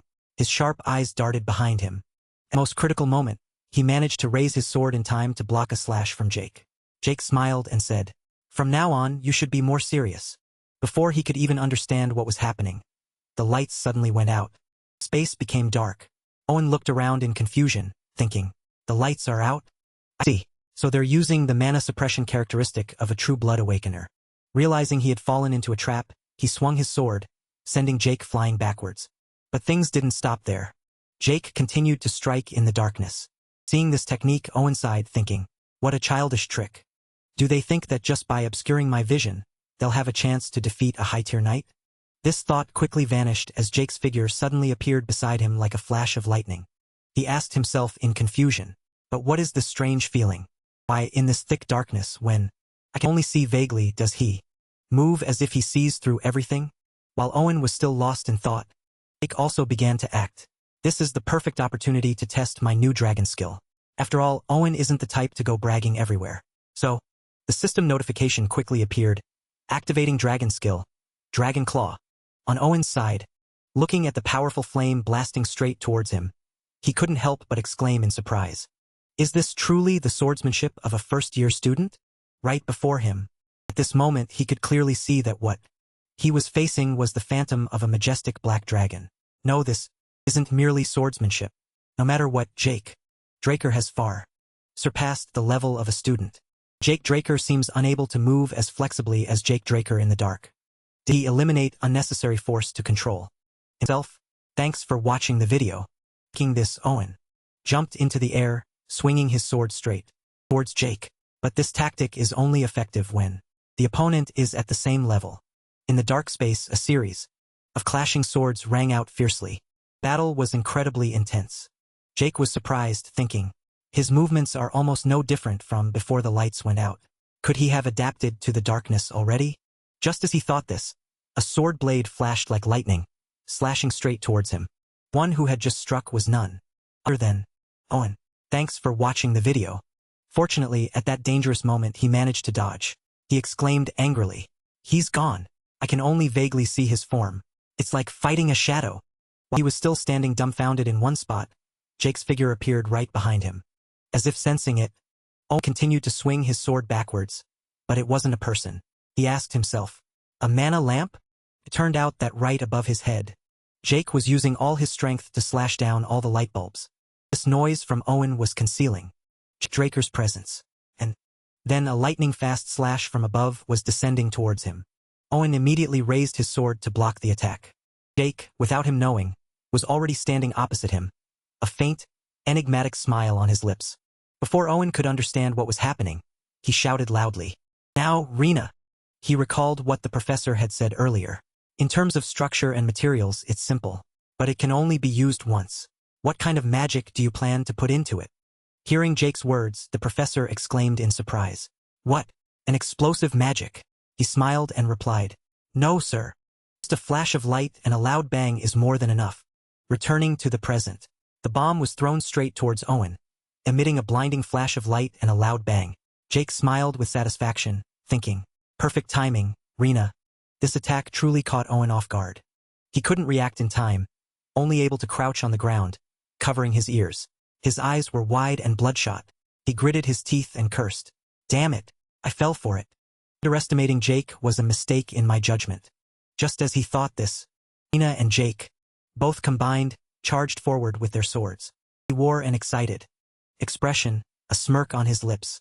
But before they could carry out their plan, Owen sprang up and used a skill. Dragon Slaying Technique, Chapter 4, par 1. Full Moon Slash. This strike sent Jake flying backwards, crashing hard onto the ground. Rena suffered a similar fate, unable to react in time. Owen stood stunned at this moment, his teeth clenched. His face clearly showed pain. At this time, those injured after chaotic battle were brought back one by one. A girl came up and encouraged him. You've worked hard. Before he could reply, a large man approached. Owen, you bastard. You completely ruined someone else's disciple. Turned out to be his master, Duke. Seeing him, Owen bowed. Greetings, master. He waved his hand in reply. Still stiff as ever. Duke put his arm around Owen's shoulder and asked, So, how is my disciple? Hearing this, Owen said nothing, remaining silent. He thought back to that moment. Jake Draker, in the brief moment the attack landed, intentionally threw away his sword and switched to defense. He could have counterattacked. So why didn't he? Was his goal not victory, but merely progress and learning? Did he only display just enough strength as necessary? Owen looked at his hand and said, Jake Draker is far beyond my ability to assess. Scene changed to the Academy promotion meeting. So I assume everyone agrees with this opinion. Everyone in the meeting spoke up. Yes, headmaster. Andre also replied. No feedback. Rina and Jake were officially promoted to the 5th and 3rd years, respectively. After that, Jake remained as silent as possible. After receiving all his teachings from the Duke, Andre took over that position from Jake. Jake maintained a good relationship with Professor Fanong. But Jake and he gradually grew distant when he was chosen by the Royal Magic Research Institute of Delboa and left the academy. Jake no longer had any connection to the powerful noble families. But then something interesting happened. Owen continuously sought out Jake for duels. Then, as if he had realized something, he requested leave and locked himself in his room to cultivate. 2 years passed like this and Jake graduated from the academy. Blessings were showered upon Jake. Congratulations, young master. You've become the youngest person to ever enter Valhalla. You must be very proud. Jake Draker was now 15 years old. Decker said happily. The headmaster rarely writes admission recommendation letters himself. Jake replied. Well, thanks to that. Then he thought. The title of youngest freshman. But it seems 2 years of silence meant nothing. Jake spoke up. The enrollment ceremony is in about 3 months. Isn't it? Decker, you should go to Atlas first. He was surprised after hearing this, but stammered in reply. Yes, yes. Jake packed his belongings and replied. I will retreat to a quiet place alone. He said. I don't want anyone to disturb me, understand? Decker obeyed. Yes, young master. Kaisite ruins are located in the giant mountains. Under the guise of a retreat, Jake planned to use the Adventurers Guild of the Argos Kingdom to conduct an expedition. There was no need to inform any suspicious individuals of his whereabouts. At this moment, there was a knock on the door. Jake spoke up. Come in. Lee came in, knelt, and bowed his head. I greet you, Master Jake Draker. He turned back. Liam, I already told you. That form of address makes me uncomfortable. A simple greeting is enough. Decker, hearing this, immediately said. Then I shall take my leave, young master. He replied. Why did you call me all the way to the Platinum Mansion? In the room now, only Jake and Liam remained. I heard you've been transferred to the special class. Jake Draker is your master. How can I stand by and do nothing? I've compiled everything you'll need during your time at the academy. Anticipated questions for academic assessments, training handbooks, and necessary materials for exams. Go see Fapnea and show him this. He will provide you with all the items. Oh, and when you reach your 4th year, you'll need a proper sword. You can also request it from Fapnea. I've already paid, so don't worry. I believe you'll do well, Liam. I will never disappoint my master's expectations. Liam, hearing these words, was moved to tears, biting his lip to hold them back. Then he bowed his head in determination. Just a minute ago I said that made me uncomfortable. I will correct my words. The Argos Kingdom is located in the far north of the central continent. Along with Delbra, Tibia, and Alangia, it is considered one of the 4 great kingdoms of the central continent. The giant mountains which separate the beastlands from the continent contain countless dungeons, attracting adventurers eager to seek their fortune. Recognizing this, the first king of Argos integrated adventurers and dungeons into the kingdom's main industry. With royal backing, the giant mountains were divided into hundreds of areas, establishing transportation routes and outposts for management. This was the origin of the Argos Adventurers Guild, an organization that later spread across the continent. Next, number 546. Number 546? Number 546 isn't here. Next, number 547. Adventurer Jack Murray submitted his papers at the X-Line office. They will issue your registration card. Murray replied, Thanks. Jake thought, while disguised as Jack Murray with a wig and magic glasses, it's best to create an adventurer identity for more convenient travel. Moving around with the name Draker would be too conspicuous. Now, thanks for watching the video. Jack thought, it's time to start the monster hunt. At this moment, at the gathering point, Some carriages had already departed, while the remaining ones were waiting for other adventurers. In one of the moving carriages, Jack was inside. He thought to himself, "Luckily, I still found a seat during peak season." Suddenly, a voice rang out. "Hey kid, are you an adventurer too? You look pretty tense. Is this your first time in a dungeon? Why don't you join us? We might look like this, but we're veterans. Dungeons are dangerous these days. Going in alone means becoming monster fodder right away. Rookies like you are everywhere. You're adventurer. Have you ever heard that?" They thought to themselves, the real purpose is to lure naive adventurers to use as monster bait, or sell them to slave traders. Jack listened silently without saying anything. They smiled, also waiting for his answer. Suddenly, Jack stood up and said, "Shut up." This startled them. What? What's wrong? What happened? Did I say something wrong? Then Jack walked closer to the carriage door and said to the driver, 500 meters to our left. Behind us. A monster seems to be a pack of orcs. Is this an area where monsters usually appear? The coachman asked, confused. Haha, what are you talking about? This route is a safe zone. Hearing these words, the group of adventurers with him burst out laughing. It seems this greenhorn is starting to panic. Don't you know that the Adventurers Guild's main routes are directly managed by the kingdom? Forget monsters. Even wild beasts can't enter the safe zone. Jack spoke up. Then, what's behind you? His heart skipped a beat as he asked. What? A horde of monsters. Thanks for watching the video. Attacking them. The carriage convoy was broken. Everything was scattered by the giant. Thanks for watching the video. Orcs. Thanks for watching the video. What the hell is happening? An orc approached him while his entire body was pinned by the carriage. He cried out in fear, trembling helplessly. Help me! The orc's bloody club dragged forward. Thanks for watching the video. Jake had already quickly hidden behind a tree. If orcs are rampaging in the safe zone, that means the outpost isn't functioning correctly. After the orcs appeared, everything was in disarray. Just as Jake had predicted, they had indeed caused a huge mess. Even Argo's soldiers were defeated. But with this many people, they should have been able to handle most of the monsters. Jake had a bad feeling. He looked at the gash in the middle of the soldier's chest, stunned. Jake gritted his teeth in anger. Not monsters. This was done by humans. The air was filled with blood and fire. It wasn't caused by monsters. Jake frowned deeply, unable to even bear looking at what was happening. He used his hand to examine the corpse before him. Done by humans. This body was intentionally disfigured to look like it was done by monsters. The soldiers died like flies, each with a deep cut across their chest. At first glance, it looked like some large horned monster. But if it really was monsters, the cuts wouldn't be this clean, and most of them were eliminated in a single blow without being able to resist. Jake stepped over the pile of corpses. This must have been caused by at least a group of purple knights. His eyes were sharp and cold, his mind still racing with thoughts about this. Unfortunately, staying here will only cause more suspicion. All around the forest, human skulls were piled high. No one would ever know what horrors they had truly endured. The priority now is to find Kaiser's ruins. He looked up at a symbol marking the territory of the Manji tribe. Looking at the map, I'm almost at Kaiser's ruins. A rustling sound came from the bushes behind him. But a few figures discreetly hid in the shadows. But how could any of them escape Jake's eyes? Why are the Imperial Hounds here? After all, their identities are quite special. Suddenly moving to this place will undoubtedly arouse suspicion. Hounds, an elite unit under the Emperor, selected from the Empire's knight trainees, are trained in tracking and assassination. They are expected to become a key force in the continental war that the Empire is preparing to ignite. Looking at the screen before him, he seemed to have realized something. Observing how they moved on the map to get here, I can't mistake that tracking method. Fragmented memories once again returned to Jake's mind.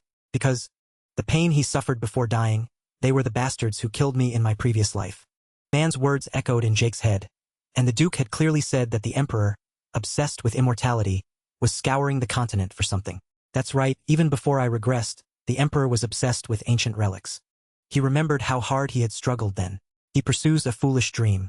A kingdom will eventually wither, like a torch without a flame, unifying the continent along with illusions of immortality. At this moment, he realized the crucial point. The Emperor knows about Kaiser's ruins? Must verify it myself. With a whoosh, Jake's figure vanished immediately. Thanks for watching the video. One of the men looked around cautiously, his hand raised in a combat stance, ready at any moment, slowly drawing a gun from his coat. With a thud, he hadn't even had time to do anything when a slash appeared, severing the man's arm. Ugh! Jake glanced behind him. A lone hand lay on the ground, blood not yet splattering everywhere. On the gun, a pale yellow strap was visible. A yellow flare, signaling an unexpected situation. Indeed, you are the captain. He slowly stepped forward with his sword. Before the opponent's horrified eyes and pale face, his tone flat. Only 3 people? Must be the outer patrol team. Normally, they divide into teams of 12. The others behind didn't even dare to step forward, only watching their captain kneel on the ground, in immense pain. Who are you? Who gave the order? The next scene shocked them, their eyes wide. The man's head had been severed from his neck. Jake turned his head, looking at the scene he had just created, his eyes burning with killing intent. Still haven't grasped the situation? Glanced behind him, threatening. I'm the one asking the questions. Each word made the group tremble, unable to breathe. Listen carefully, there are still 2 of you. If one dies, will the other remain silent? I hope you make a wise choice. Jake's hands were covered in blood, as he casually scrolled through the information on the system panel. This must be a temporary base, so cramped. He pulled up his mask. These bastards turned the outpost into a slaughterhouse? They even killed royal warriors. Did they really find the ruins? The soldiers' severed heads were placed in his lap under a tree. Jake moved his feet, immediately disappearing from the spot. Humph, they'll find out. For those who dare to oppose Meccan, only eternal death awaits. Camp was silent, not a sound, only the faint sunlight illuminating the black cloak of the guard. Yawned, tired and gloomy. Then he grumbled. No, what lunatic would be on guard duty in Manji territory? Seriously. Instantly, something shot hard into his head. His comrade only managed a faint groan, fading away. Immediately after, the second person also fell. Purple light quickly flashed across the training ground. They gradually discovered it, discussing among themselves. Why aren't you coming here? Wait, didn't you hear anything at the main gate? I didn't understand anything. No, I didn't hear anything. He was completely exposed when someone attacked too quickly. Ugh. The smell of blood awakens fear in a person. Intruder, he tried to say, but his mouth was instantly covered. Asika. Finally, a slash across the neck ended his life. This evoked a memory. Our leader was exhausted from the territorial war. He ordered us to infiltrate the Pavila gang. Felt exactly like this. The leader recognized the fighting style. Southern assassin's dagger technique. Meccan Pavila, it doesn't matter. Anyone who comes here must die. Surrender, and I will grant you a peaceful death. Jake, disguised as Murray, found it ridiculous. That guy is a captain? Almost at Blue Knight level. Compared to the hounds I faced in my previous life, they are all too weak. Then he spoke up. A peaceful death? Is that what you say to the one who killed your comrades? Instead of grieving for your comrades, you show mercy to the enemy? A prime example of these central continent fools. He ordered his troops to attack Murray. Let him die as he wishes. Tear him apart. 2 swords clashed, rubbing against each other. They fought head-on. Neither side gave way, and of course, he took on all of them alone. He felt something was off. Strange, were the hounds always this weak? Are they weak? Or am I too strong? Well, no need to probe further. Immediately after, the system reported, activating skill. Mana reflection. The leader suddenly flinched, looking around. Power outage? Right now? Could it be the Dragon Slayer's mana interference? No, he didn't carry anything from the start, and he hasn't used it yet. His swordsmanship is definitely a southern technique. An assassin.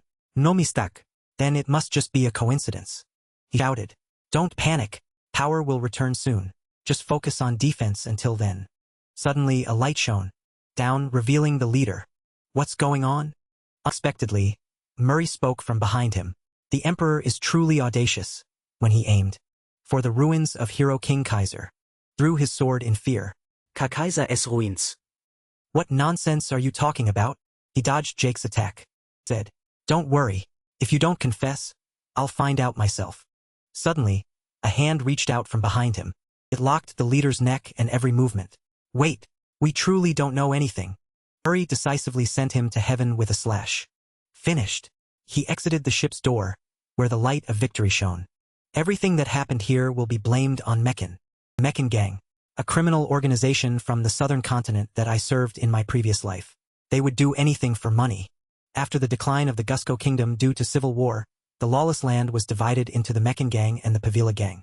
He thought, I should have hidden my identity by only using dragonkin skills. But I intentionally used southern sword art and left Meccan's distinctive symbol. It's safer to have others take the blame. The Empire will surely think the southern gangs caused this. And even if they react, it will lead to Meccan's annihilation. So this is also a good thing. More importantly, based on the letter I found inside, searching for ancient relics. He checked around and found a map. But the shocking part was the accompanying campaign map. From the central continent to the eastern continent. Currently at Churs. And even the mysterious Black Sea. The hounds must be sent to every location believed to have ancient relics. This means the hounds have returned to their pre-regression state. But they still haven't found Kaiser's ruins. I must hurry. Suddenly, Murray heard the familiar sound of fireworks. Red flare. No way. The blinding light stained the blue sky red. It was the signal to activate Heavenly Net, Earthly Trap. Jake quickened his pace, swiftly running through the forest. He cautiously looked back, retreating while observing the movements of the group. A series of black-clad figures sped up in pursuit. It seems Jake is about to be caught. Have they caught up already? At this moment he noticed a strange signal. The red flare split into 5 branches. This was like a heavy hammer blow to Jake's divine will. Heavenly Net, Earthly Trap. Never failed in pursuit. Surrounding and searching the area where the flare was fired. This search method requires all hounds to maintain their positions until ordered by the commander. This technique is clearly unimaginably dangerous. And once the execution order is given, what awaits the prey will be unavoidable death. Even I perished before the Heavenly Net, Earthly Trap during one artifact heist. Jake looked up at the blue panel floating in midair. But now I have the system. He spun his dagger, simultaneously dodging the sword thrust that had just come. With 2 swishes, the black cloak quickly darted out, blocking from behind. The situation was dire. A man with 2 scars on his forehead. His eyes cold and unyielding. But Jake was no soft cotton to be crushed. His body flexibly dodged the sharp sword strikes. Not even a single hair fell. Let's see who dies. Dagger thrust powerfully forward. Most of his strength was concentrated in his hand. The situation was hanging by a thread. Far from what the others thought. Jake quickly concentrated his strength in his legs, running off the battlefield. Looked forward, just as I thought. Eye to eye with the scarhead. Golden leaves fell scattered. Rocks and debris were everywhere.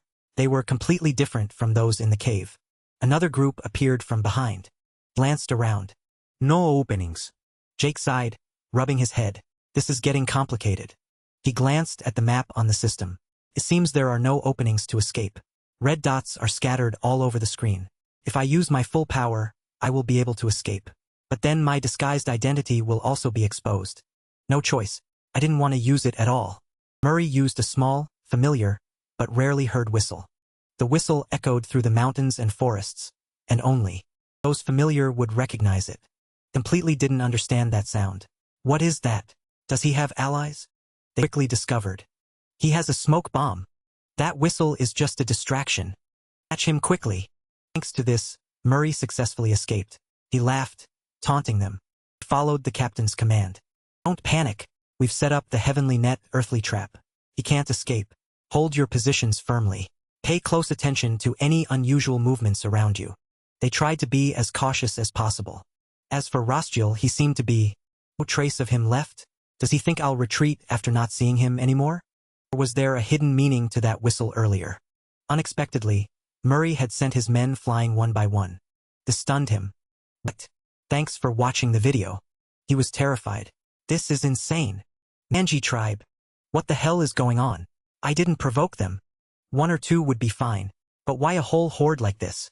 They tried to attack these Manji tribesmen, but it was in vain. They couldn't cut them. The Manji tribe attacked one person after another. Damn it! Why are they suddenly so agitated? My men will all die soon. Rostiel took out his gun and shouted. Retreat! Thanks for watching the video. But the Manji tribe surged forward even more. Oh, they're running with all their might. Retreat! Run! Meanwhile, Murray hid in the mud, using camouflage to evade Rostiel's men. This method is more effective than I thought. He had invented a tactical communication tool for the Manji tribe, controlling the situation in the chaotic battlefield. In my previous life, I allied with a Manji tribe and learned how to craft and use it. I used the whistle to say, These foreign invaders want to invade this land, even though they are just primitive tribesmen. They also have their own traditions and customs, something they will protect with all their might. Understood. With my crafting skill, it can only be used once. Next was to continue the journey. Now, let's go find the real ruins. Murray arrived at a cave. But it's quite tricky here. Too many obstacles. He saw a strange creature with many cobra heads. Terrifying. You have found a dragon-kin creature affected by evil energy. He didn't expect it. There are even dragon-kin creatures? According to the map, the exact path is that door. System. Can you open that door? The system understood and reported. Administrator's request confirmed. Accessing. Connected to the management system of Hero King Kaiser's sanctuary. Opening Hero King Kaiser's Sanctuary. The beasts detected an intruder. They used their venomous eyes to see if anyone was lurking around them, and began to attack. Murray was intrigued. It seems I'll have to expend some effort to get through. He suppressed them with dragon-slaying technique. His feet attacked with kicks. Weapon strike. Shadowless steps. A masterpiece of duplication using their number of heads in a complete body. He tried to control it, using shadowless steps to distract its attention, then quickly run. The door. Just a little more. Life is not a dream. It was surrounded right at the finish line. The hunt didn't just stop there. Murray successfully dodged and counterattacked. He used the magic he had, accumulated through experience. Dragon slaying technique. 7th form. Dragon head slash. He temporarily suppressed them but sustained minor external injuries. Damn, it's poisonous too? Activating skill. Self-healing. He reflected. A dragon-kin monster with 9 heads? In my previous life, Master said I couldn't defeat it. 9-headed dragon hydra. Then let me see just how strong you really are. Dust billowed everywhere at this moment. His 2 hands struggled to use his black sword to prevent it from devouring him. Immediately after, it violently flung him backwards, slamming him hard against the wall behind. The dust gradually cleared, revealing his hand still tightly gripping the black sword.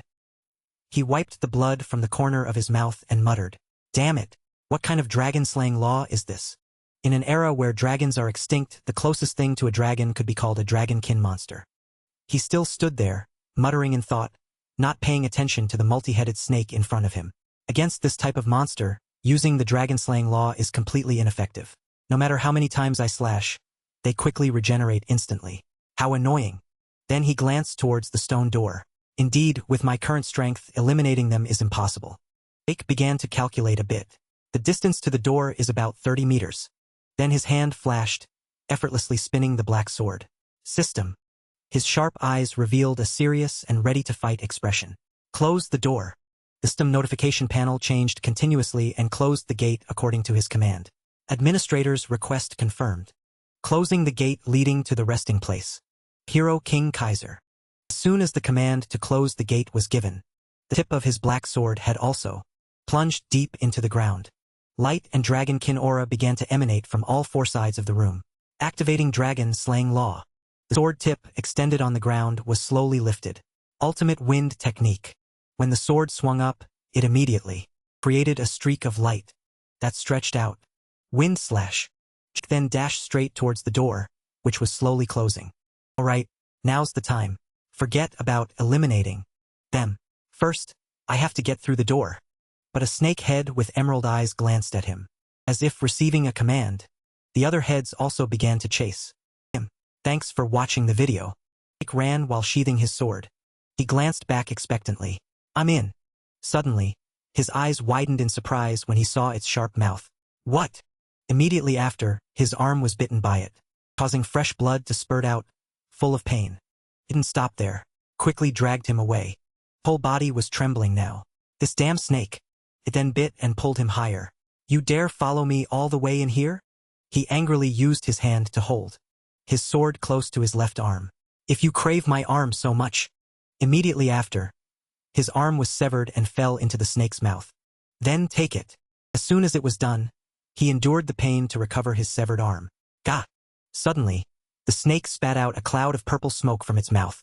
As soon as he came into contact with the smoke, his face turned red and his veins bulged. Thanks for watching the video. He quickly used a skill to finish off a few of its heads. Mixed body technique. Slash. Only a single head remained, still looking confusedly at the other snake heads. The only remaining head was still staring blankly. He stood opposite it, breathing heavily, exhausted. His two hands firmly gripped the black sword. Not giving him a moment's peace, the snake's last head opened its mouth wide and lunged. Only one left. This is the moment of life or death. As soon as the notification panel appeared, the majestic and threatening aura of a purple dragon appeared and surrounded him. Activating dragon skill, Dragon's Might. Jake glared, speaking each word to threaten the last snake head. Get lost, unless you want to be chopped into pieces. As soon as he finished speaking, it was dazed by his terrifying power. Looking at him standing before, it immediately froze in fear. Immediately after, it vanished, leaving him alone. He sank to the ground, exhausted, and groaned. I didn't expect Dragon's Might to be effective against Dragonkin. Damn it, I should have tried it sooner. He looked at the system panel in confusion. Wait a minute, infinite stamina is always active. So why do I feel so exhausted? Is it the poison? You have frightened the Dragonkin corrupted by evil energy. Do you wish to activate Dragonkin Dominion to subdue the target? He remembered a little from before, then asked himself. I scared it? Was it thanks to Dragon's Might at the last minute? He sat there in silence, looking at the multi-headed snake before him. Whatever the reason, can I subdue that absurd monster? Then his eyes became resolute as he looked at the system panel. All right, let's try it. But then he looked down, dumbfounded and confused. Administrator's authority is insufficient to subdue this Dragonkin. Dragonkin subduing failed. He read in confusion. Insufficient authority. Then, somewhat disappointed, he slowly propped himself up to stand. Seriously, it made me hope so much. But oh well. From the beginning, it would be abnormal for a top-tier skill to have no limitations at all. But as soon as he lifted his head, he immediately felt dizzy. His vision blurred, and he felt lightheaded. Immediately after, his entire body collapsed onto the floor. Warning. The venom of the 9-headed dragon Hydra has exceeded dangerous levels. He covered his face, cursing inwardly. Damn it, this monstrous venom. A hint of helplessness appeared in his thoughts. Healing has no effect on venom. The notification also appeared. Warning. The venom of the 9-headed dragon Hydra has exceeded dangerous levels. Even so, he actively thought, there must be a way. Suddenly, he remembered another special skill of his. That's right. Absorb the bloodline ability of Devour. Dragon skill stage 1, Devour. In Devour state, anything can be digested and converted into energy. Additionally, if a monster with a bloodline ability is absorbed, that monster's ability can be absorbed. He gritted his teeth, enduring, wanting to sit up. A creature containing such potent toxins. It must also have a bloodline-related poison resistance ability. That skill was quickly activated by him, and a thick black aura appeared. Activating dragon skill, Devour. Immediately, all the dead dragon heads were absorbed by him. Then, after devouring the dead heads, the thick black aura slowly retracted into him. The head of the corrupted Dragonkin, infiltrated by evil energy, has been digested in the Devour state. Upon absorbing a defeated target, the Devour skill has been upgraded from Novice to Proficient. Restoring depleted energy with absorbed energy. Absorbed the bloodline ability of the digested creature. Only absorbed a portion of the opponent. Received an incomplete physique. Immunity to all poisons. His body then slammed a powerful punch onto the ground. A hint of delight and joy appeared on his face. Detected the 9-headed dragon Hydra's toxin. The effect of the immunity to all poisons physique helps detoxify the detected toxin. Bingo! The system panel now displayed a long notification. Administrator status, low tier. Name, Jake Draker. Class, unique immortal. Title, blessed by the ancient dragon. Descendant of Terrakin Draker. Authority, dragon control. Physique, evenly bonne physique. Immunity to all poisons. System functions, 100 slot inventory. Minimap, basic quest book. Class skills, healing. Indomitable spirit. Infinite stamina. True combat senses. Wind skill, grade a proficient. Mana reflection, grade a novice. Wide area blast, grade a novice. Dragon skills stage 1, Dragon Eye proficient. Dragon's Might proficient. Word of command, activates/deactivates when conditions are met. Devour proficient. 2, Dragon Scale Armor proficient. Dragon Claw proficient. 3, Cannot view. Unlocks at 300 points. Current karma points, 465. Although the word most might cause some doubt, the immunity to all poisons physique can resolve most types of poisons and enhance resistance. But with this skill, I won't have to worry about poison anymore, will I? Devour Novice is greater than Devour Proficient, he thought while calmly scrolling through the system panel. Furthermore, the Devour skill, which couldn't level up for so long, has now been raised to Proficient. Is it because I absorbed the designated target creature that the level increased? As he walked, he read the notification that appeared next. Designated target creature. The system will provide additional rewards when designated monsters are eliminated. I gathered some pretty useful information, didn't I? Then he casually and happily put away the system panel and left. Well then, I've been stuck here by the Hydra for quite a while. I should keep moving. The legend he had once muttered about. Hero King Kaiser was a half-human, half-elf figure, born from the union of a wise sage and an elven king. Like many other legendary heroes, Kaiser also had a difficult beginning. As a child, Kaiser lived alone in the mountains, but a divine wolf adopted and raised him. Thanks to this, Kaiser was able to grow up safely. Kaiser saved the oppressed people and founded a kingdom exclusively for humans. On the central continent, a magnificent city appeared with citizens surrounding it, named Kronos. He smiled with interest, looking at the scene before him. This is the beginning of the Kaiser legend, which everyone living on the central continent knows. He thought to himself, casually looking at the picturesque scene before him. Because no documents remain in modern times, it is only considered a legend. However, he walked forward casually with his hands in his pockets. Now, proof of the existence of Hero King Kaiser and the Kronos Kingdom is appearing right before me, the legendary Grand Castle. He looked around. Although the scale is much smaller than what I read in books, I never expected Kaiser's ruins to be the Kronos Kingdom. Jake stood before the Grand Gate, muttering to himself. Now that I think about it, the Dragon Slayer's Sanctuary also has a similar atmosphere. Hero King Kaiser's Sanctuary has been opened. Then he calmly stepped inside the tower that housed the blue stone. A sparkling blue stone floated on a low pillar. He curiously stepped forward, reaching out his hand. Is this Hero King Kaiser's vision? The notification panel appeared again. Starting linked quest. Hero King Kaiser's Vision Achievement Quest. He looked surprised and confused. Huh? Suddenly. Note. You cannot leave this location until the linked quest is completed. Damn it. Who's being so presumptuous? Immediately after that notification, the large door slammed shut behind him, making him turn back in alarm. Linked quest. Hero King Kaiser's Progress. Collect Kaiser's progress at the remaining traces of his ruins. Time limit. None. Quest reward. Tears of the Fairy King. He read the quest aloud anxiously. Linked quest. Hero King Kaiser's Progress. He stood there stunned. The reward is the Tears of the Fairy King. Hero King Kaiser's mother. An entity that can make human wishes come true. Are those the Tears of the Fairy King? He thought about the quest, stunned. The reward is the Tears of the Fairy King. Hero King Kaiser's mother. An entity that can make human wishes come true. Are those the Tears of the Fairy King? Linked quest. Hero King Kaiser's Progress. Collect Kaiser's progress from the remaining traces of his ruins. No time limit. Quest reward. Tears of the Fairy King. He anxiously read the quest aloud. Linked quest. Hero King Kaiser's Progress. Stood there stunned. The reward was the Tears of the Fairy King. The mother of Hero King Kaiser. An entity that can make human wishes come true. Is it really the Tears of the Fairy King? He thought about the quest in astonishment. The reward is the Tears of the Fairy King. The mother of Hero King Kaiser. An entity that can grant human wishes. Is it the Tears of the Fairy King? He then decided to reach out to the stone and ask the system a few questions. Although he didn't know its purpose, it was definitely an extremely powerful artifact. System.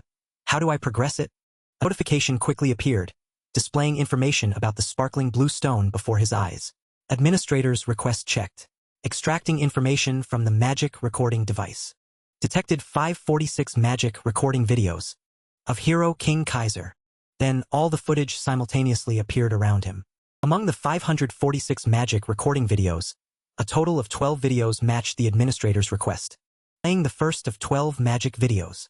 An ancient Kronos language, no longer in use, has been detected in the video. The system thoughtfully added, the system will automatically translate to the common language of the central continent, which the administrator frequently uses. An elf man now appeared on the system's projection. Screen. What is a sword? This person. He spoke nonchalantly and dismissively. A sword is just a sword, what else could it be? Jake recognized his identity. The legendary Hero King Kaiser. Kaiser continued to mock. Those old-fashioned fools don't know how to wield a sword. yet they constantly utter meaningless words. Utterly ridiculous. Then, Kaiser in the image irritably pointed forward.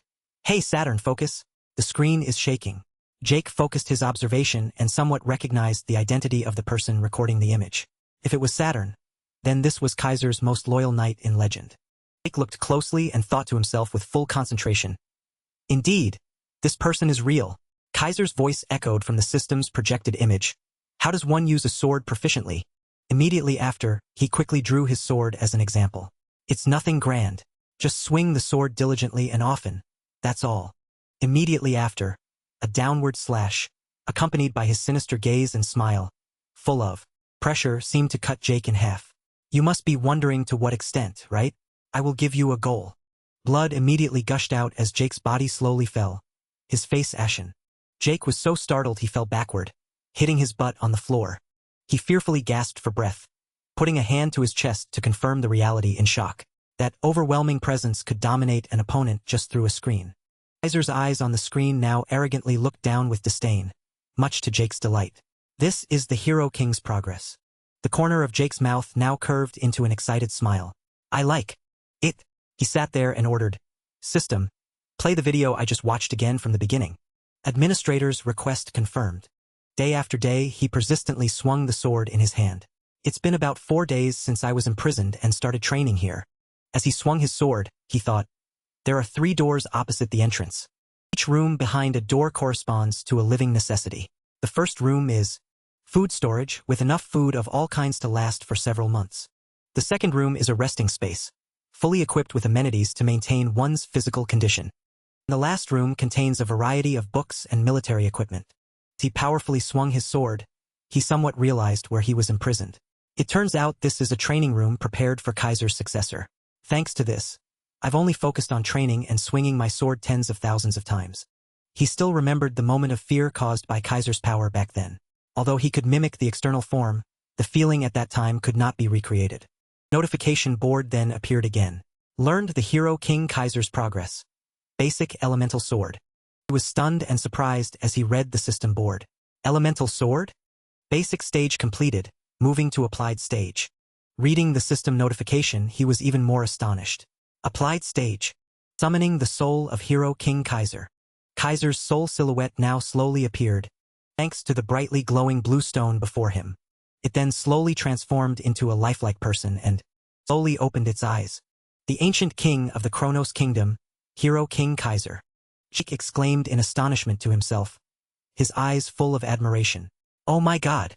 Hero King Kaiser is right before my eyes. With a turn of his hand, Kaiser grabbed the sword sheathed at his hip. Jake's level of alertness and reflexes quickly increased in case of any unexpected situation. Immediately after, Kaiser's sword swung towards him. Jake quickly parried it in worry. Jake frantically tried to use his strength to block Kaiser's sword. What is this? Suddenly, with a slight exertion of force, he was sent flying towards the stone wall. Kaiser's sharp tone rang out. Get up now! Jake covered his mouth with one hand and used his sword to prop himself up, thinking, he wants to push me away with his sword? Feels like facing my master in my previous life.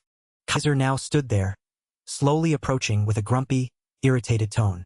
Back then, I was told to learn swordsmanship on my own strength. His eyes clearly showed disdain. If the old knights saw this, they would surely be heartbroken. His killing intent spread, threatening Jake. Overwhelming power. Even so, Jake still had many questions. But why attack? Is it to test my strength? Before Jake could find an answer, Kaiser lunged forward without hesitation. He swung his sword horizontally in a strike towards Jake. Jake quickly and deftly used his sword to block in front of him. After what just happened, he felt a bit annoyed. What? Does he really want to kill me? His eyes were serious and worried as he stared ahead. Damn it! Can I handle this? Kaiser's face before him had become crazed and excited, laughing. What an unbelievable monster! Then, Jake gently took a breath and looked up at the sky. No need to overthink it. Immediately after, he threw that sword aside. I just need to try my best, as always. His eyes now serious, he drew his familiar black sword. Let's go! He seriously accepted the challenge. Hero King. Kaiser then looked at the sword in his hand and calmly asked, You are Saturn Draker's student. You finally succeeded. What was that wind power called again? Without hesitation, Jake immediately charged forward with his sword. Aura! A swing and a clash, Kaiser still parried it effortlessly. Then calmly held his chin, thinking, it doesn't seem to be it. Jake looked at him, his hands trembling after the worried strike. Compared to his movements, the attack is too heavy. The next second, Kaiser charged forward wildly. What does it matter? Two swords clashed once again. Kaiser then calmly said, that's enough fun. He then continuously countered and attacked Jake. Let's see how much more you play around. Jake's feet then temporarily stopped on the floor. His whole body was now trembling with worry, but his eyes showed no submission, even though I somewhat anticipated this. However, Jake was now like a toy to the colossal Kaiser. But I didn't expect such a huge gap. Nevertheless, a faint smile appeared at the corner of his mouth. So this is the Hero King's power. But on this side, I'm most confident in my struggle. Immediately after, the system notification board exploded. Jake, along with his skills, simultaneously surged forward. Dragon skill activated. First kill. Dragon skill activated. Swift travel. Dragon skill activated. Consecutive slashes. Dragon skill activated. Dragon's maw. They simultaneously struck down hard at Kaiser. But when dust cleared, he was still standing there, unharmed. Ah, not a dragon kin, yet possessing dragon skills. The next second, Jake teleported behind Kaiser. Kaiser slowly glanced at each of Jake's skills. And elemental force too. Jake was a bit surprised but still decided to attack. He tried to swing his sword towards Kaiser, but Kaiser effortlessly parried it. Mixed body technique. Jake gritted his teeth and tried to push through. But Kaiser only smiled faintly, full of excitement. After a while, Jake dazedly opened his eyes. Ha! Meanwhile, Kaiser calmly used wind energy to float in the air before him. He smiled gently and calmly. Weakling, you're finally awake. Anyway, you do have many talents. Saturn's talent, the power of the dragon race, and even elemental force. As if he had discovered something new, he fixed his eyes on Jake again. He then gently moved his face closer to examine and ask, you? A part of your soul is intertwined with the spirit world, isn't it? Jake looked up, confused and furrowing his brow. What? The spirit world? Without waiting for Jake to answer, Kaiser asked about his previous journey. You've crossed the boundary of death many times in a human body, haven't you? He continued to mutter to himself. If so, then the use of elemental force can also be understood. Finally, after listening for a while, Jake sat up and gently spoke to him. Since earlier, I've only heard you talk about Saturn's talent, the spirit world, and elemental force, but I don't understand anything. Could you explain it clearly to me? Kaiser sneered disdainfully, glancing away. He directly asked Jake, don't you have a more important goal than those trivial things? Jake was surprised. What? He then pointed at Jake with an innocent expression. Are you pretending not to understand? My true progress. He then demonstrated the elements he possessed to Jake. What you are learning is elemental sword. Elemental force. The pure natural force that creates all things. Jake Draker raised his sword high. A series of energy sources concentrated around the sword, creating water, fire, earth. Thanks for watching the video. Wind. He then solemnly declared, elemental sword is based on and expanded from these 4 elements. Then he brought his sword down. A powerful stream of energy rapidly swirled. In the sky, he seriously continued, elemental sword, force field, storm sword. Techniques using the wind element, force field and storm sword. The source of elemental force for elemental sword is what you call Ezer. Jake Murray witnessed Jake Draker's actions and was dumbfounded. He stared at him blankly, sweat beading on his cheeks as he thought, from the explanation to its power, it's more like magic than swordsmanship. While he was thinking, Jake Draker suddenly turned and spoke. All right, now it's your turn. Jake Murray froze. His mind raced with chaotic thoughts. Wait, elemental force comes from Ezer? But I don't sense any trace of Ezer from Kaiser. Is there a secret to converting it into elemental force? He still stood in the same posture, waiting for Jake's answer. Jake Murray hesitated for a long time, then walked over and asked, so, what's the method to convert Ezer into elemental force? Jake Draker stood stiffly, not understanding the meaning of his words. Suddenly, his sword unexpectedly burst into fierce flames, glowing golden as if to burn everything around it. He then coldly replied, just do it. How should I explain this? Jake Murray froze for a few seconds. His eyes narrowed in thought. Why are all my masters like this? His expression changed slightly. His eyes intently observed Jake Draker's sword, which was absorbing the powerful energy surrounding it, and thought, "It's not that it doesn't exist. You just haven't sensed it yet." Suddenly, the sword glowed with bright blue energy, unexpectedly making him freeze in place. Jake witnessed this and immediately thought, "You must fully concentrate your senses to detect any part of it." Ezra is utilized to its absolute limit. Even so, Jake Murray was determined to try. "All right, I'll find a way myself then." Jake Draker watched, smiling disdainfully. "Starting to get arrogant, aren't we?" Another corner, Jake Murray's mind was in turmoil, racking his brain. "Don't just cling to what you can see. Elemental force too?" Kaiser clearly called my mixed body technique elemental force. So that means... At this moment, he immediately brought his sword forward. Purple energy crackled around it like lightning. His face showed confidence as he thought, "My mixed body technique must also use elemental force." Jake Draker sat on the other side, smirking. He was surprised to see Jake Murray's sword glowing with purple light. His eyes widened as he observed. Immediately summoned, mixed body technique, wind. Energy surrounded the sword as if to tear space apart. But before he could do anything, a sword fell from the sky and hit Jake Murray's head, almost shattering his skull. Jake Draker was the one who struck. He sat there, glaring at Jake reproachfully. "I said use elemental force. Elemental force. Where did you get that imitation word of command evil technique from?" Jake Murray clutched his head in pain. He stammered, "Word of command?" Jake Draker coldly replied, "Yes, word of command is the exclusive power of the dragon race. Dragonkin might be able to use it, but humanity certainly cannot. Every time you use that power, you must be considerably weakened. Am I right? Humans and dragons are fundamentally different, starting from the size of their souls. You might be able to clumsily mimic it, but you will never be able to achieve the same effect. I don't know who created it.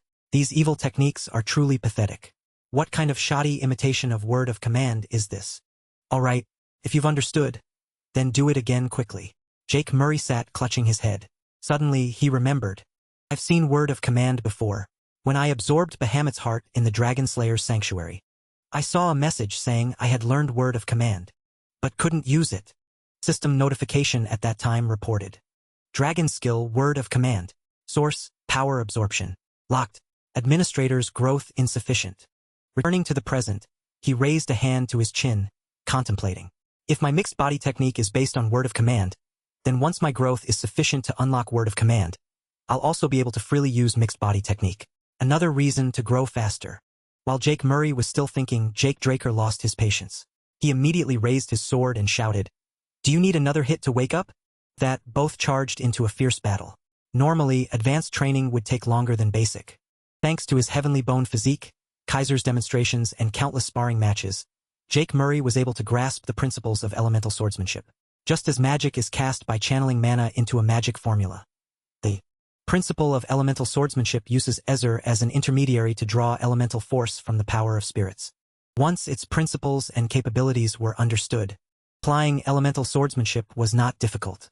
After hours of grueling, sweat-soaked, tear-filled combat, Jake Draker turned and walked away, declaring, "You're finally starting to look decent. Next stage will be even harder, so rest today." Jake Murray immediately replied, "Understood, master." As if remembering something, he quickly asked, "While resting, may I ask a few questions?" Jake Draker, floating in the air, replied, "Ask away. I'll answer everything. No need to be so formal." Jake Murray looked at the elemental force swirling around Kaiser, then paused in thought. "Now that I'm learning, I realize that floating thing is also elemental force." Jake Murray recalled his first meeting with Jake Draker and asked, "When we first met, you saw me use aura and called me Saturn's disciple, right? What did that mean?" He calmly replied, "Aura? Yes, that's what it's called. Isn't it? As its name suggests, Saturn said humanity couldn't use elemental sword. So he created his own technique and you used that technique. That's why I said that. He only passed on his techniques and left mine out. Damn Saturn Draker." Jake Murray listened in silent surprise, immediately thinking about the name Saturn Draker. He then continued to think, Saturn, the Hero King's closest confidant, a noble knight, the one who created the aura cultivation method, was a Draker family member. Don't tell me the founder of the Draker family wasn't Tarakan, but an ancient. Saturn? Why does no one know this? After a moment he spoke, believing he understood. Exactly what is the spirit world, where spirits reside? I can sense the power of spirits after learning elemental sword, but I still don't fully understand the concept. Before he finished speaking, Jake Draker snapped his fingers as if performing a magic trick. Immediately, a raging whirlwind swept in, swirling the air. It then created a transparent barrier in front of Jake Murray. His eyes lit up, and he touched it, thinking, elemental sword, wind force field. So it can be used like this. Kaiser's voice from within the whirlwind explained, technically, they're different, but you can understand the spirit world as the afterlife. And this phenomenon is like the living world. Once you leave your physical body in the living world to enter the spirit world, you cannot return. It's like being blocked by a wall and unable to cross the boundary. Jake Murray exclaimed in surprise. But Master, you said earlier that a part of my soul is connected to the spirit world. And Master, you are standing before me in spirit form. At this moment, Jake Draker immediately snapped his fingers again. Suddenly, an invisible surge of power gradually emanated around him like mist, and he calmly spoke. I've never seen anyone like you before, but there are a few tricks to cross the boundary. In my case, I was helped by a dragonkin. Jake Murray was surprised that Jake Draker mentioned dragonkin. His face paled as he cried out in fear, a dragonkin? But Kaiser calmly replied, yes, is there a problem with that? Jake Murray stammered, dragonkin don't help humans, do they? Jake Draker frowned in surprise, asking, what are you talking about? No creature cherishes humans more than dragonkin. Jake froze for a few seconds, standing motionless, then blurted out, what the hell? Dragonkin care about humanity? Monsters like the evil dragon Bahamut, who tried to destroy the world. So in ancient times, the relationship between humans and dragons was different? What the hell is going on? Jake Draker quickly approached Jake Murray, saying, I still need to explain more, then lightly touched Jake's chest. He then explained, well, you're living proof, aren't you? Your heart and the dragon fang that became your sword. Wasn't it Bahamut himself who gave it to you? He's quite ill-tempered. But there's one thing. Jake Murray said nothing, lost in thought. He also has an easygoing side, which is that he cannot refuse sincere requests. It seems Kaiser and the evil dragon Bahamut once had a rather close relationship. Thinking this, he scratched his head and forced a smile, replying, he said my family was admirable for serving Bahamut for generations and gave it to me. It seems I misunderstood. Jake Draker heard this and laughed with amusement. Still absolutely loyal to himself, aren't you? I understand. You must have had a hard time dealing with that hot-tempered bastard. He clashed a lot with Kronos because of that irritable personality. Jake Murray immediately frowned, thinking, wait, don't tell me Kronos is also the name of a dragon? He pondered for a long time, then asked, you mean Kronos? The name of the kingdom? I've heard Bahamut talk about him a lot. So the kingdom was named after Kronos. He quickly replied, yes, I am his contractor. When I was struggling with naming the kingdom, he just sat there leisurely, sipping tea. So I named it after him. Jake Murray forced a smile, but in his head, he laughed loudly. Dragons drink tea? Is it that famous transformation phenomenon? Jake Draker spoke. Kronos wasn't surprised at all, as if he had anticipated it. Actually, I just wanted his name to be passed down through many generations. Jake replied in surprise. Is that so? Then Jake Murray raised his hand and thought. Thousands of years ago, in the era he lived, humans and dragons lived in harmony. But if the powerful dragon race helped humanity without any restrictions, the balance of the world would collapse, and the living world itself could have been in danger. So they suppressed their power and helped humanity by transforming into human form and forming contracts with each other. Humans who contracted with dragons, like Kaiser, were called contractors. His eyes were full of contemplation, but he continued to think. The reason ancient relics are so valuable is because they were created with the help of dragonkin. But why did dragons and humans become so distant later on? While deep in thought, Jake Draker waved his hand and called out, I'm waiting for you to decipher the ancient texts here. Jake Murray paid no attention and continued to think, I should take some time to look through those historical records. Then he confidently walked forward, holding his sword and following, saying, You've waited for a successor for 2,000 years, haven't you? What's this amount of time? Kaiser, who was relaxing, suddenly stood up and added, Honestly, this sloppy disciple. Let's see how long you can maintain that arrogant attitude. Then Jake Draker walked away, saying, The final advanced training session. Took a deep breath and said, You will fight me directly. But that's no different from before. Jake Murray watched, stunned. His eyes filled with surprise as he thought, The atmosphere is starting to change. Kaiser continued, So I will add another rule. With that, Jake Draker raised his hand, making everything tremble. He calmly stated, From now on, you will not be allowed to sleep or eat. The battle will continue until I say stop. At the same time, a large wall slowly rose, surrounding Jake. Then he declared, "And you may only use elemental sword, just like me." Jake Murray stood opposite, asking, "What if I break the rules?" Suddenly, the atmosphere erupted in flames. Jake Draker had unleashed elemental sword, fire force field, fire dance. It made the entire space burst into flames. The temperature began to rise. The heat made the ground tremble slightly, as if a volcano was about to erupt. At this moment, he lunged at Jake Murray like lightning, asking, "Are you planning to break the rules? If you think you have any life left, then go ahead and try to break the rules." After that, Jake and Kaiser clashed. Fire and water intertwined. After each of their slashes, elemental sword is divided into 4 chapters, corresponding to each element. First, the one based on the fire element. Fire swords and ice swords continuously radiated energy. The chapter of fire. The two quickly separated. Smoke, fire, and water energy filled the air. Jake thought to himself, "It releases intense heat and fire, bringing overwhelming destructive power." His body was burned and continuously regenerated. His eyes flashed with determination as he stared at Kaiser. Then his bloodshot eyes narrowed, his face partially burned. Next, his body was pressed down by an invisible force. The flames gradually died down. The ground also sank downwards. The chapter of earth, based on the earth element. Beside him, Kaiser turned and swung his sword, applying magical power to Jake's body. He struck down at Jake from above. Jake, meanwhile, swung his sword to resist the invisible pressure on his body, realizing it specializes in suppression and pressure through controlling density and weight. He gritted his teeth, trying to resist. Immediately after, he knocked Kaiser back.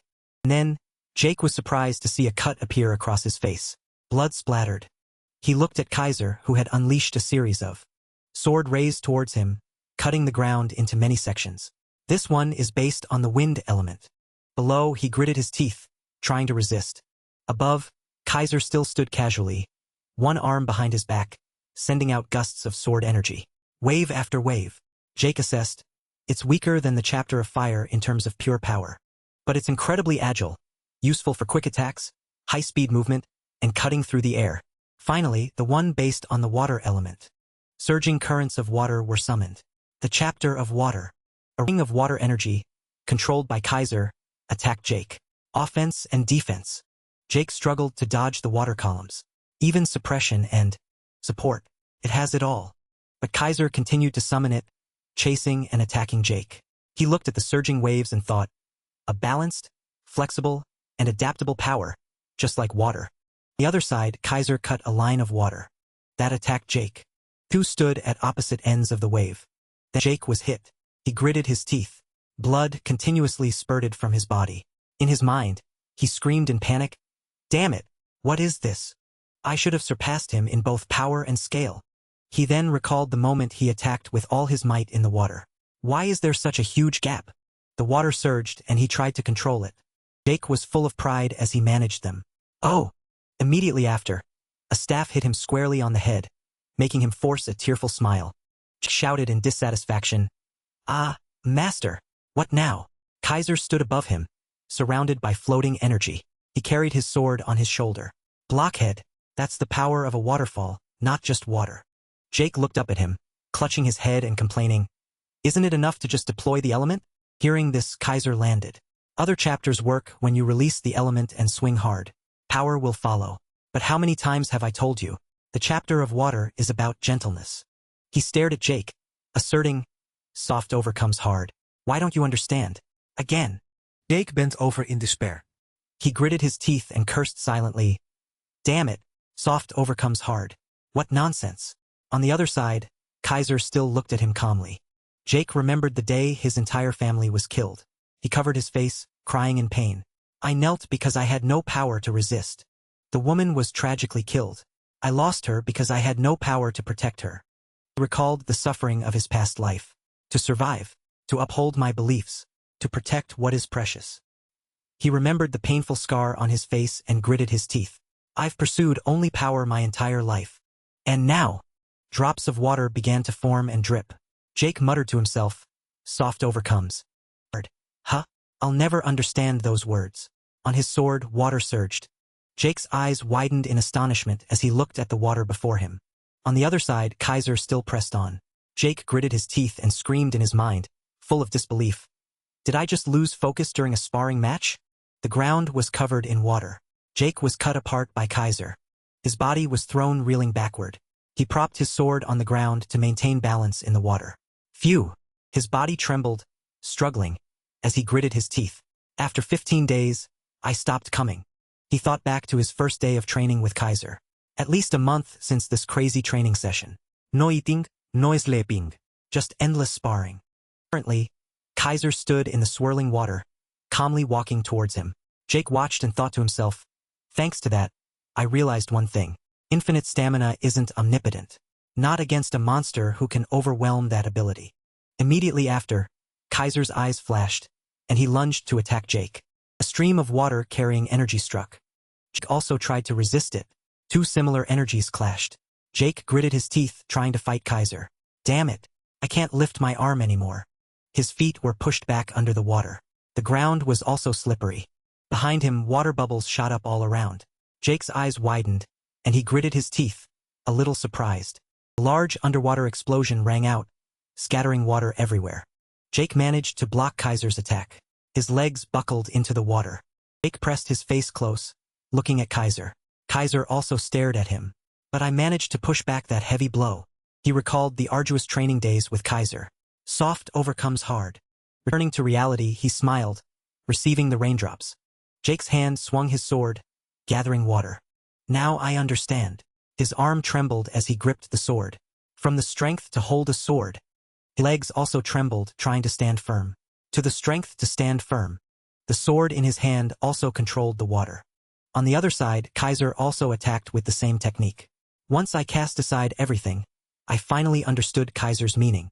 He thought of the red chains binding his hands and weapon. The way I trained.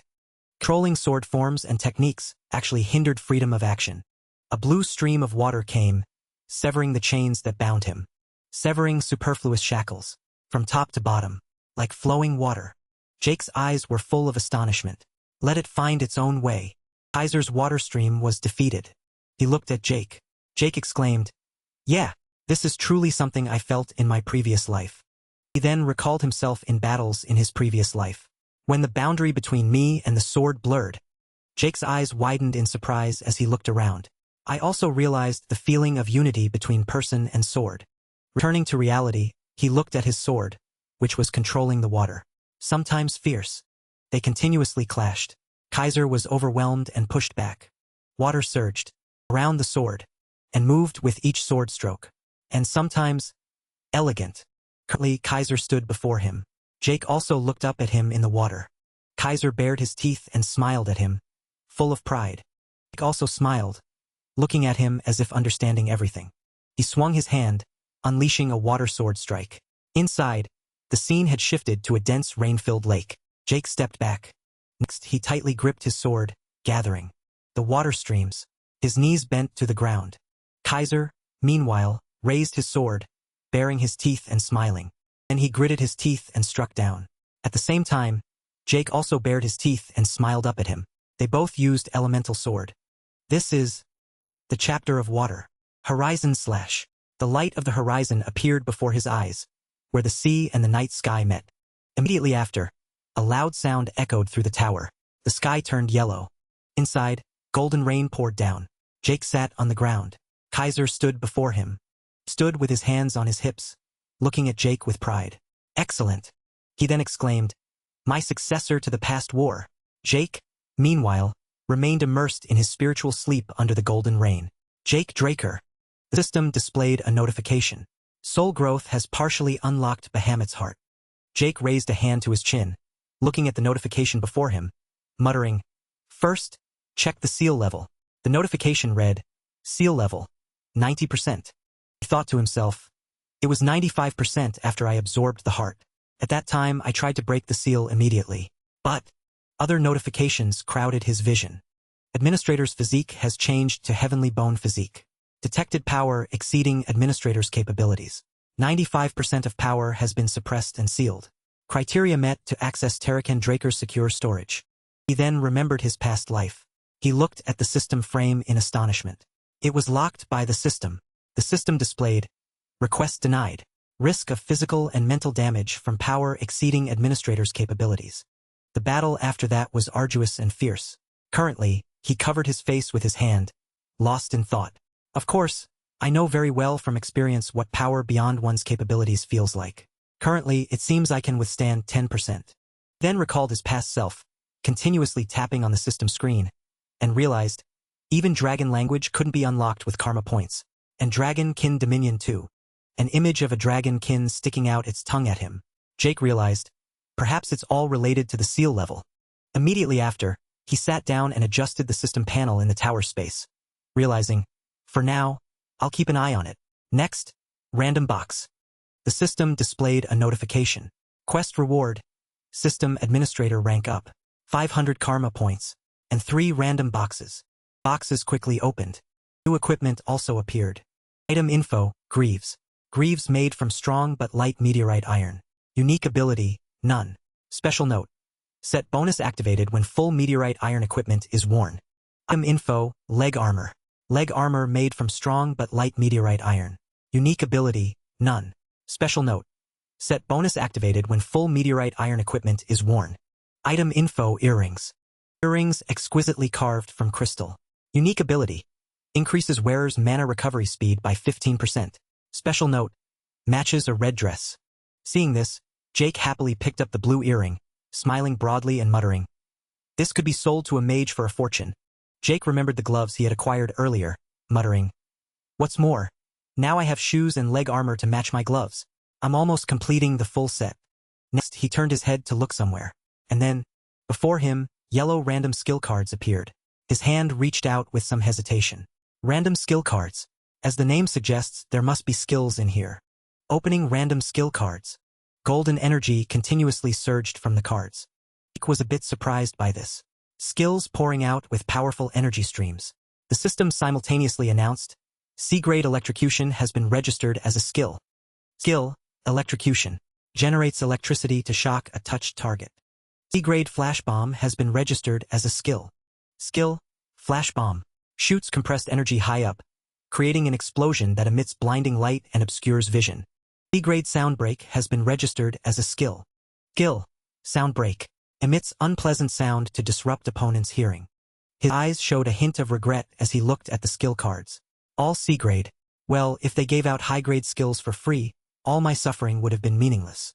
The system announced, skill activated, electrocution. The knife in his hand emitted a small electric current. Immediately after, an electric energy orb was also discharged. Jake saw the electricity spreading across his hand and smiled excitedly. Is this C-grade? He looked at the electrically charged knife in his hand, baring his teeth in a smile. Pretty good power for its grade. He thought to himself, and I can use it in many ways.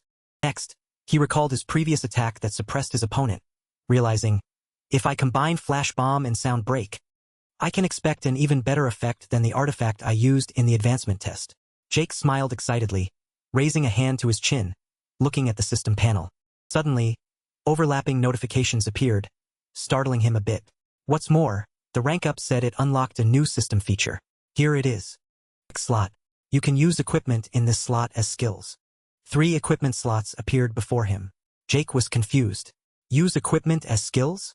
He put a hand to his mouth, intently studying the system panel. Could be useful in an emergency. As he scrolled through the equipment, he thought seriously, since I have infinite stamina and self-healing, I should use these slots for something other than potions. His eyes stopped at something. No. Wait a minute. He then remembered Kaiser and his terrifying power. Even that so-called perfect skill has weaknesses. There's no guarantee I won't encounter someone like Kaiser again. Someone I couldn't handle even with infinite stamina. He recalled the moment he was impaled by thousands of swords and collapsed on the ground. I still don't know the true limits of self-healing. Pressed on the system frame. There's always a what-if scenario. The system displayed a notification. Purchased A-grade healing potion. Salvation. Current karma points, 1465. Registered high-grade healing potion in quick slot. Inside the equipment slot, an image of the potion appeared. Salvation. A masterpiece by Jabir IBM Hassan. Instantly heals severe wounds and restores vitality. Special note. Due to its superior performance, it will not affect the same target a second time, and it has undefined effects. Next, he scrolled through the equipment. Unexpected expense. But at this level, it's worth it. It can substitute for infinite stamina or self-healing. Jake held the potion. And now, the most important reward. He looked at the glowing item in his hand. Tears of the Fairy King. Tears of the Fairy King. The tear shed when hero King Kaiser lost to the mage's scheme. Can summon the Fairy King from the spirit world once by using this tear as a conduit. Jake's eyes were filled with fear as he looked at the potion in his hand. Summon the Fairy King. He thought of the Fairy King's appearance and the blessed tear potion. According to legend, the Fairy King grants wishes to humanity. He looked at it speculatively. If all the legends about Kaiser are true, can I summon the Fairy King and receive a wish? Then Jake looked at the system's item guide. Tears of the Fairy King. The tear shed when hero King Kaiser lost to the mage's scheme. Can summon the Fairy King from the spirit world once by using this tear as a conduit. But there's only one chance. I can't just try it casually. Next, he raised the potion, trying to look inside it. Then he put it back into the system space. He walked towards the tower door. There will surely be a time when I need to use it. Outside, in a fenced forest, a magic teleportation circle appeared on the ground. Jake was quickly teleported, fully equipped. He looked around curiously. This place. Before him was a dilapidated, abandoned house. He looked around. Adventurer outpost. I really did teleport. Immediately after, he jumped off the village gate, thinking, new feature. System teleport gate. Truly convenient. The system displayed a notification. Do you want to use the system teleport gate feature? Please select a destination. Current location. Argo's Kingdom, 8th Adventurer Outpost. He realized, I just need to select a location on the minimap to go there immediately.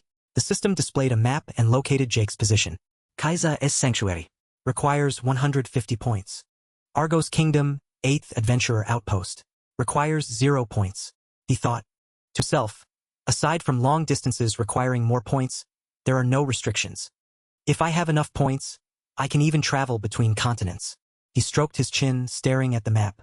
It's not just convenient. It can even shake off those who try to track me. His face was serious as he realized, this will be useful for my future plans. Behind him, a tall tree with golden blossoms caught Jake's attention, confusing him. He looked at the flowering trees nearby. Flowers in winter. Above, the forest was covered in green and yellow flowers. The mountains were no longer snow-capped. Don't tell me. No way. At the campus of Valhalla Academy, the top night training academy in the central continent, students were walking around, chatting with each other.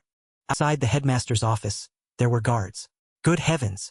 And after 10 years as headmaster, the headmaster, holding scissors and pruning the ornamental plants by the window, exclaimed, I've never encountered a case like this. He tried to calmly complain. A new student appeared a month after the enrollment ceremony. Jake stood beside him, his inner thoughts already screaming in dissatisfaction. Tears streamed down his face. I didn't realize I'd be stuck in there for 4 months, sir. He remembered the letter he received from the instructor. The instructor who gave him the recommendation letter had said, not attending the enrollment ceremony may lead to rejection of admission at the headmaster's discretion. He gritted his teeth, a little worried, and bowed his head. Waiting until next year is too late.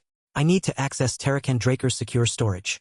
Then he screamed in his mind, I must convince the headmaster at all costs. Outwardly, he remained calm, bowing respectfully and formally. Headmaster, I actually fell into a trance state while training myself to make up for my shortcomings and lost consciousness for a long time. Hearing this, Kaiser was slightly moved and turned around. A trance state.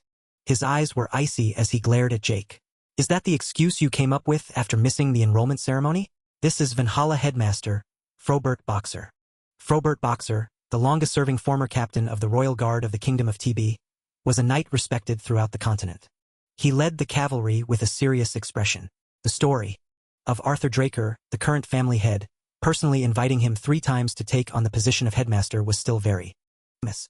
Frobert stood with his arms crossed before Arthur. Jake, listening to his words, still bowed his head, a little worried. He respects honor and principles. Showing emotion will be counterproductive. Immediately after, Jake bowed even lower, asserting, I have no excuse for missing the enrollment ceremony, even if I had 100 mouths. But it is the truth, headmaster. Hearing this, he frowned, pondering, but did not reply, staring intently at Jake. Then he calmly looked at the letter on the table, illuminated by the sunlight. Achieving a trance state is not easy. If it were any other student, I would have accused them of being insolent for talking nonsense. He added, making Jake's eyes widen in surprise. But you are a student recommended by the Academy's founder. I will arrange a position for you. Turned away again. If I assess that your training is more valuable than a month at Valhalla, I will allow you to enroll. Jake continued to listen, bowing. He thought of that guy's smiling face and then thought, even if it annoys me that damn Howard paved the way for me. He closed his eyes, raised his head, and confirmed, "Thank you, headmaster." He thought to himself, but now is not the time to be picky. Next, he pressed the bell on his desk. Someone entered through the door. "Yes, headmaster." Frobert informed the person, "I will immediately prepare an empty training room. Please gather the professors from all departments for an additional admission assessment immediately." They confirmed, "Yes." In Valhalla Academy's private training room, students stood. In the stands and below the steps, Jake looked around, a little worried. Valhalla is different. Before him were several professors whispering and discussing. All the professors here are renowned knights I've seen at least once in the continental newspapers. Frobert spoke. "Everyone is here." Jake looked towards him. His face was cold as he glared at Jake, hands clasped, leaning on the podium. "Show us the results of the training you claim to have undergone." The professors stared at Jake, full of scrutiny. He calmly looked at them. He also gripped the hilt of the sword behind his back and drew it. He thought to himself, what should I show them? Then he swung his sword. He frowned. "I can't show them elemental sword here." On the other side, the crowd stared intently at Jake. "The pressure is incredible. Before me are the people who trained the continent's strongest knights. They won't be impressed by a mediocre technique." Thinking this, he bared his teeth in a smile. His body emitted green energy.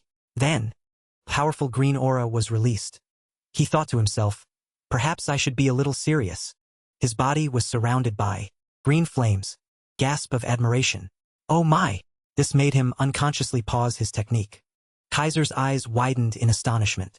"Is that?" A piercing shout rang out. "Isn't that aura blade?" He still maintained his posture with his sword and aura blade surrounding his body. They looked at each other, discussing in surprise.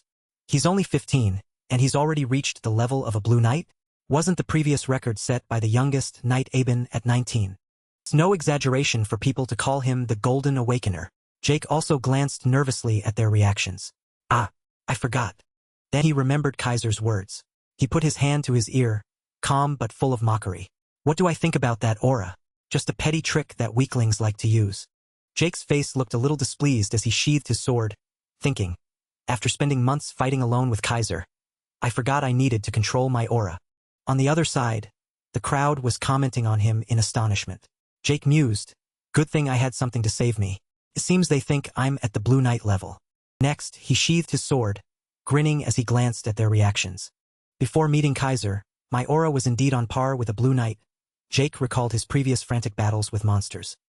After learning the hydraulic techniques and elemental swordsmanship, he and I fought on the water. My aura had surpassed that limit long ago. His eyes were filled with surprise at his own breakthrough, reaching a higher level. Red Knight.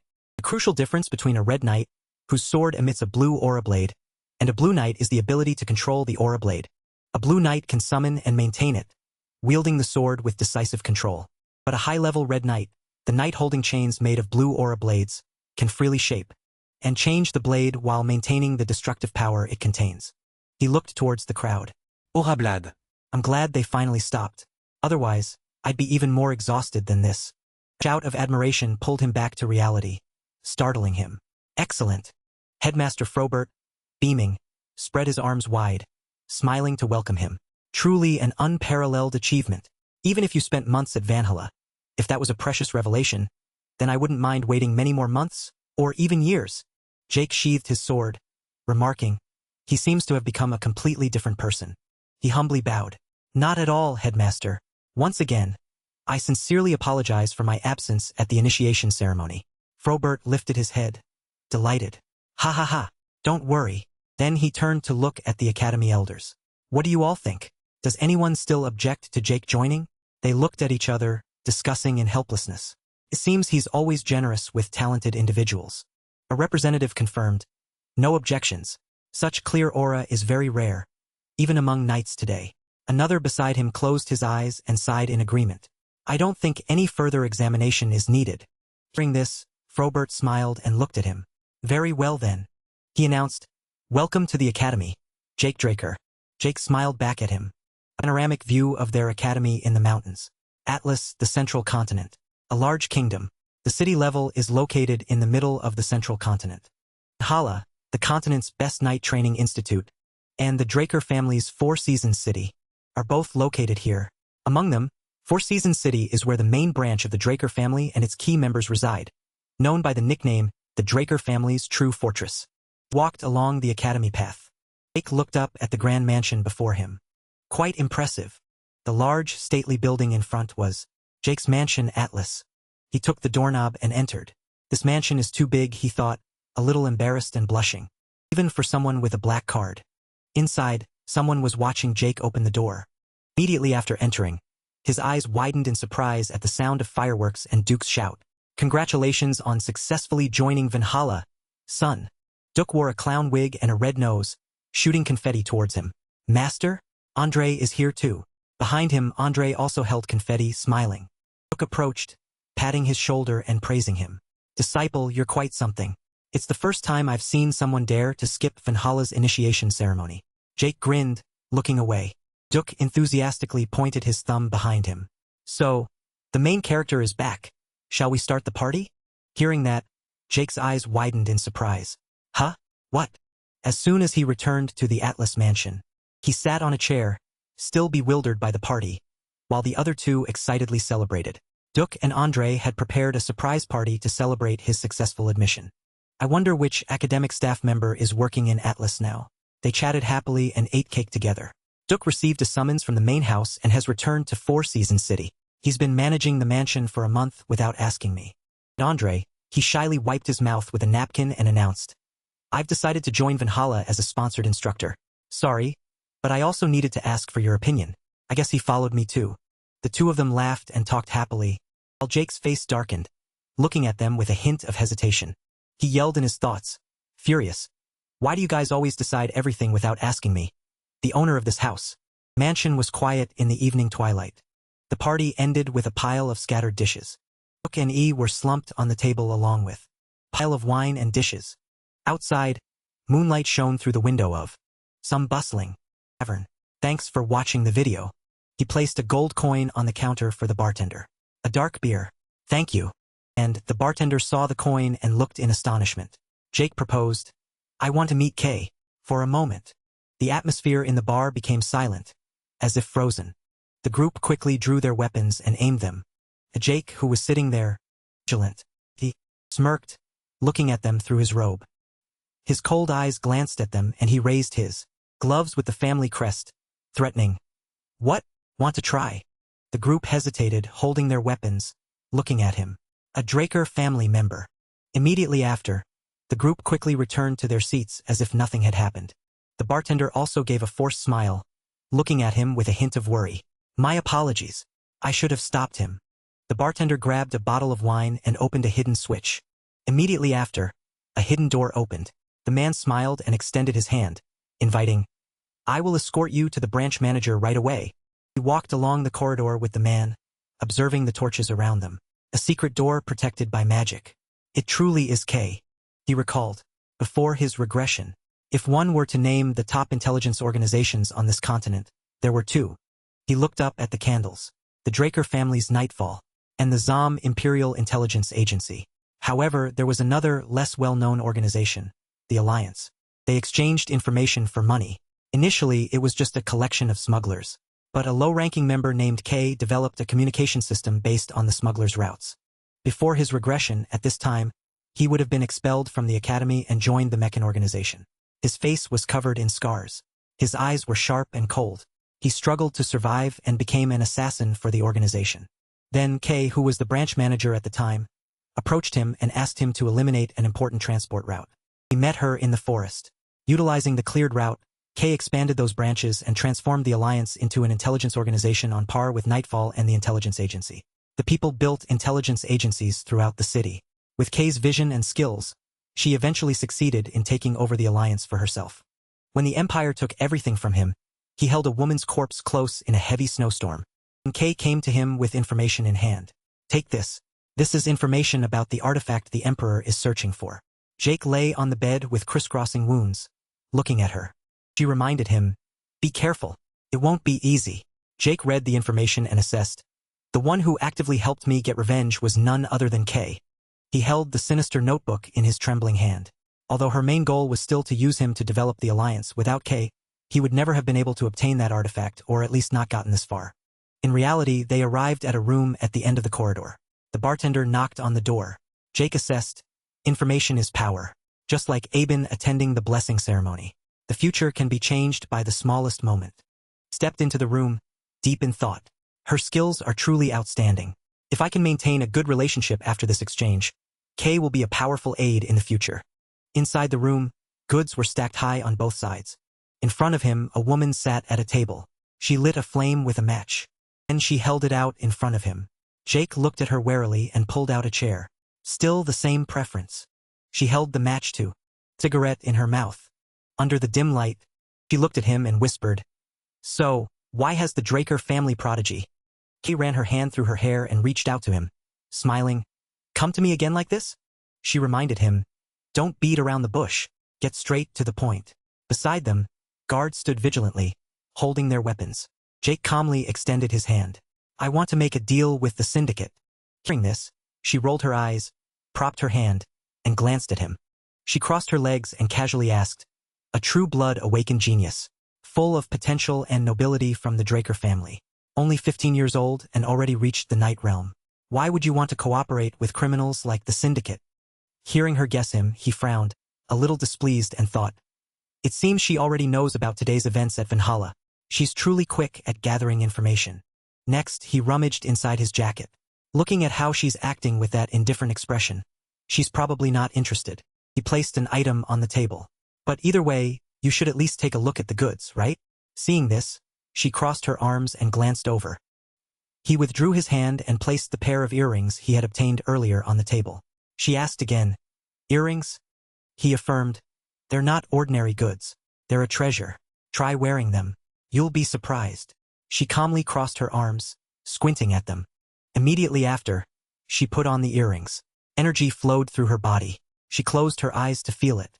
Increases mana recovery speed. Huh? Jake continued to observe her actions. Her face darkened, and she even dropped the cigarette she was holding in her mouth. Energy was still flowing through her body. This cheap stuff. The cigarette fell to the ground and slowly extinguished. Kay looked at the earrings, her face flushed, and stammered, shouting in her thoughts.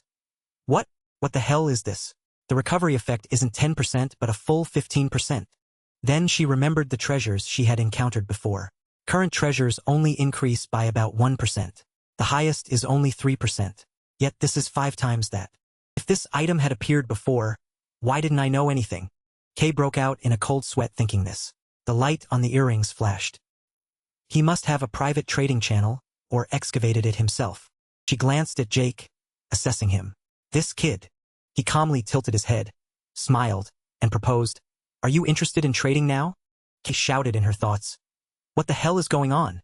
In the basement filled with large and small wooden crates, he made a request. "Just use the personal information I sent to create a new account, and it's done."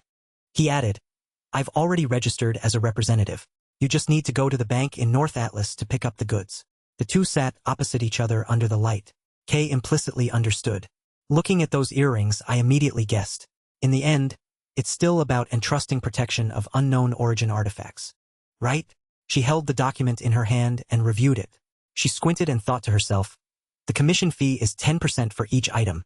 If the total profit exceeds 10,000 gold, there will be an additional bonus. This is truly the highest price we set for a transaction. He even knows I'm a mage. She recalled what he had said about himself earlier and assessed. This guy definitely has an extraordinary intelligence network. I need to pay close attention to him. Immediately after, she rearranged the papers and confirmed, the contract has been established. She held the papers, stood up, and waved, smiling.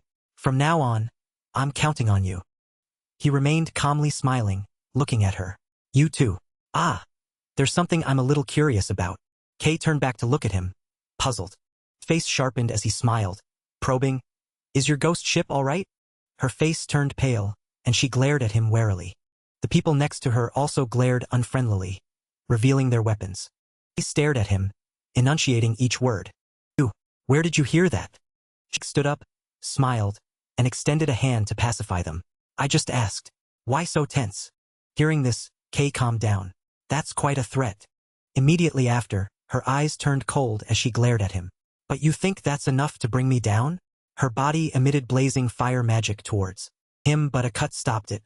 She froze, a little surprised by the dark energy surrounding her. Her eyes were a little hazy. The people around the room also involuntarily trembled when approaching. That dark energy. Kay gritted her teeth and cursed inwardly. Damn it, but I'm missing information. Jake Draker, the youngest knight? No, absolutely not. She assessed. Even the entire Atlas branch or even the syndicate cannot underestimate this guy. As for Jake, he calmly placed his hand on the table, smiling, and set a condition. His body continuously emitted killing intent. Should we switch seats, partner? The syndicate Atlas branch commander's office. Kay sat on the chair while he stood calmly in front of her with his arms crossed. Suspiciously. An oath of pledge? His eyes stared at the paper, smiling. This is truly a mage's touch. He stared at the paper, smiling. This is truly a mage's touch. Explanation. An oath of pledge is how mages typically form contracts, ensuring mutual safety. Simply use blood as ink and sign. Simple yet boundless in power. The signature is affixed to it. When the contract is activated, the opponent's signature will be carved onto one's arm. If one party harms the other, both will die. The violator who injures the other will suffer a contract backlash, bleeding to death. However, if the betrayal is indirect, such as hiring an assassin, the signature will only disappear from the betrayer's arm and a non-lethal curse will be cast, putting them at a disadvantage. The writing on the arm gradually disappears. Back to the scene. Kay heard this and leaned back, looking away. If you understand it clearly, then good. Sign it quickly. I also need something to ensure my safety, don't I? Who knows? One day you might want to kill me. Jake looked at the contract, smiling. His hand lightly cut a line from the knife behind the pen, letting blood well up. He remarked, "You're absolutely right." Immediately after, he signed without hesitation. A magic circle quickly appeared. His name was engraved on it. Jake placed the paper on the table. As long as I can earn your trust, I'll sign as many contracts as you want.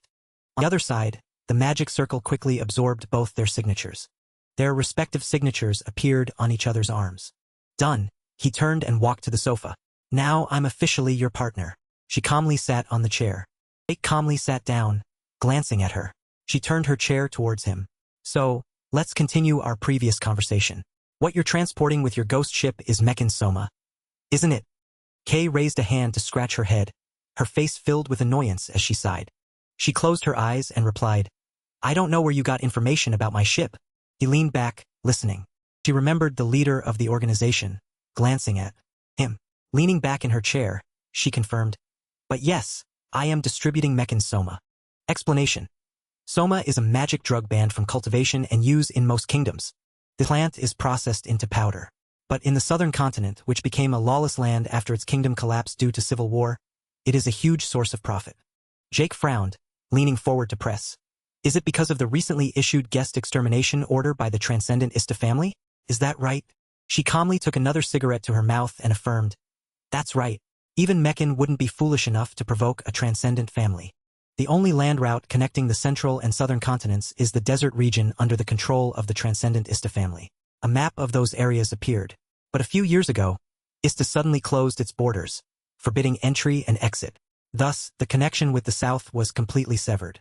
Jake stated, the land route is blocked, and the sea route is controlled by Pavila.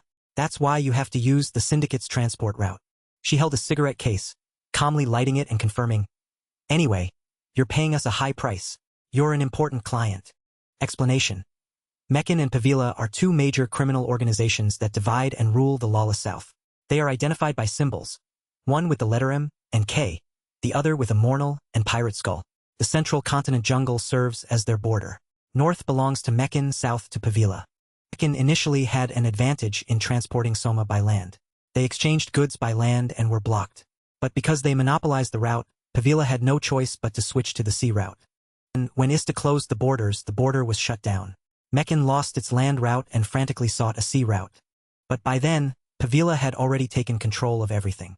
On the other side, they seized the sea route with their ships. Kay lit the match and brought it to the tip of her cigarette. By the way, how do you know about my ghost ship? He silently looked at her. Then he recalled the ghost ship on the sea. The Syndicate's ghost ship is Kay's creation. It's completely covered by an invisibility spell.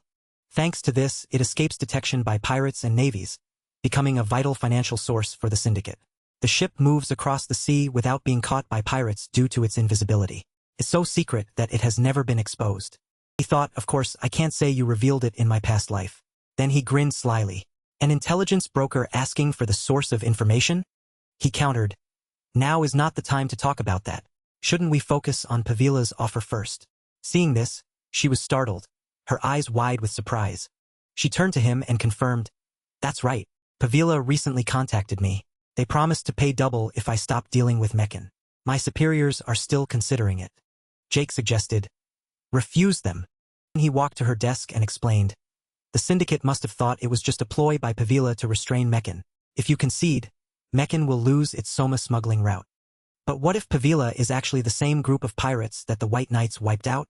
Kay's eyes widened in astonishment. She sprang up, waving her hand to dismiss his idea. Nonsense. Pavila are law-abiding individuals, completely different from those bloodthirsty pirates. Jake shrugged and closed his eyes, affirming, that's just a facade they created for outsiders to see.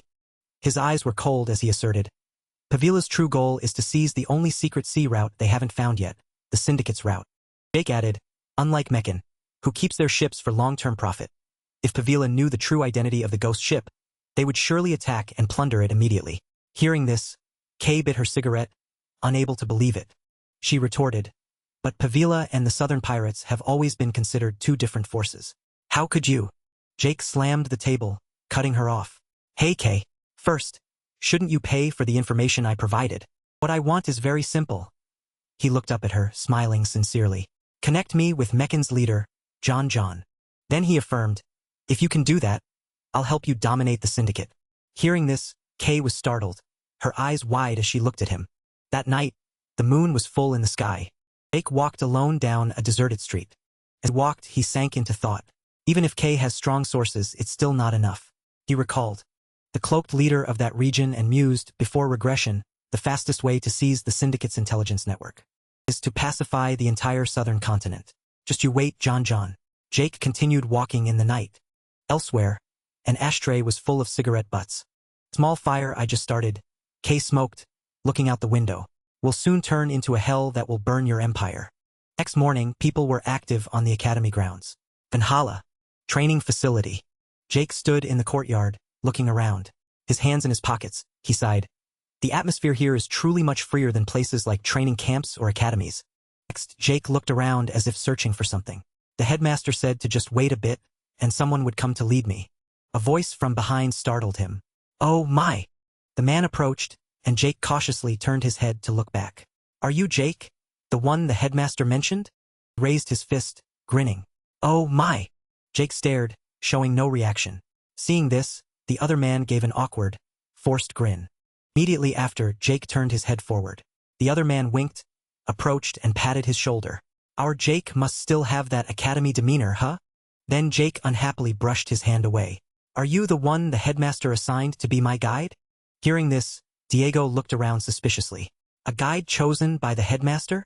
Then he bowed his head, smiled, and shrugged. Hey, why is your voice so tense? Don't bristle up like a porcupine. Calm down. Let's be peaceful. I've been tasked with showing you every little corner of Valhalla. Jake's eyes widened as he thought. He talks without stopping for a second. Diego added, oh, I almost forgot to introduce myself. He shouted enthusiastically, I'm Diego. Jake's eyes widened in surprise at the name. Immediately after, he tried to dance to a song, posing with his tongue out. A new type of music composer, combining medieval melodies with traditional southern rhythms. His eyes were full of excitement and confidence as he introduced himself. That's me, Diego Villa. I look forward to your support, bro. Seeing this exaggerated display, Jake calmly turned his head away. Yeah, I look forward to working with you, Diego. The other man put his hands on his hips, tilting his head in confusion. Immediately after, he walked beside Jake. Oh, the atmosphere has calmed down, hasn't it? Very bro-like. Jake walked calmly. That's just what you think. The other man talked incessantly, while Jake assessed him in his mind. Rhythm Knight Diego Villa. I didn't expect to meet such a talent. The one who will later be known as one of the 5-star knights. Introduction to the 5-star knights. This is a title for Southern knights who achieved great feats in the Continental War before I regressed. Silent Knight Bysoft Castig. Arena Knight Jeffrey Sanma F. Illusion Knight Aster Eladipo, Lightning Knight Rena Draker, and Rhythm Knight Diego Villa. Their images appeared in his mind. In front, Diego was still running excitedly. Speaking of which, he looked into the void. I heard a rumor that all 5-star knights came from Valhalla, right? I need to verify if that rumor is true. The narrator stated, if things go smoothly, I can soon expand my influence here. Meanwhile, Diego intimately draped an arm over Jake's shoulder. They walked together in the courtyard. He was very friendly. Walking back and forth is tiring. Want to try some southern food? Bro? I don't have any good memories of that food. You just haven't found the right place, bro. Here, then. Immediately after, Jake took a loaf of bread and bit into it. His eyes were filled with surprise and admiration for the bread. Absolutely delicious. Opposite him, Diego proudly spread his arms. Of course, bro. He looked down at the fragrant food on the table and introduced, food from the shark family, a specialty only found in Valhalla. Even a native southerner like me has to admit it's top-notch. Jake agreed. I have to admit it's delicious, even better than local dishes. He wondered, huh? You've been to the southern continent? Jake confirmed while eating. I just said that. Their conversation echoed. Then he held his teacup, looking at the other boy, wondering, by the way, a native southerner like you, why did you come all the way to Valhalla? Diego added sugar to the teacup in front of him, his eyes wide as he replied, that's a long story, but actually my parents used to be leaders of a small kingdom in the south. Hearing this, Jake couldn't help but wonder, Rhythm Knight and Southern royalty? Then he recalled the alliances and their networks there. The southern continent is an alliance of small kingdoms around the Gusco kingdom. Most of those kingdoms must have migrated to the central continent when Gusco fell due to civil war. On the other side, the boy still smiled brightly, twirling the spoon in his teacup. In other words, I'm a noble prince here. Jake's face drifted away as he thought, even though that background means nothing now. I didn't expect royalty to have someone so lively and energetic. He remembered the rules and sword techniques of his family's knights, sighing. But the conservative old men insisted on maintaining the royal dual sword art.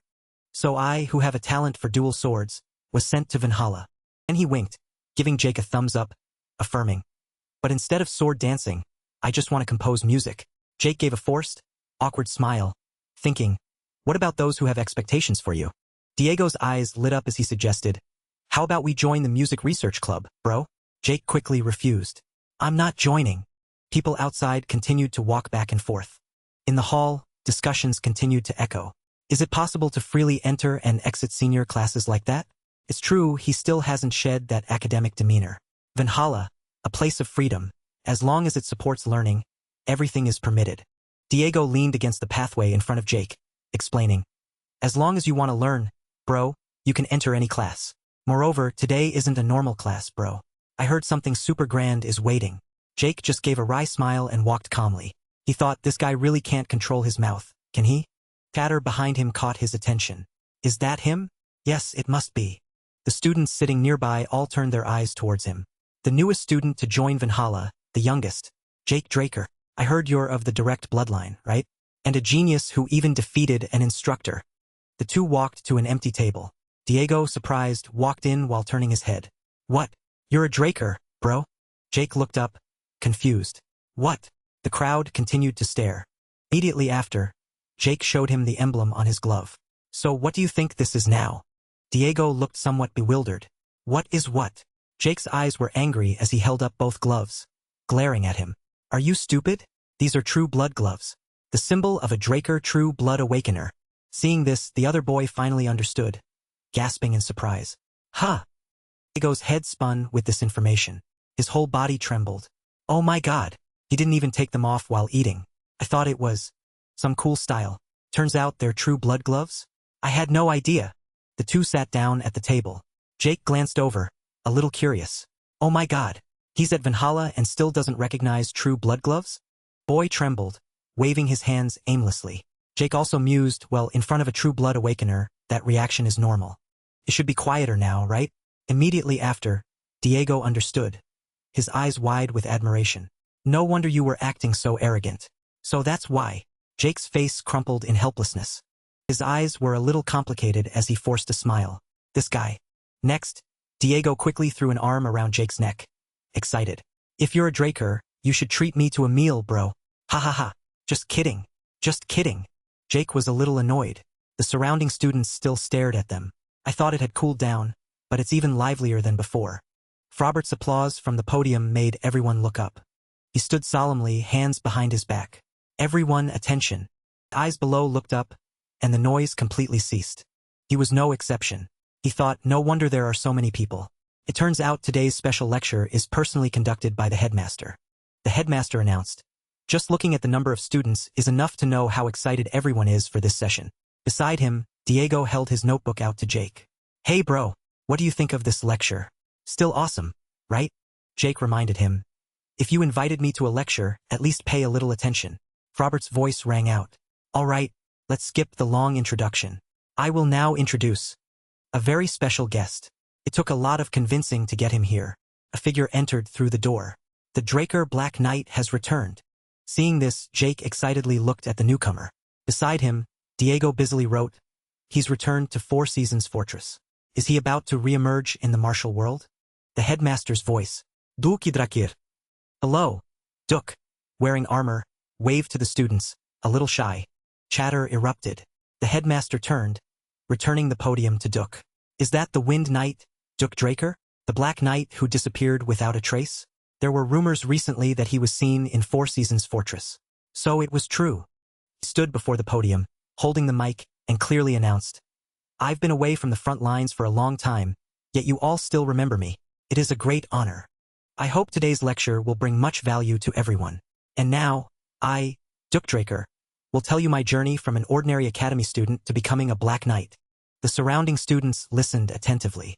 Jake covered his mouth, commenting, What is this? I didn't expect him to be so captivating. Immediately after, he spoke nonstop, making the students a little bored. Some slept, others sat in agony, listening. Jake also forced a smile. Above, Duk spoke nonstop, full of enthusiasm. Jake thought helplessly, he's been bragging about himself for 2 hours now. I wonder when he'll finally finish. Seeing the students' boredom, Frobert quickly ran up and intervened. I told you, reconsider, but Arthur still, I apologize. Although I regret it for the students who are listening attentively, time is up. Duk looked a little bewildered. Jake secretly praised, excellent, headmaster. Next, Frobert pushed Duk aside and continued. Our second speaker is familiar to everyone, so no lengthy introduction is needed. Despite being busy with her role as a guardian knight, she still made time to come today. Seeing this, Jake was a little surprised. The Draker family divides knights into 4 ranks: Junior Knight, Intermediate Knight, Senior Knight, and Guardian Knight. The order is arranged in a pyramid shape. Among them, Guardian Knight is the highest rank, with power equal to the Council of Elders in the family. Seeing this, Jake fell into thought. Beside him, Diego was still furiously writing. Therefore, the number of Guardian Knights is less than 10. It seems the second speaker is no ordinary person. The headmaster's eyes were a little hazy. He looked at the wall clock and then looked at the watch on his wrist again.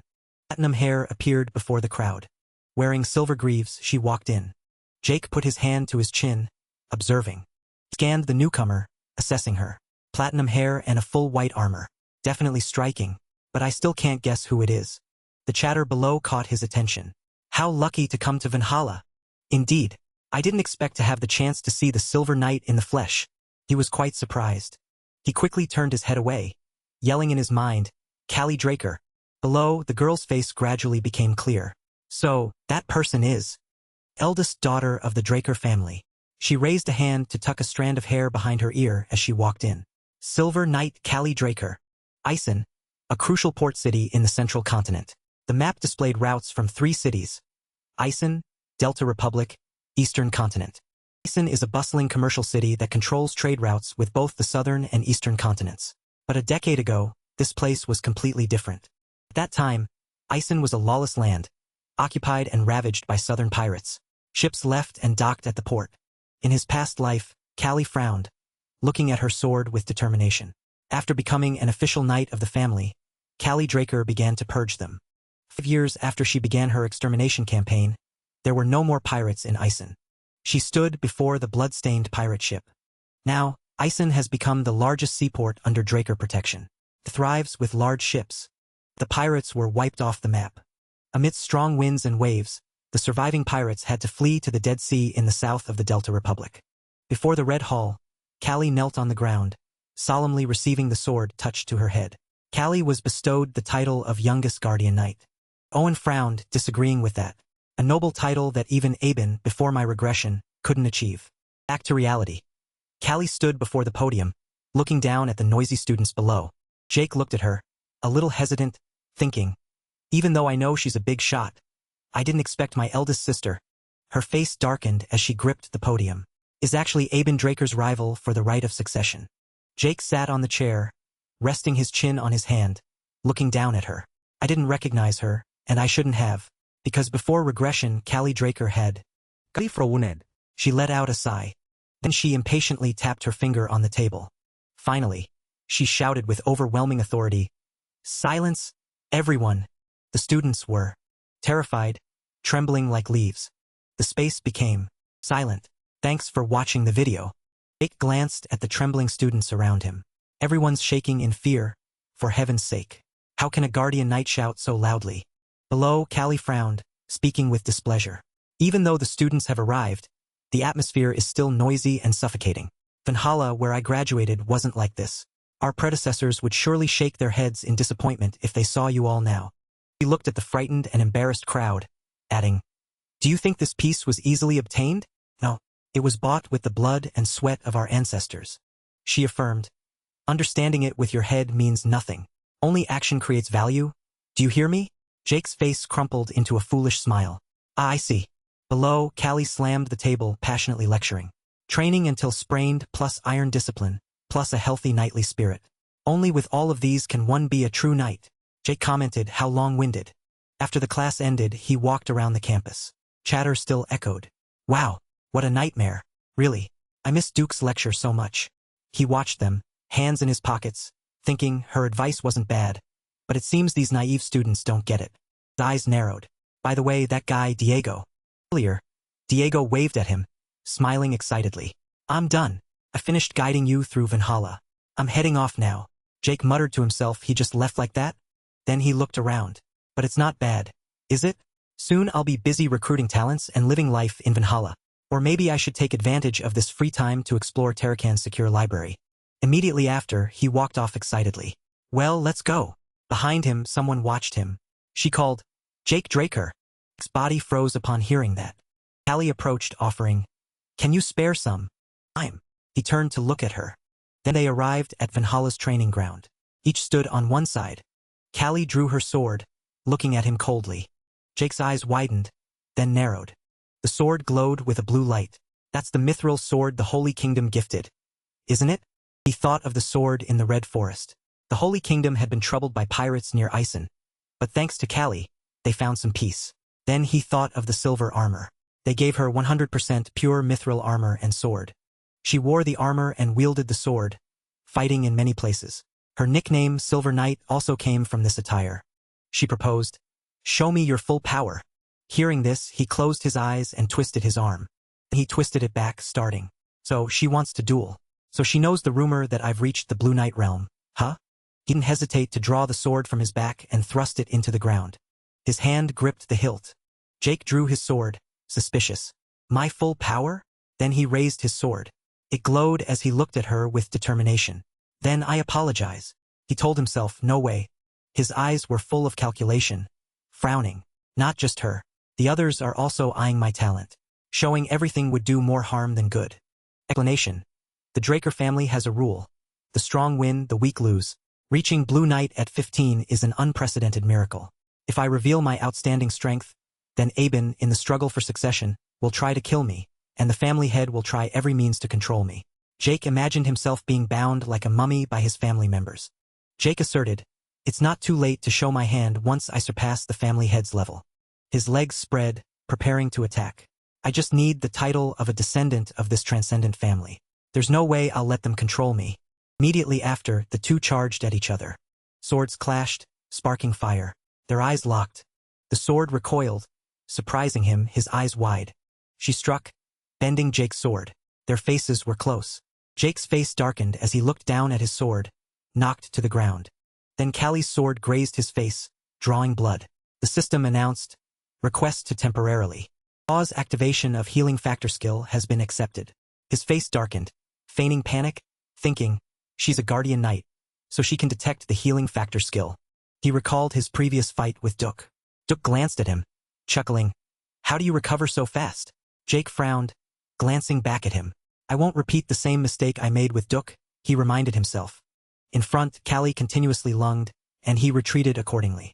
Then she swung her sword back. Jake seized the opportunity to strike. His face darkened as he brought his sword down. A strike from Callie sent his body flying backward.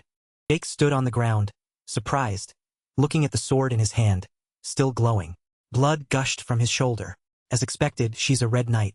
Forcing my power down to blue knight level to face a red knight is indeed a bit difficult. On the other side, Callie also leaped up. From above, she struck down. Jake gritted his teeth, looking up. She swung her sword back. To gain momentum, and he also raised his sword. The sword strike came down. Jake swung his sword to block the strike, surprising her a little. He glanced at her. A loud explosion échoued. Smoke and dust filled the surroundings. Their swords still clashed, sparking fire. Callie stated, if it were a normal sword, it would have broken in half by now. Her eyes were cold as she looked down at Jake, who was kneeling on one knee, raising his sword. To block, Callie praised, not bad, your sword is good. He looked at her, his hands trembling, gritting his teeth. Sparks flew. Their bodies sprang back, creating distance. He looked at her, wiping his face, panting, thinking, forcing my sword to match the blue knight level to fight her red knight level was a bit reckless. It was cold. You think keeping this distance is safe?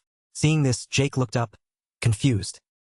His eyes were somewhat surprised as he looked down at the blue light beside him. I completely forgot. Before being known as the Silver Knight, Callie Draker also had another nickname, Giant Strength Sword, because her sword swung like a giant blade. Immediately after, Callie swung her sword. A few threads of the decorative tassel on Jake's shoulder were cut, startling him a little. Jake gritted his teeth, his eyes wide. Blood gushed from his mouth, struggling. Sword in his hand flew away. The wall behind and above him was cut and shattered, falling down. Sword flew out and plunged into the ground. Smoke and dust obscured the surroundings. Jake saw the situation and was a little bewildered. Damn it, my force control wasn't good enough. But her eyes widened as she looked at him in the smoke. The blue lights and smoke gradually faded. Jake staggered out of the hole. His hand rested on the wall. Then he wondered, my acting should be good enough, right? He raised his hand to wipe his chin, smiling at her with a struggling face. He thought, hey, are you satisfied at all? Huh? Surroundings were full of rubble and smoke. Callie looked at him, a little surprised, sheathed her sword, and praised, impressive Jake. Jake's body trembled, gritting his teeth, trying to lean against the rock behind him as he stepped forward. She affirmed, to block that single sword strike, you far exceeded my expectations. Then she frowned and nodded. Finally, she looked up at him, determined, and proposed, Jake Draker, I actually have something I want to ask of you. On this side, Jake quickly fell to the ground. Callie was startled to see this. She rushed over in a panic. Jake, are you all right? He held the struggling Jake in her arms. He clutched his arm, grimacing in pain. Damn it, severe internal injuries. She cried out, did you overuse your aura? Next, Callie rummaged through her bag. She opened the cap of a potion bottle. Then she poured it into his mouth. This is the family's finest recovery potion. Drink it slowly. His body was enveloped in a red glow. She laid him on the ground. The system announced, administrator's request confirmed. Class skill. Recovery factor is now continuously active. Jake squinted, observing the situation. This should be enough to avoid suspicion. Activating the recovery factor that was temporarily paused. All of this was staged. Thought back to when he drew his sword.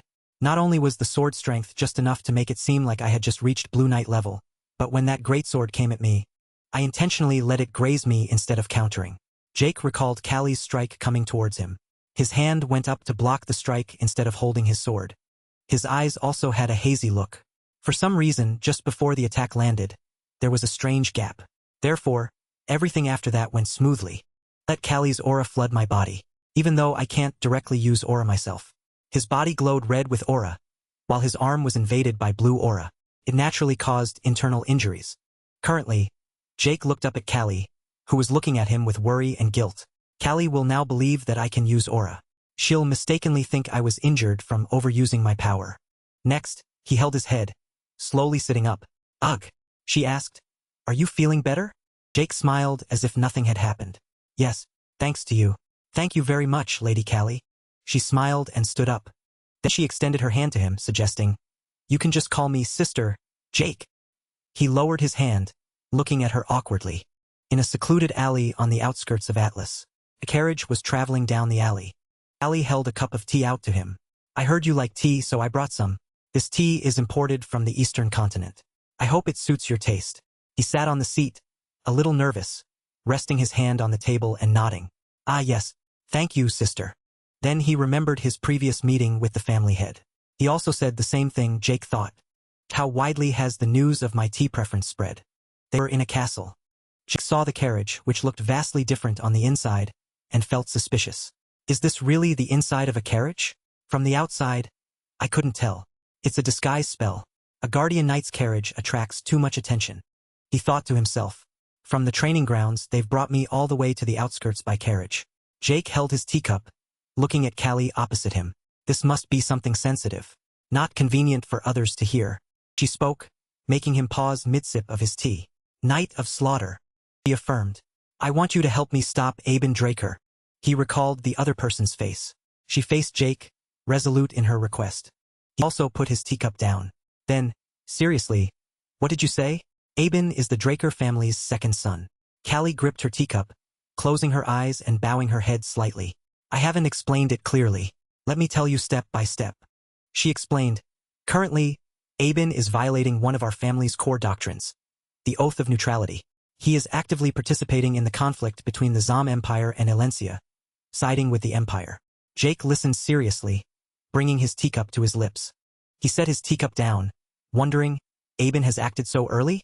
Then he asked Callie, "The 4-star Knights still don't know about this?" She confirmed, "No, they're turning a blind eye." Jake looked into his teacup, saying nothing. She then added, "Currently, the council is divided. One faction within the Council of Elders has begun supporting Aben and the Empire." He confirmed, "Are you saying the elders have all been bribed?" Callie replied, "A few are still maintaining a neutral stance."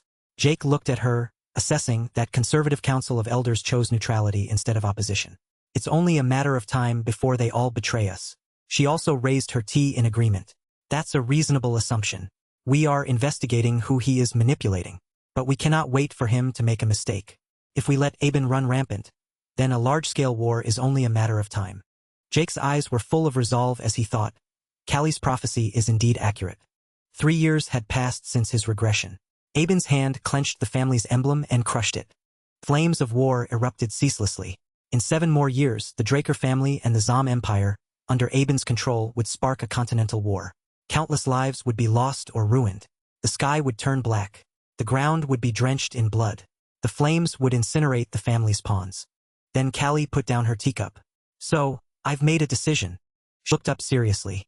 "To establish a force strong enough to stop Aben." Callie thought of those he had swayed.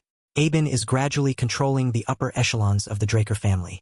He probably believes that once he controls the head, the body will naturally follow. In contrast, she also commands soldiers. But true knights do not bow before power. They follow justice and noble ideals.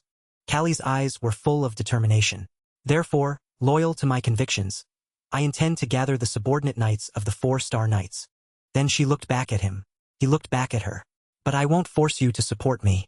You are still young, and a true blood awakener. A bright future awaits you." Jake calmly narrowed his eyes and brought his teacup to his lips.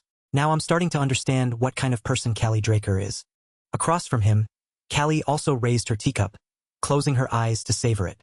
Jake assessed inwardly, she has firm convictions. Yet, she is flexible enough to bend for the greater good. A righteous and pure person. A flaw in her great sword art. Perhaps it appeared because she was worried about me. He thought of the previous sword strike. Her figure, wielding a sword, flickered behind the gentle figure in front of him. A true Draker, strong and righteous, but also incredibly gentle at heart. She lowered her teacup and confided, "If things don't go smoothly, you could be labeled a traitor. So, you should take your time to decide." Jake set his teacup down. "Thank you for your concern." The chair vibrated. Jake knelt on the ground, placing his fist on the floor before Callie. "I've already decided." The teacup in her hand rippled. "Next," he expressed to her astonishment, "though I am still lacking in experience, please allow me to participate in your knightly act." Hearing this, Callie smiled. "Thank you, Jake." That afternoon at the Valhalla research facility, Jake looked at the system window before him, thinking, in my past life, I only had sparse family information through K. But I didn't expect the corruption to have started even before the Continental War erupted. Family wasn't bound under Aben's rule. The reason I wanted to leave the Draker family early was to avoid Aben's interference while building forces for the Continental War. He thought of Callie. But if there's someone who shares that goal, I don't need to leave anymore. Jake walked through the campus, lost in his thoughts. No, actually, that's perfect. Staying in the family makes it easier to monitor Aben. I'll reduce my efforts. To achieve that, I need to become an official knight and guide public opinion to support Callie. Although she is the eldest daughter and a guardian knight, Callie is not an awakened pure bloodline. Nor does she belong to a powerful lineage. In my past life, she failed at the hands of Aben's faction and couldn't save the Draker family. He thought of the current balance. Myself and Callie on one side, Aben on the other. But if I, someone with an awakened pure bloodline, become a knight and stand behind Callie, that should be enough to stir up that biased public opinion. He recalled his decision to kneel before Callie. Thanks to that, I even played the role of a knight, even though I wasn't qualified. He calmly scratched his ear. On the system screen was a map. He ignored it all. Anyway, we're almost there. Valhalla Research Facility, Central Library. Before Jake was a colossal building. The reason I traveled all the way to Valhalla was to access Tarakan's top-secret archive. He entered. Inside were vast floors of books and study desks. The system notified him when he reached an inner room. You have arrived. Jake looked around suspiciously. This is the top-secret archive? The system window faded. His face showed a hint of disappointment as he touched the books on the shelves. Seriously, this is far worse than I imagined. His hand lightly touched and read the titles on them. They're tiny and contain nothing but useless old books. He thought of the Heart and Fong, complaining because it was marked by the system. I thought this place would hide something crazy like Bahamut's Heart or Fong. Jake rubbed his shoulder, winking as he grumbled. Damn it, was that a waste of time? His feet moved around. Suddenly the system appeared. Update button detected. Before him was a glowing teleportation gate. The system window also displayed. Jake looked at it, eyes wide with suspicion. Bookshelves gradually appeared. He was bewildered. What is this? Next, he stared wide-eyed at the system window. Above, it reminded him, synchronizing and updating Tarakan Draker secure storage from an external administrator. Jake wondered, an external administrator? Does that mean Tarakan was also a system user like me? Then he looked at the forming bookshelf with suspicion. If that bookshelf only responds to the system, no wonder no one has found it until now. The system continuously notified him. Tarakan Draker secure storage data has been synchronized. You can now access Tarakan Draker secure storage at any time through the system. Providing categorized index for efficient browsing. 1. Operational Guide Handbook. 2 Dragon Slaying Technique en Book V5.21. 3. Reference Materials. 4. Collection of Growth Maxims. He stood before the newly teleported bookshelf, dumbfounded. Alright, I'll deal with these complicated things later. To be honest, the titles sound rather mundane. System. Find me what will help me grow the most right now. The system confirmed. Administrator's request has been recorded. A book suitable for the administrator's request has been found. He looked at the glowing book on the shelf. Oh, is it this one? His hand held the cultivation technique book with a hint of suspicion. True Dragon Sword Art. Then he shook it back and forth, looking around. Never heard of this technique before. Let's see. The author is... Jake's eyes were filled with astonishment. He thought of that night. Hero King Kaiser's closest confidant. Hero King Kaiser's closest confidant. His eyes were full of doubt. He squinted, disbelieving the truth. Inside the corridor, sunlight streamed in from the window. Room opened, light shining within. On the table, someone was diligently writing. I, Saturn Draker, wish to explain the reason that fueled my will to create this ultimate technique. He sat under candlelight, meticulously writing. The bond between dragons and humanity originated from the great Hero King. Thanks to him, even weak humans could form contracts with supreme beings, dragons. However, dragons did not support humans for noble reasons. He gripped each line of text. They simply pitted humanity, because compared to other races, humans were always the weaklings, lacking in every aspect. Towers on the table sprouted like mushrooms. From then on, the number of contractors soared rapidly, and around them, an independent civilization flourished across the continent. However, this extraordinary development made me uneasy. He thought of the terrifying appearance of dragons, muttering to himself, I fear dragons, if such a superior species helps humanity merely out of compassion. He thought of how the cogs of human life would be turned. Then they could just as easily turn their backs and destroy humanity at any time. And if that fear were to come true, if the flames of war erupted in the human world, then humanity would surely be annihilated in a single night without resistance. He sat solemnly at the desk, writing these lines. For that reason, I embarked on a quest to find a method to counter dragons. Then he thought the first thing I thought of was magic. But magic was the first gift dragons gave to humanity. Dragon claws placed on human hearts, drawing a circle around them. Human hearts were inherently unable to generate mana, but dragons carved magic circles into hearts, helping humanity utilize magic. Then he thought of Kaiser. Therefore, using magic to fight dragons is no different than using the dragon's own power against them. A completely illogical endeavor. The next thing I thought of was the Hero King's elemental sword, a power that even dragons feared. Inside his body, the power of icy water surged. However, that power is only for those with the bloodline of the fairy royalty. Papers piled up on the table. Thus, I dedicated all my efforts to seeking a new power entirely belonging to humans, transcending human limits, from the original northern sword arts to the mysterious eastern powers. A teacup appeared on the table, along with countless books of all sizes. Ironically, the one who wholeheartedly assisted me in this research journey was Kronos, the Hero King's contract dragon. The other person's body glowed with blue energy. When I asked for his reason, Kronos merely said he did it for amusement. But in his eyes, I recognized the prolonged research process. And finally, Kronos and I discovered a new power called aura, not mana, but the only power that humans alone can harness and use. The heroic sword lay beside the book he created. After finding that clue, when the Hero King departed from this world, I continued to devote my mind to researching aura. He looked at the marks on the old, tattered books. Before long, that research achieved results. I compiled all knowledge about aura, from its concept and operation to the sword arts that utilize it. Then I compiled it into the ultimate dragon-slaying technique. People moved around the city, some adorned with jewels. He continued to write diligently. Fortunately, as of the time I write these lines, the fear of dragons betraying humanity has not yet come true. But I am certain that one day, this sword art will become necessary for humanity.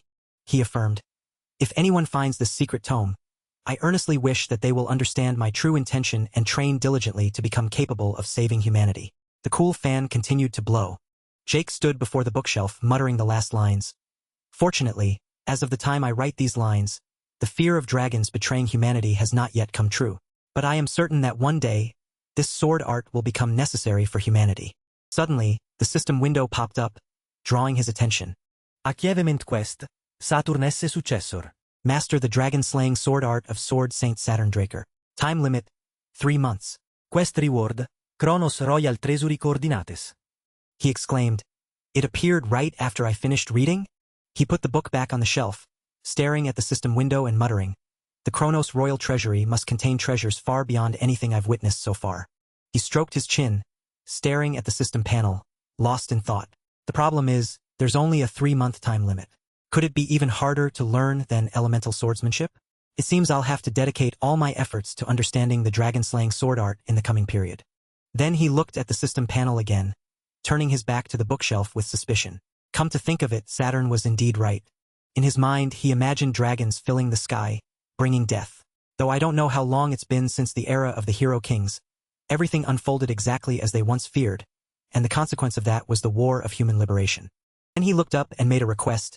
System, in the secret archives, is there any useful information, such as Tarakan's diary? Replied, Administrator's request confirmed. A suitable document has been found. Recreating magical image data. Tarakan's diary. He stood in the room, bewildered as he was teleported to an empty desert. His eyes scanned the room cautiously. The space around me is changing. He stood, recalling when he was in the system space like during the beginner's guide activation, when everything suddenly warped. Above the space, a blinding light appeared. Jake stood in the desert, looking around, confused. Where is this? His eyes burned as he turned to look at the light behind him. It seems to be a space created by the system. Jake peered at the blinding golden light behind him. His feet stepped back. The dragon also roared. Jake saw it and was startled in surprise. The system reminded him, Class Skill, Indomitable Spirit activated. His face turned pale with fear, his whole body trembling as he stared wide-eyed at the dragon. The feeling is so real, it's like it's happening in reality. For him, a massive dragon thrashed in the sand. It's no surprise it was considered the pinnacle of all creation in the past. A dragon. Voice echoed from behind, making him glance over. Bahamut. The dragon's figure faded. He also looked up at it. So that's it, it's the evil dragon Bahamut. Behind him, a figure also stepped forward. Furthermore, he glanced back at the approaching person. Someone whose presence I didn't detect until they spoke right behind me. Figure was blurry, wearing a robe. This person is a monster in some way, different from the ones I've met. The person's body passed through him, leaving Jake bewildered. He raised a hand to his chest, looking at the other person cautiously. He just walked through me. Could it be that this time I'm just entering a memory fragment saved as an image? And now, the scene unfolding before my eyes, recorded under the name Tarakan's diary. Could it be?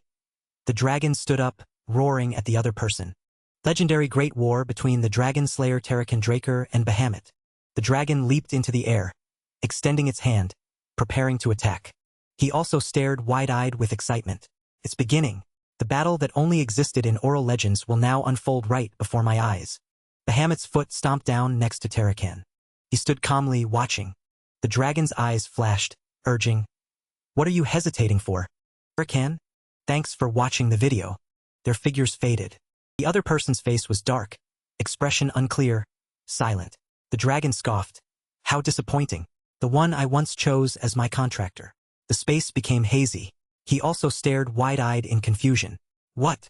Jake screamed in his thoughts, his eyes wide as if he couldn't believe his ears. Tarakan was Bahamut's contractor, just like Kaiser and Kronos? He regained his composure, frowning and gritting his teeth as he looked up. If so, then the so-called legend of Tarakan the Dragon Slayer destroying Bahamut is... His eyes were hazy as he looked at the dim, empty space before him. Next, he turned his head to look around. The space gradually became indefinite. Jake yelled in alarm. Why did everything suddenly become like this? On the other side, a dragon and a person were still talking. He stood behind them with difficulty. Actually, I can't hear anything they're saying. He shouted, "System, is there no way to fix this?" It also displayed a notification. Administrator's request cannot be confirmed. Jake gritted his teeth, helpless. The eyes widened in astonishment. Then he glanced back at the other person. His face was unclear. He just stood motionless. He recalled what Kaiser had said earlier in the temple. What? A contract dragon can harm its contractor? Haha, that's unbelievably ridiculous. He sat below, also looking up. He sat cross-legged in the air, shaking his finger, closing his eyes in denial. Dragons absolutely cannot betray humans. Inside the cave, his voice was clearer. But conversely, if there is betrayal, the space emitted streaks of purple blood. Tarakan swung his sword, slashing at the dragon's body, making blood splatter everywhere. He also looked at the scene in shock. Kaiser's voice echoed in his head. Then it can only come from the contractor's side.